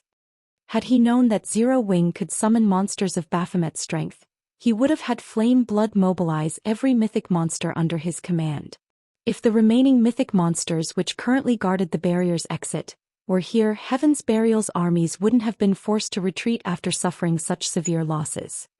However, with things as they are now, he had no choice but to push his armies to resist. Now that Heaven's Burial had lost ancient Rock City, it must capture both Stone Forest Town and Zero Wing City if the guild wanted any hope of becoming a superpower in God's domain again. Otherwise, rising would become extremely difficult for Heaven's Burial. Although Blackwater hadn't dispatched a lot of players to help capture Stone Forest Town, many of them were experts. Blackwater's army was even armed with powerful weapons of war. As long as they destroyed Zero Wing's defensive magic array and regrouped with the remaining mythic monsters, they could wipe out Zero Wing's forces and capture Stone Forest Town. Meanwhile, the battle between Heaven's Burial and Zero Wing had thoroughly astounded the bystanders in Stone Forest Town. Strong. Too strong. This battle was no longer a simple guild war. It looked like a war between kingdoms. All sorts of mythic monsters had been dispatched to add to the army's combat power. Each side used Tier 3 and Tier 4 magic scrolls one after another. The experts that ordinary players like them normally looked up to were insignificant here. All of these players finally understood what a real guild war looked like. The guild wars they had witnessed previously were child's play compared to this. The war between Zero Wing and Heaven's Burial was no longer a simple competition between players. It had become a war in which both guilds used everything they had to finish each other off. Both guilds had staked their continued existence on this war. No one had expected the battle to reach these heights. Initially, everyone had assumed that Heaven's Burial's victory would be overwhelming due to the assistance of the evil demon army. However, not only had Zero Wing shattered both Heaven's Burial's players and its monster army, but it had also done so without losing a single player. This outcome was too frightening. The various large guild's members who had planned to take advantage of Zero Wing's predicament to rob the guild abandoned that plan out of fear. Fortunately, they had not taken action alongside Heaven's Burial. The consequences for doing so would have been unimaginably dire. Following which, due to Heaven's Burial's sudden retaliation, the battle fell into a stalemate. Guild leader, I just received a report that Blackwater's forces are nearly here. Moreover, the evil demon army guarding the barrier's exit are rushing towards our location. Aqua Rose hurriedly reported after hearing from one of the frontline scouts. Although the battle seemed like it was in Zero Wing's favor now, Aqua Rose knew that her guild couldn't continue at this pace much longer. Since the battle had begun, Zero Wing had spent over 80,000 magic crystals, and they had only started with a stock of 140,000. If Blackwater and the other evil demon army reinforced Heaven's Burial's forces, Zero Wing would be in danger. How long until they arrive? Chifeng asked. Blackwater's forces should arrive first. It'll take them roughly 4 or 5 minutes, Aqua Rose said. She then suggested, why don't we retreat to Stone Forest Town for now? If they retreated into Stone Forest Town, they could rely on the town's magic towers and defense turrets, which would give them an easier time against Heaven's Burial and Blackwater's combined army. The town's NPC soldiers could also participate in the fight. 4 or 5 minutes? Chifeng smiled. That was more than enough time for them to deal with Heaven's Burial. Immediately he commanded, relay my commands. Have everyone attack with everything they've got. Hold nothing back. Previously he had let Zero Wing attack to prevent Heaven's Burial and Blackwater's forces from combining. Naturally he couldn't let Zero Wing's members hide behind Stone Forest Town's walls and focus on defense. Heaven's Burial had already used everything it had. Its players' morale was at an all-time low. This was the perfect opportunity to strike. Receiving Chifeng's command, Zero Wing's morale increased again. Zero Wing's members retrieved the precious treasures they had gained during their usual grinds or raids and used them against Heaven's Burial's members and the evil demons. Anna, who stood beside Chifeng, also activated her berserk skill Yin-Yang power, the intensity of her aura soaring. For a moment, even the Zero Wing members near her felt stifled. Before anyone could react, Anna used her over-tier spell Chains of Light. Chains of Light was already a Tier 3 spell, but due to Yin-Yang power, its power climbed to Tier 4. Suddenly, countless chains exploded from the ground and bound the mythic-ranked evil demon, drastically decreasing the evil demon's strength and mobility. Now the evil demon could not even compare to an ordinary mythic monster. By the time Chains of Light had bound the mythic evil demon, Anna had finished casting the Tier 3 curse Yin-Yang Judgment, which she had double-cast alongside Chains of Light. Anna then pointed her staff at the distant mythic evil demon, and 2 magic arrays, one glowing white and the other black, appeared in the sky above her target. Under her command, a holy spear dropped from above, sliding through the defenseless mythic evil demon's body. Boom! The world shook as a brilliant black-white pillar devoured the evil demon. -7,451,374. In one hit, the mythic evil demon had lost a significant chunk of its HP and was covered in wounds and scorch marks. The evil demon looked miserable. At the same time it fell into a heavily injured state, reducing its combat power and defense. Now it was only as powerful as an ordinary Grand Lord. The scene stunned every player on the battlefield. With one strike, the mythic evil demon had lost more than 5% of its HP. At this point, Chifeng commanded the 2 Baphomets that fought near the mythic evil demon to use the Tier 4 skill, Dimensional Slash. 2 streaks of black light then cut down the heavily injured mythic evil demon. -9,613,474. -9,576,174. 2 frightening damages appeared above the mythic evil demon's head simultaneously, instantly lowering the evil demon's HP to under the 60% threshold. Damn it! Heal it quickly. Do not let the mythic evil demon die. Singular Burial paled when he saw the mythic-ranked evil demon's HP plummet. He had never thought that Zero Wing would still have such a hand to play. Regardless of how much Singular Burial shouted at his team, the mythic evil demon's HP continued to decrease. Heavily injured, the evil demon even struggled to block Anna and the two Baphomet's attacks. Meanwhile, each Baphomet easily dealt over 1,000,000 damage with their normal attacks, and if the high demons used Tier 3 or Tier 4 skills, they'd deal several millions of damage. Heaven's Burial's healers simply couldn't keep up. Nearly 30 seconds later, the mythic evil demon fell to Anna's holy light spear and dropped over a dozen items. When they saw the items, many players wanted to charge in and claim the loot for themselves, but with the two Baphomets standing guard, they quickly dismissed the thought. Using this opportunity, Shurfeng quickly made his way to the loot and collected the dropped items without sparing them a second glance.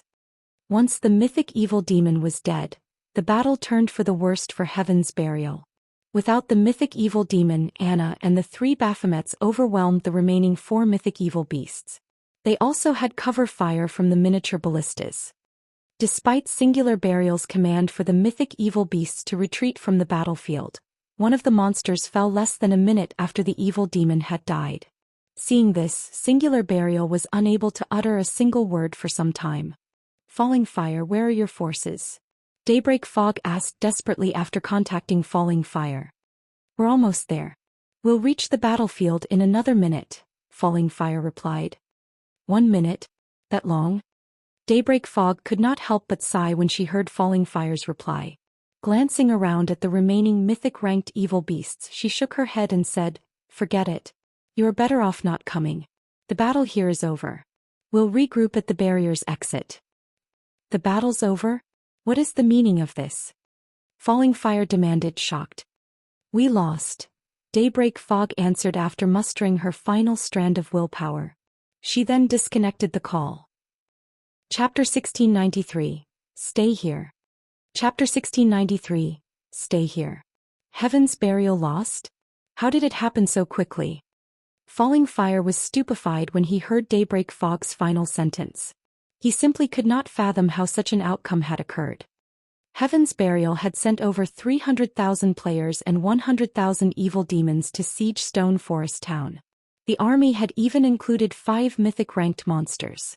With such a force, even capturing a guild city should be a problem, much less a guild town.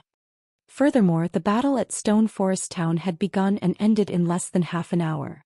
Even killing 400,000 common monsters would take more time than that, yet he had just learned that Heaven's Burial had lost in such a short time. No matter how he thought about it, he simply couldn't bring himself to believe Daybreak Fog's claim. Moreover, Singular Burial had confidently assured him that they could last another 5 minutes. But only 3 minutes had passed since that conversation and the battle was over. For a moment he even wondered if Singular Burial was toying with him. However, with how much Heaven's Burial had riding on this battle, Falling Fire doubted that Singular Burial would make such a joke. If Singular Burial were really joking, only Heaven's Burial would suffer for it. Should we retreat? Qin Muyun, the woman beside Falling Fire, asked. She wore a suit of silver plate armor and carried a buckler engraved with divine runes. No.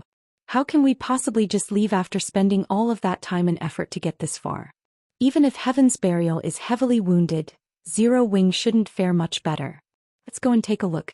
If there is a chance of victory, we can use the opportunity to capture Stone Forest Town, Falling Fire said, shaking his head. Moreover, we have the advanced magic array Magic Dragon's Descent. Mythic evil demons and beasts can't compare to the magic dragon. Not even a city's defensive magic array can last more than a few hits against it. Capturing Stone Forest Town will be child's play. Qin Muyun nodded her agreement. This time, their superiors had instructed them to show Zero Wing and everyone else in God's domain the consequences for provoking Blackwater. Although Heaven's Burial's swift defeat had been a surprise, it was not exactly impossible. The majority of Heaven's Burial's evil demon army consisted of recently spawned demons, which still sorely lacked strength.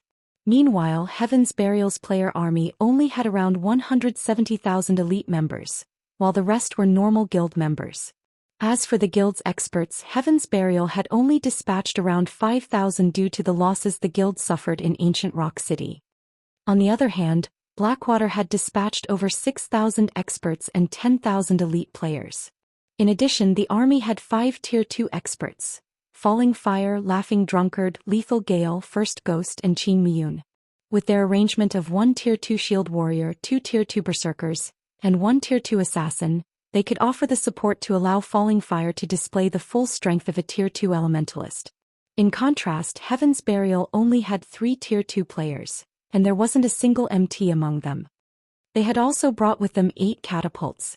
Even if they had to face 2 or 3 mythic monsters, they had a high chance of victory. Falling Fire and Blackwater's forces immediately increased their pace towards Stone Forest Town. After running for nearly 1 minute, the army arrived at the top of a slope some distance away from Stone Forest Town. However, as Falling Fire began to organize his troops and advance on the town, he heard the sound of a massive explosion. The forest ahead of him trembled with the force of the explosion, and after a moment, a towering pillar of light destroyed the blast surrounding terrain. Pitch-black fire devoured the nearby trees in the blink of an eye, leaving only cinders behind. When the light pillar faded, Falling Fire's team spotted a 50-meter-tall evil earth dragon laying in the ashes. The evil earth dragon's HP had already reached 0, and its entire body had burned to black. Deep cuts scored the evil earth dragon's entire body, with some so deep that one could even see the mythic monster's white bones. Several hundred of these deep gouges decorated the evil earth dragon's form. Blackwater's members gasped when they saw this corpse's miserable state. The light pillar had also killed hundreds of evil demons and players. However, that wasn't the worst part. Despite these players clearly being dead, their translucent souls still occupied the battlefield. Meanwhile, these souls were in agony as the pitch-black flames continued to burn them. Seeing this, ordinary players might not realize what was happening, but the large guild's upper echelons and experts understood very well. This was a soul attack, and any player the attack killed would lose more than just 1 level. It was very likely that these players wouldn't be able to log back into God's domain for some time. Meanwhile, 3 gigantic figures stood beside the evil earth dragon's corpse. Each of these figures was 30 meters tall, and they all held crimson longswords in their right hands, the blades of which were wrapped in pitch-black fire. Once they saw their prey's corpse, the 3 Baphomets split up and charged at the nearby evil demons and Heaven's Burial members. Every time the Baphomets swung their swords, dozens of evil demons and players lost their lives. None of these evil demons or players could withstand a single hit from the high demons. The 3 Baphomets were like demon gods as they slaughtered the evil demons and Heaven's Burial members. Only the half-HP mythic evil beasts could hold off a high demon for any length of time. However, despite only 1 Baphomet facing off against the 2 remaining mythic evil beasts, the latter lost HP rapidly. It was only a matter of time before they died. Falling Fire and the others wore somber expressions as they watched this scene. The 3 level 80 mythic-ranked high demons even overwhelmed the evil earth dragons. Before these monsters, players were a joke. Falling Fire finally understood why Heaven's Burial had been defeated so quickly. How is Zero Wing so powerful? Falling Fire was greatly confused as he watched the 3 Baphomets slaughter Heaven's Burial's forces. Obtaining one such powerful monster was already extremely difficult, yet Zero Wing had command of 3 of them. Not even super guilds were capable of such a feat. Blackwater's members? Shur Feng, who stood some distance behind the Baphomets, quickly noticed the spectating crowd on a distant hillside. Since you're here, you should stay here forever. Saying so, Shur Feng instructed 2 of the Baphomets to charge at Blackwater's army. The Baphomets he had summoned had a very short duration of 5 hours. Since Blackwater's forces had already arrived, he didn't mind taking them out. Fortunately, Heaven's Burial was no longer a threat to Zero Wing. He could finish off its members after taking out the larger threat, Blackwater's forces. Damn it! Falling Fire shouted. Watching the 2 Baphomets dash towards them, Falling Fire could easily guess what Shur Feng had in mind. Immediately he commanded, "Summon the magic dragon. Activate the defensive magic array." Agreeing with Falling Fire's decision, Qin Muyun notified the players responsible for the 2 magic arrays. She had already witnessed the Baphomet's strength. If 2 of these monsters were allowed to charge into Blackwater's ranks, the consequences would be unimaginable. The only way to stop the 2 approaching high demons was to summon the magic dragon and use their defensive magic array. Suddenly, a colossal silver magic array appeared in the sky.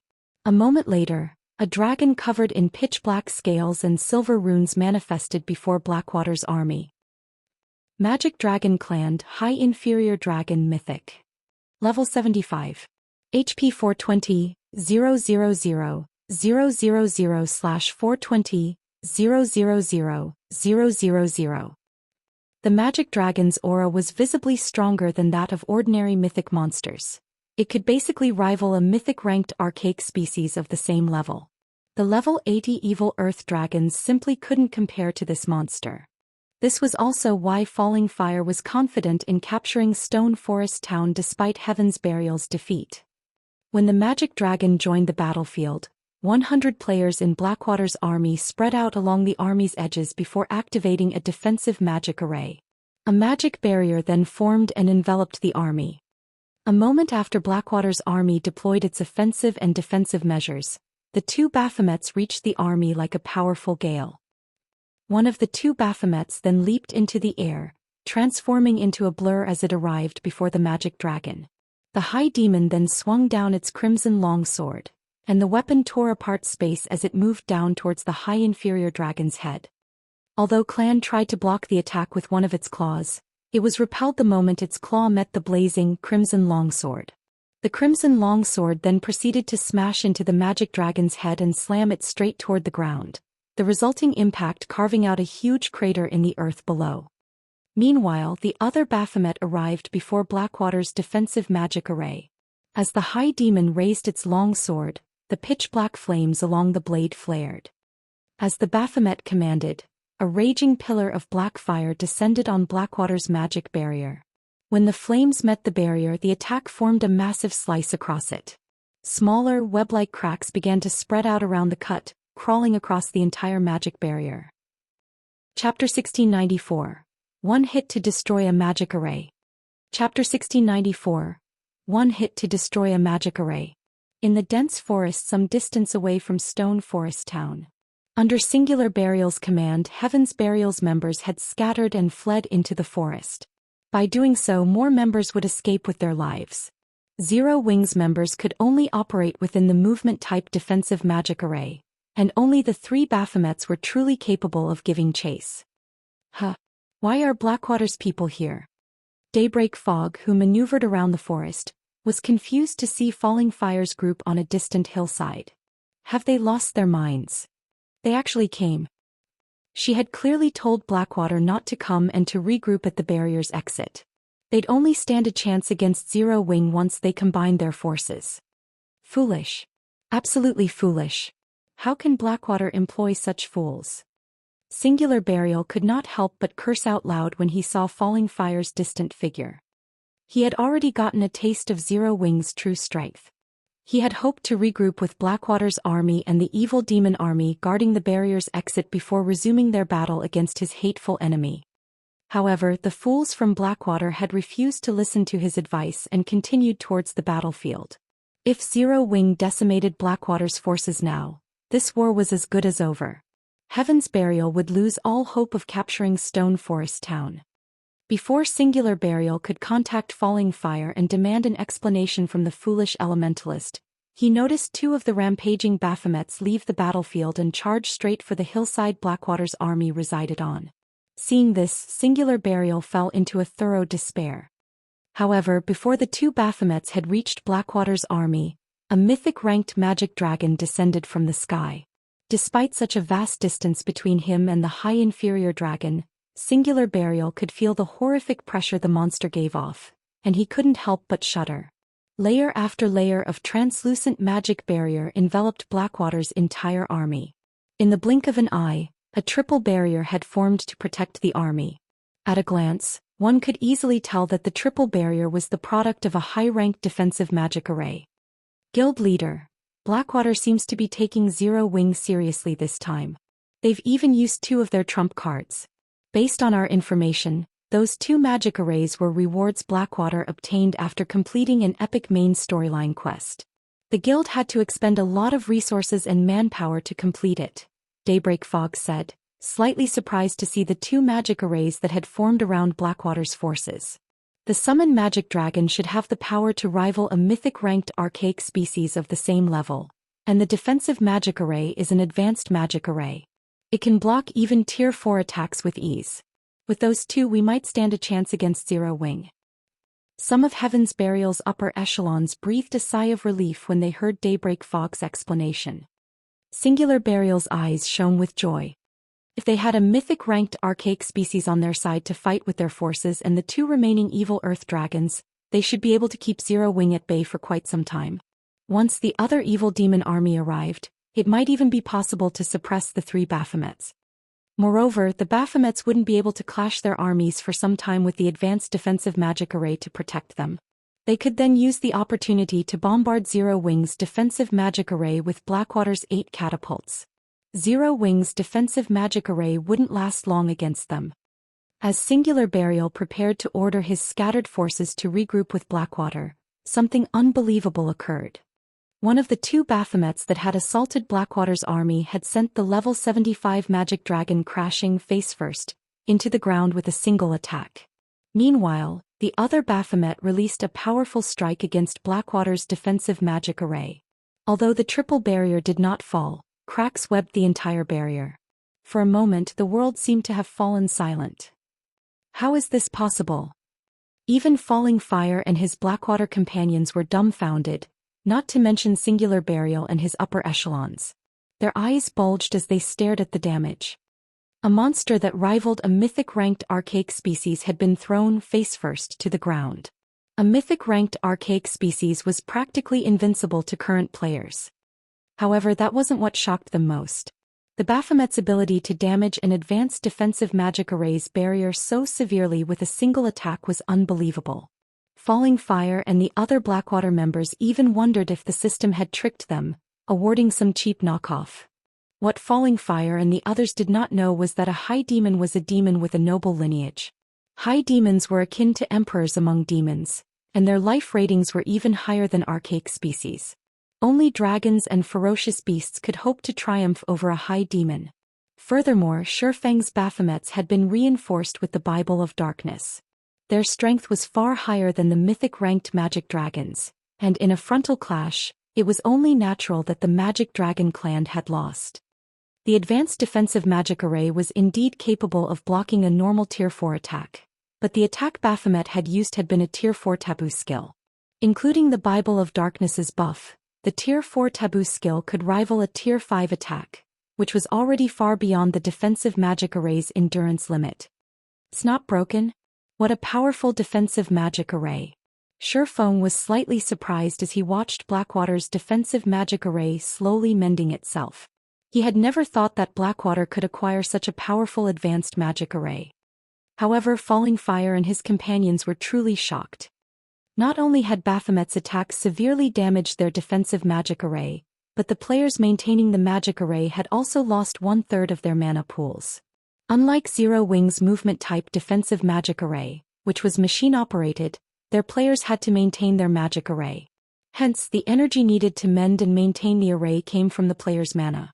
If even one of these players ran out of mana, the magic array would stop working and disappear.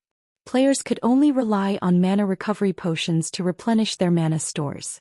However, mana recovery potions had considerably long cooldowns, and they only restored a small amount of mana. Meanwhile, after seeing its first attack failing, the Baphomet attacking the defensive magic array promptly followed up with another Tier 4 skill. Although the skill was no match for a Tier 4 taboo skill, it still drained a significant amount of mana from the players maintaining the magic array. Meanwhile, the other Baphomet continued to bombard the magic dragon, pushing it back and tearing one pained cry after another from the monster. At this point, Falling Fire snapped out of his daze and hurriedly commanded, "Attack! Fire the catapults!" The players controlling the catapults immediately aimed and fired at the Baphomet attacking their magic barrier. The catapults were extremely powerful and with normal ammunition, their attacks had the power of Tier 4 strikes. If loaded with special ammunition, the war weapons attacks would reach the peak of Tier 4. These attacks could even heavily injure mythic monsters, and their only downside was their long 2-minute cooldown. Suddenly, 8 gigantic flaming boulders flew towards the Baphomet attacking the defensive magic array. Just before one of the flaming boulders, decorated with divine runes, struck the high demon, the latter lightly swung its crimson longsword. Boom! The moment the edge of blade met the flaming boulder, Baphomet was forced to take 3 steps back as a damage of over -100,000 appeared above its head. However, the clash had failed to inflict any negative effects, such as a temporary numbing. Following which, Baphomet rapidly brandished its longsword to strike down the rest of the incoming boulders, one after another. Each time it blocked an attack, it was forced to retreat several steps, and the Baphomet only stabilized itself after taking a few dozen steps backward. How can a monster be so powerful? Regret gripped Falling Fire's heart as he watched the Baphomet only lose a little over 1 million HP after receiving all 8 attacks. Why had he so foolishly rushed over here? Before Falling Fire could snap out of his daze, the targeted Baphomet advanced and assaulted the defensive magic array again. The players maintaining the magic array continued to lose mana, and although Falling Fire and his players tried to retaliate, the High Demon simply shrugged off their attacks. Retreat. Retreat with the magic array. We cannot remain here any longer. Falling Fire shouted anxiously, his expression somber. Although he hated to admit it, even a fool could tell that only death awaited them should they continue this battle. Their wisest option was a quick retreat while the defensive magic array still stood. Although moving the magic array would significantly deplete its energy, it was better than standing here and doing nothing. Don't even think you can flee that easily. When Shurfeng saw Blackwater's army began its retreat, he immediately commanded Anna to use angel summoning. A moment later, a Valkyrie with white feathered wings descended onto the battlefield. A Valkyrie's life rating was even higher than a High Demon's, but how much strength the summoned Valkyrie could exhibit largely depended on Anna's basic attributes. Fortunately, Anna had already activated Yin-Yang power, which allowed the Valkyrie's combat power to reach a height like never before. The Valkyrie's 2 sets of wings shuddered slightly before she vanished from where she stood. A second later she reappeared before Blackwater's army, radiating a horrific aura that was even stronger than the 2 Baphomets. Suddenly, a spear of thunder formed in the Valkyrie's hand before she tossed it at Blackwater's magic barrier. Ping, ping, ping. 3 crisp sounds echoed throughout the forest as a hole formed in the 3 incomparably powerful protective barriers. The spear then struck one of the players maintaining the array before it exploded. Boom. Countless arcs of golden lightning scattered, devouring everything in its path. Any players this lightning touched were vaporized instantly. With just one attack, the Valkyrie had killed over 500 Blackwater members. Meanwhile, the advanced defensive magic array could no longer operate as it lost one of its operators, and it began to fade out of existence. Staring at the Valkyrie before him, Falling Fire's expression became more solemn than ever before. When Singular Burial and the other Heaven's Burial members saw this from within the forest, horror flashed in their eyes. With one attack, the Valkyrie had destroyed an advanced defensive magic array that could even stop a mythic-ranked monster's attacks. Chapter 1695. Heaven's Burial Crumbles. Chapter 1695. Heaven's Burial Crumbles. When the triple barrier Blackwater's advanced defensive magic array had created began to fade, the various major powers members, who watched the battle through magic water mirrors, expressed their shock and horror. The 3 Baphomets Shurfeng had summoned were impossibly strong. But even one of their full-powered attacks had only cracked the defensive magic array's outermost barrier. On the other hand, the Valkyrie had destroyed the entire defensive magic array with one attack. If the Valkyrie were used to siege a guild town or city, just thinking about it made them shudder. It was entirely possible that the Valkyrie would only need one attack to break a city's defensive magic array. Just how many secrets has Zero Wing hidden? Singular Burial was nearly traumatized as he watched Blackwater's defensive magic array crumble. Countless guilds dreamed of wielding the power to destroy a city's defensive magic array. Breaking a city's defensive magic array was, after all, the most important part of trying to capture a city. When Shurfeng had destroyed ancient Rock City's defensive magic arrays, he had chalked it up to the man finding some precious treasure, and a treasure like that would only have limited uses. Once the usage counts were exhausted, the treasure would disappear. Yet Shurfeng had replicated that feat with a summoned Valkyrie one of his personal guards controlled. This had an entirely different meaning than summoning such power with a consumable. The Valkyrie had been called with a skill, which meant that Zero Wing could summon the monster indefinitely, only limited by the skill's cooldown. Sure enough, that Valkyrie is really powerful. The fact that the Valkyrie had destroyed an advanced defensive magic array even surprised Shurfeng. However, he doubted that the Valkyrie could destroy a city's defensive magic array. At the very least, she'd need to use more than one attack. An advanced defensive magic array, which players had to maintain, and a city's defensive magic array were two very different things. A player-maintained defensive magic array had the advantage that it could be deployed at any given time. However, its flaws were obvious. First, there was the problem of mana consumption. Second, no harm must come to the players maintaining the magic array. Otherwise, the magic array would crumble. Although the Valkyrie's full-powered attack had pierced a hole in Blackwater's defensive magic array, it had failed to destroy the magic array entirely. The attack had merely drained a considerable amount of mana from the maintaining players. The attack had only destroyed the barrier because it had killed a few of the players maintaining it. This wouldn't happen with a city's defensive magic array.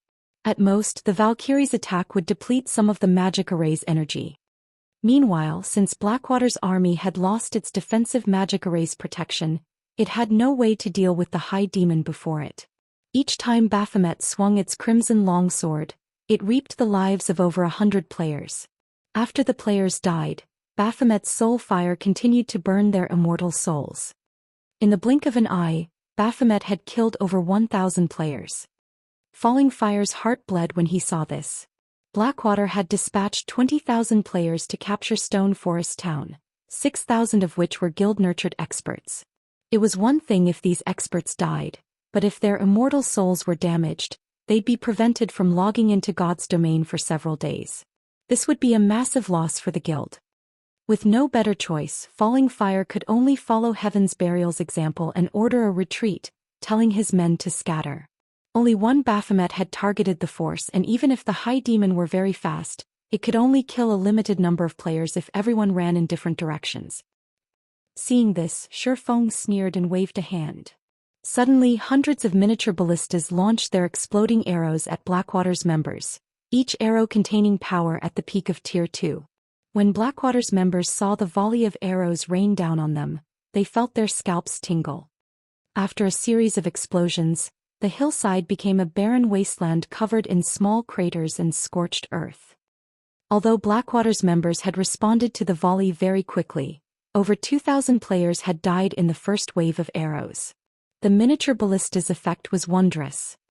Watching volley after volley of exploding arrows rain down on his forces, Falling Fire turned to flash Shurfeng a chilling glare as he fled. His forces had suffered a tragic loss.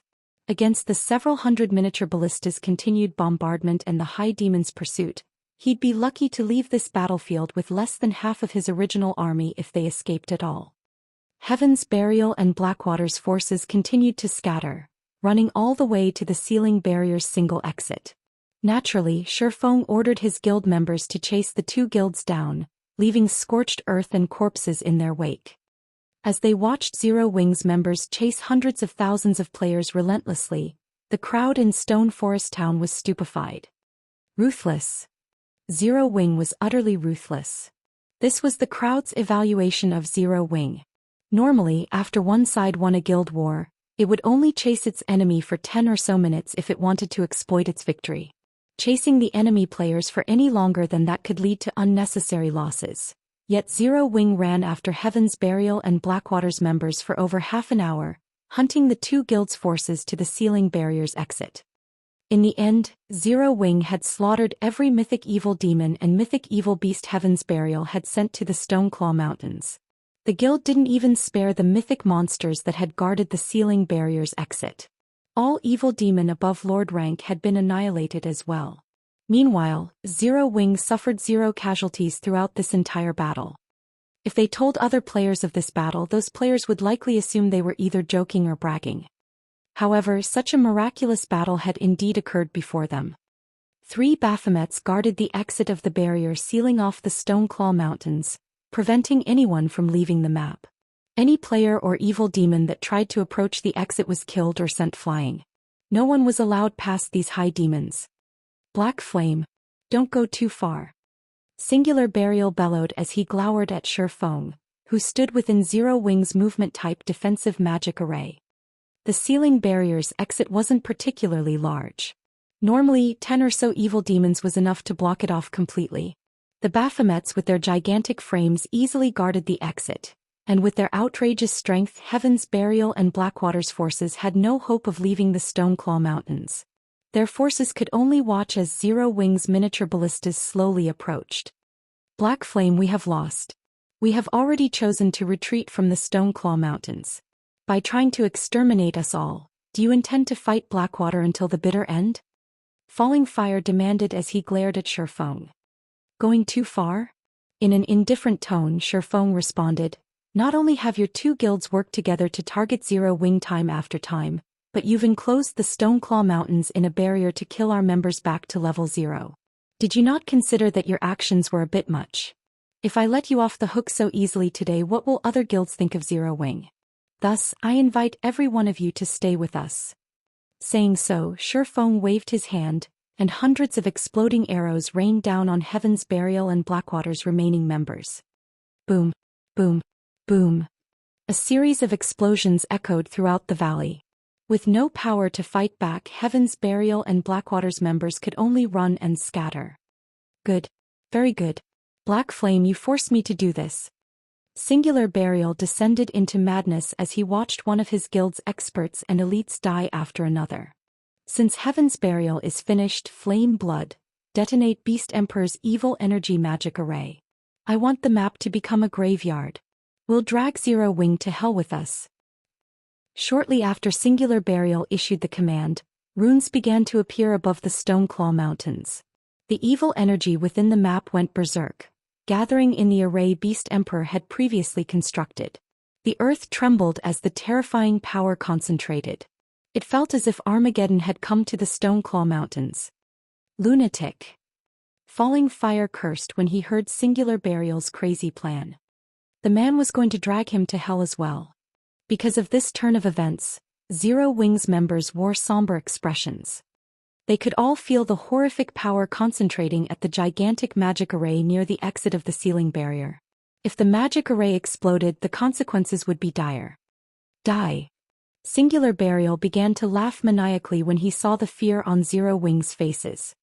Once the magic array was set to detonate, it would transform everything within a 5,000-yard radius into a land of dead. Moreover, evil energy would corrupt players' souls after they died in the explosion. Even if some players survived, evil energy would contaminate their being, and they'd suffer a weakened state. Players that died would also suffer a weakened state. This weakened state would relent until players removed the evil energy from their bodies, which would take a considerable amount of time. Suddenly, a figure appeared in the air. It was none other than Shifeng, who had used a blink scroll. Once in the air, Shifeng pointed Killing Ray at the magic array collecting evil energy. Then a pitch-black barrier formed, enveloping the array and gradually dissipating the gathering mana and evil energy. Forbidden Domain. Without the support of external mana, the magic array couldn't self-destruct. Don't think that you can die so easily while you stand before me. Shifeng growled as he charged into the evil energy-filled magic array.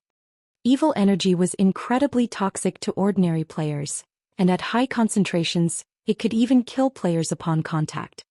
However, the moment Shifeng entered the magic array's range, he activated Absolute Domain, becoming immune to all forms of damage. After setting foot in the magic array's range, the golden divine runes surrounding Shifeng began to crackle as they fought off the surrounding evil energy's corrosion. What powerful evil energy! Shifeng couldn't help his surprise when he noticed the evil energy begin to corrode the divine runes. His absolute domain could even stop Tier 4 mythic monsters' attacks, yet this magic array's evil energy slowly but surely corroded the skill. The power of the concentrated evil energy here nearly had the power of a Tier 5 spell. Not even ordinary mythic monsters would dare approach this magic array with such power. Only evil beasts and evil demons had any hope of survival within it. The evil energy's corrosion increased as time passed. Not daring to waste any more time, Shifeng charged toward the center of the magic array and slashed at the staff there with one of his blades. Thunder Flame Explosion. Boom. When the lightning and fire collided with their target, the staff inserted into the ground shattered, leaving only a dark gray crystal covered with purple-gold runes behind. When the core of the magic array shattered, the array began to vanish. Following which, the sound of a system notification reached Shifeng's ears. Chapter 1696, Shaking Star Moon Kingdom. Chapter 1696, Shaking Star Moon Kingdom. System, congratulations. You have successfully destroyed the evil god's sealing magic array and stopped an evil energy passage from opening. Rewarding 100 humanity reputation points and 10,000 war gods temple merit points. Shifeng was slightly surprised when he heard the system notification. He had never expected to earn 100 humanity reputation points and 10,000 war gods temple merit points for just destroying a magic array. War gods temple merit points were extremely valuable. With 4,000 points, one could purchase an ordinary epic item from the temple. However, Shifeng did not spare the matter much thought as he snatched up the runic crystal and dashed away from the magic array. Although the magic array had already been destroyed, the evil energy it had gathered still lingered in the area. Once the evil energy ate through Absolute Domain's protection, not even a Tier 2 player like himself could survive the concentrated energy. Meanwhile, outside the magic array, Singular Burial, who had truly gone mad, was stupefied when he noticed the magic array disappear. Flame Blood, who controlled the evil demons from a hidden location, also gaped in shock. How is that possible? The color in Flame Blood's face drained when he noticed the gathered evil energy in the magic array gradually dissipate.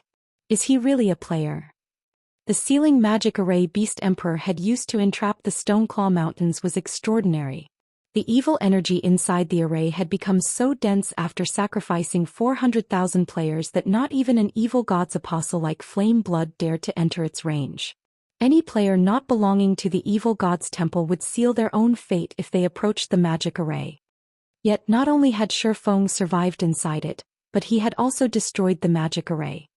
Although the silencing skill Shifeng had used prevented the magic array's detonation, that was only temporary. Once the silencing skill's duration ended, Flame Blood could simply detonate the magic array again and transform this map into a cemetery. However, now that the magic array had been destroyed, that wasn't possible. Due to the magic array's destruction, the barrier over the Stoneclaw Mountains map lifted. As a result, the blue sky returned as every player watched. Communication with the outside world also became possible again. The seal has lifted. How is this possible? Did Heaven's Burial win? Quick! Notify the higher-ups. The various large guilds members who were stationed outside of the barrier were surprised when the pitch-black magic barrier around the regional dungeon suddenly disappeared. They immediately contacted their superiors. However, before they could report the situation, a large number of players burst out of the other end of the valley as terrified as if they had just seen a ghost. These fleeing players wore either Heaven's Burial's emblem or Blackwater's. A moment later, another large group of players charged out of the Stoneclaw Mountains. Although the second group had fewer players than the first, the second group's momentum was imposing. These players fiercely hunted down Heaven's Burial and Blackwater's fleeing members. What's going on? Why are Zero Wings members the ones pursuing Heaven's Burial and Blackwater's members? Shouldn't it be the other way around? Did Heaven's Burial and Blackwater lose? That shouldn't be possible, right? Those two guilds sent in so many players and they had the help of their evil demon army. How could they possibly lose? The spectating players had never even considered the possibility that Zero Wing would defeat Heaven's Burial and Blackwater. The evil demon army was simply too strong. It wasn't a force current players could defeat. Furthermore, Heaven's Burial and Blackwater far outnumbered Zero Wing. Capturing Stone Forest Town would be a piece of cake for these two guilds. How could they possibly end up running away from Zero Wing? Moreover, Heaven's Burial and Blackwater's members fled with such desperation. Before these players could think of a proper explanation, 3 30-meter-tall humanoid monsters charged out of the valley ahead.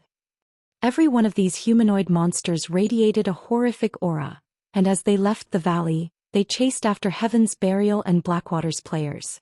Each time they swung their crimson longswords, they took the lives of dozens or even hundreds of players. Nobody could stop the three monsters' rampage as screams echoed throughout the valley. When the spectators took a closer look at the Baphomet statistics, They couldn't help but shudder and gasp. Mythic monsters. However, before they could recover from their shock, they noticed translucent figures hovering above the players' corpses. Pitch-black fire burned these translucent figures, and a sense of dread overwhelmed the spectating players. Ordinary players might not recognize this phenomenon, but guild players like them were no strangers to the scene. Evidently, the Baphomets used soul attacks, and any players they killed with the attack would suffer more than a single lost level. Meanwhile, there were 3 of these monsters. Quick! Report this to the higher-ups. Some of the players who reacted quickly shouted. News of the barrier around the Stoneclaw Mountains lifting quickly spread to Starmoon Kingdom's various large guilds. And it wasn't the only news they received. Battle videos of the heaven-defying fight that had occurred outside of Stone Forest Town also found their way into the upper echelons' mailboxes. These videos clearly displayed the full development of the war between Zero Wing and Heaven's Burial. Despite these upper echelons' experience in numerous field battles, team battles, and even guild wars, when they watched the fight outside of Stone Forest Town, they couldn't help but be dumbfounded. Watching Shurfeng resist Heaven's Burial's war weapons was particularly mind-blowing. No player had ever done anything like it, yet Shurfeng had achieved the feat effortlessly. The strength and defense he displayed were simply unheard of. In addition, the guild's upper echelons watched the 3 Baphomets annihilate the Mythic Evil Demon and 4 Mythic Evil Beasts, and 1 Tier 3 or Tier 4 large-scale destruction spell fall on the battlefield after another. Seeing several hundred miniature ballistas fire their arrows as one was also spectacular. Overall, the battle had completely transformed the terrain outside of Stone Forest Town. Guild experts had been little more than ants in the battle, unable to accomplish anything. In the Star Alliance's residence in Starmoon City. So, Heaven's Burial has been defeated? Galaxy Past revealed a bitter smile when he received news of Zero Wing's victory. Now, no one in Starmoon Kingdom can stop Zero Wing. Guild leader, did you predict that Heaven's Burial would lose from the very beginning? Purple Eye asked curiously. Based on Galaxy Past's tone, he didn't seem surprised by this war's outcome. No, I didn't know, but I had a feeling that Zero Wing wouldn't lose. The guild has performed many miracles since its establishment, and there's nothing surprising about it performing one more, Galaxy Past said, shaking his head. However, Zero Wing's performance this time did surpass even my expectations. Despite facing such a powerful force, it still won so effortlessly, even killing over 200,000 Heaven's Burial members and 15,000 players from Blackwater. The various superpowers following the war between the 2 guilds were shocked when they learned of its outcome. Zero Wing. They still had such a trump card? It's no wonder why the guild rejected our kind-hearted offer. Yuan Tiexin paled as he watched the 3 Baphomets in the video before him. High demons. He had only read about this type of demon in the libraries he had visited. High demons were emperors among demons. Their life ratings were even higher than archaic species, yet Zero Wing had summoned 3 of these high demons. It was only natural that Heaven's Burial had lost. After this war, Starmoon Kingdom's various major powers, as well as those operating in secret within the kingdom, realized that Zero Wing had grown past its status as a fledgling guild. Now, Zero Wing's development in Starmoon Kingdom was truly unstoppable. The guild had proven its foundations to join the ranks of the various superpowers and compete for hegemony in God's domain. Shurfeng had returned to White River City with the loot he had obtained from the Mythic Evil Demons and Mythic Evil Beasts. He hadn't stayed in the Stoneclaw Mountains to participate in the cleanup battle. Heaven's Burial's main force was already finished, and Blackwater had lost over 80% of the experts it had dispatched. Baphomet's soul fire had even claimed many of them. Once the resurrected and could log back into the game, they'd be essentially crippled for a considerable time. From today onward, neither of these 2 guilds would find any success in Starmoon Kingdom. In fact, Heaven's Burial might even have trouble continuing in the game at all. After returning to White River City, Shurfeng retrieved his latest bounty, looking through the items with shining eyes. This was especially true when his gaze fell on the dark gray crystal covered in runes. When he had picked the crystal up earlier, he had still been surrounded by dense evil energy. He hadn't had the time to inspect his harvest properly. Now, however, he could feel how frightening this dark gray runic crystal truly was. The concentrated energy within was astonishing, even surpassing the mana within 7 Luminaries crystals. Comparing a 7 Luminaries crystal's energy levels to this dark gray crystal was like comparing a candle flame to a forest fire. It felt as if this single crystal contained the power of an entire world. What is this thing? Shifeng muttered curiously as he inspected the item. Chapter 1697. Miniature World. Chapter 1697. Miniature World. When Shifeng tried inspecting the dark gray crystal, the result he got was simply a bunch of unknown. In fact, he didn't even get the name of the crystal. It can't be inspected? Shifeng grew even more curious upon receiving this result. He immediately activated omniscient eyes and appraised the crystal. Aside from weapons and equipment, cases where an item could not be inspected were rare. In such rare cases, the reason for such an outcome was either a frightening origin or damage beyond repair. After Shifeng activated omniscient eyes and used them on the dark gray crystal, a loading bar appeared before him. 22 seconds. What an amazing item. Shifeng's eyes glowed with excitement when he saw the time needed to appraise the crystal. Normally, even epic items needed only a dozen seconds or so to appraise. For the crystal before him to need 22 seconds, this proved that the crystal was much more valuable than even epic items. However, after giving the matter some thought, Shifeng found it reasonable. An item capable of serving as the core of the magic array that sealed the entire Stoneclaw Mountains naturally couldn't be an ordinary item. Even the defensive magic arrays used to protect cities required an extremely strong power source to operate. A barrier that could seal a map as large as the Stoneclaw Mountains would need an extremely frightening amount of energy. Finally, after 22 seconds had passed, the attribute panel of the dark gray crystal was no longer filled with unknown. Evil God's Eye. This is an item created by the evil god for the specific purpose of opening up a path through a world's barrier. The inside of the evil god's eye contains a sealed miniature world. The evil god's eye can be used as a conduit to transfer the power of the entire miniature world to the outside world. However, as the conversion equipment has been damaged, the evil god's eye is no longer able to supply any power to the outside world. There's a miniature world inside this thing? Heaven's Burial really is generous to actually use such a treasure to seal the Stoneclaw Mountains. Shifeng was dumbstruck after reading the evil god's eye's introduction. It was no wonder he couldn't inspect the item before. It was only natural for him not to be able to inspect the information of a miniature world using normal means. As far as Shifeng knew, miniature worlds were extremely rare in God's domain. Only the ancient gods could create items with miniature worlds sealed inside them. Meanwhile, items containing miniature worlds all possessed extraordinary power. Moreover, if players controlled an item containing a miniature world, they could enter said miniature world any time they wanted to. Although miniature worlds were no match for other worlds in terms of size, they were roughly similar existences. However, owners of miniature worlds had complete control over them, unlike other worlds, and could harvest the resources inside the miniature worlds at their leisure. Other worlds, on the other hand, required players to manually obtain the resources they wanted. Of course, miniature worlds did not possess as many resources as other worlds did. Controlling a miniature world was akin to gaining control of an vein. Players could harvest various kinds of rare resources periodically from the miniature world they controlled. Meanwhile, the most precious resource one could obtain from a miniature world would be power organ. Power ore was an excellent support material produced by concentrating the energy of the entire miniature world. Typically, a support material that could increase the forging success rate of dark gold equipment by 5% would already be considered a miraculous item. However, power ore boosted the forging success rate of dark gold equipment by around 5% to 10%. In addition, the forged equipment would gain the energy protection passive effect with 100% certainty. As for weapons produced using power ore, they would gain the energy strengthening passive effect with 100% certainty.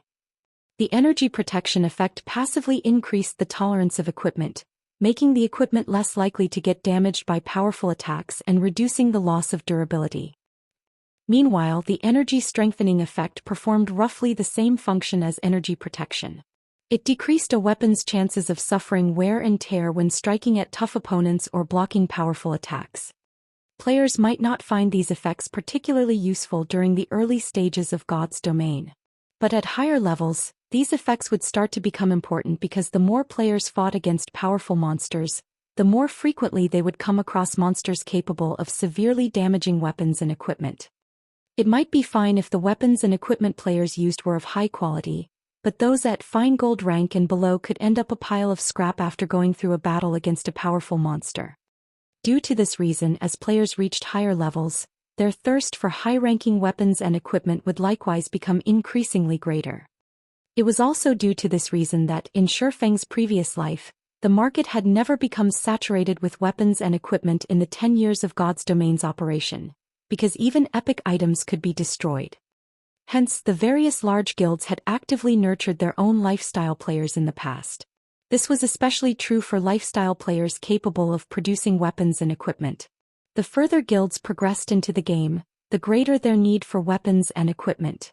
During the later stages of the game, guilds even had to prepare multiple sets of weapons and equipment for their members when raiding powerful bosses or fighting large-scale battles with other guilds. Since weapons and equipment made with power or lost durability at a much slower rate, guilds could save up on plenty of coins and materials. In the past, any power or sold on the market would be bought almost immediately so long as the price was reasonable.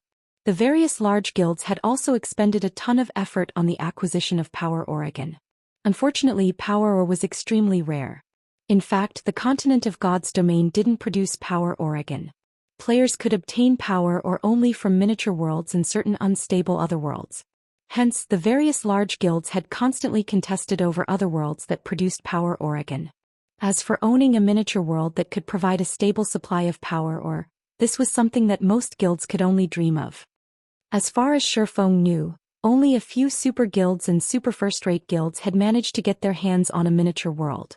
Due to their ownership of a miniature world, these guilds had performed much better at raiding team dungeons and field bosses than other guilds.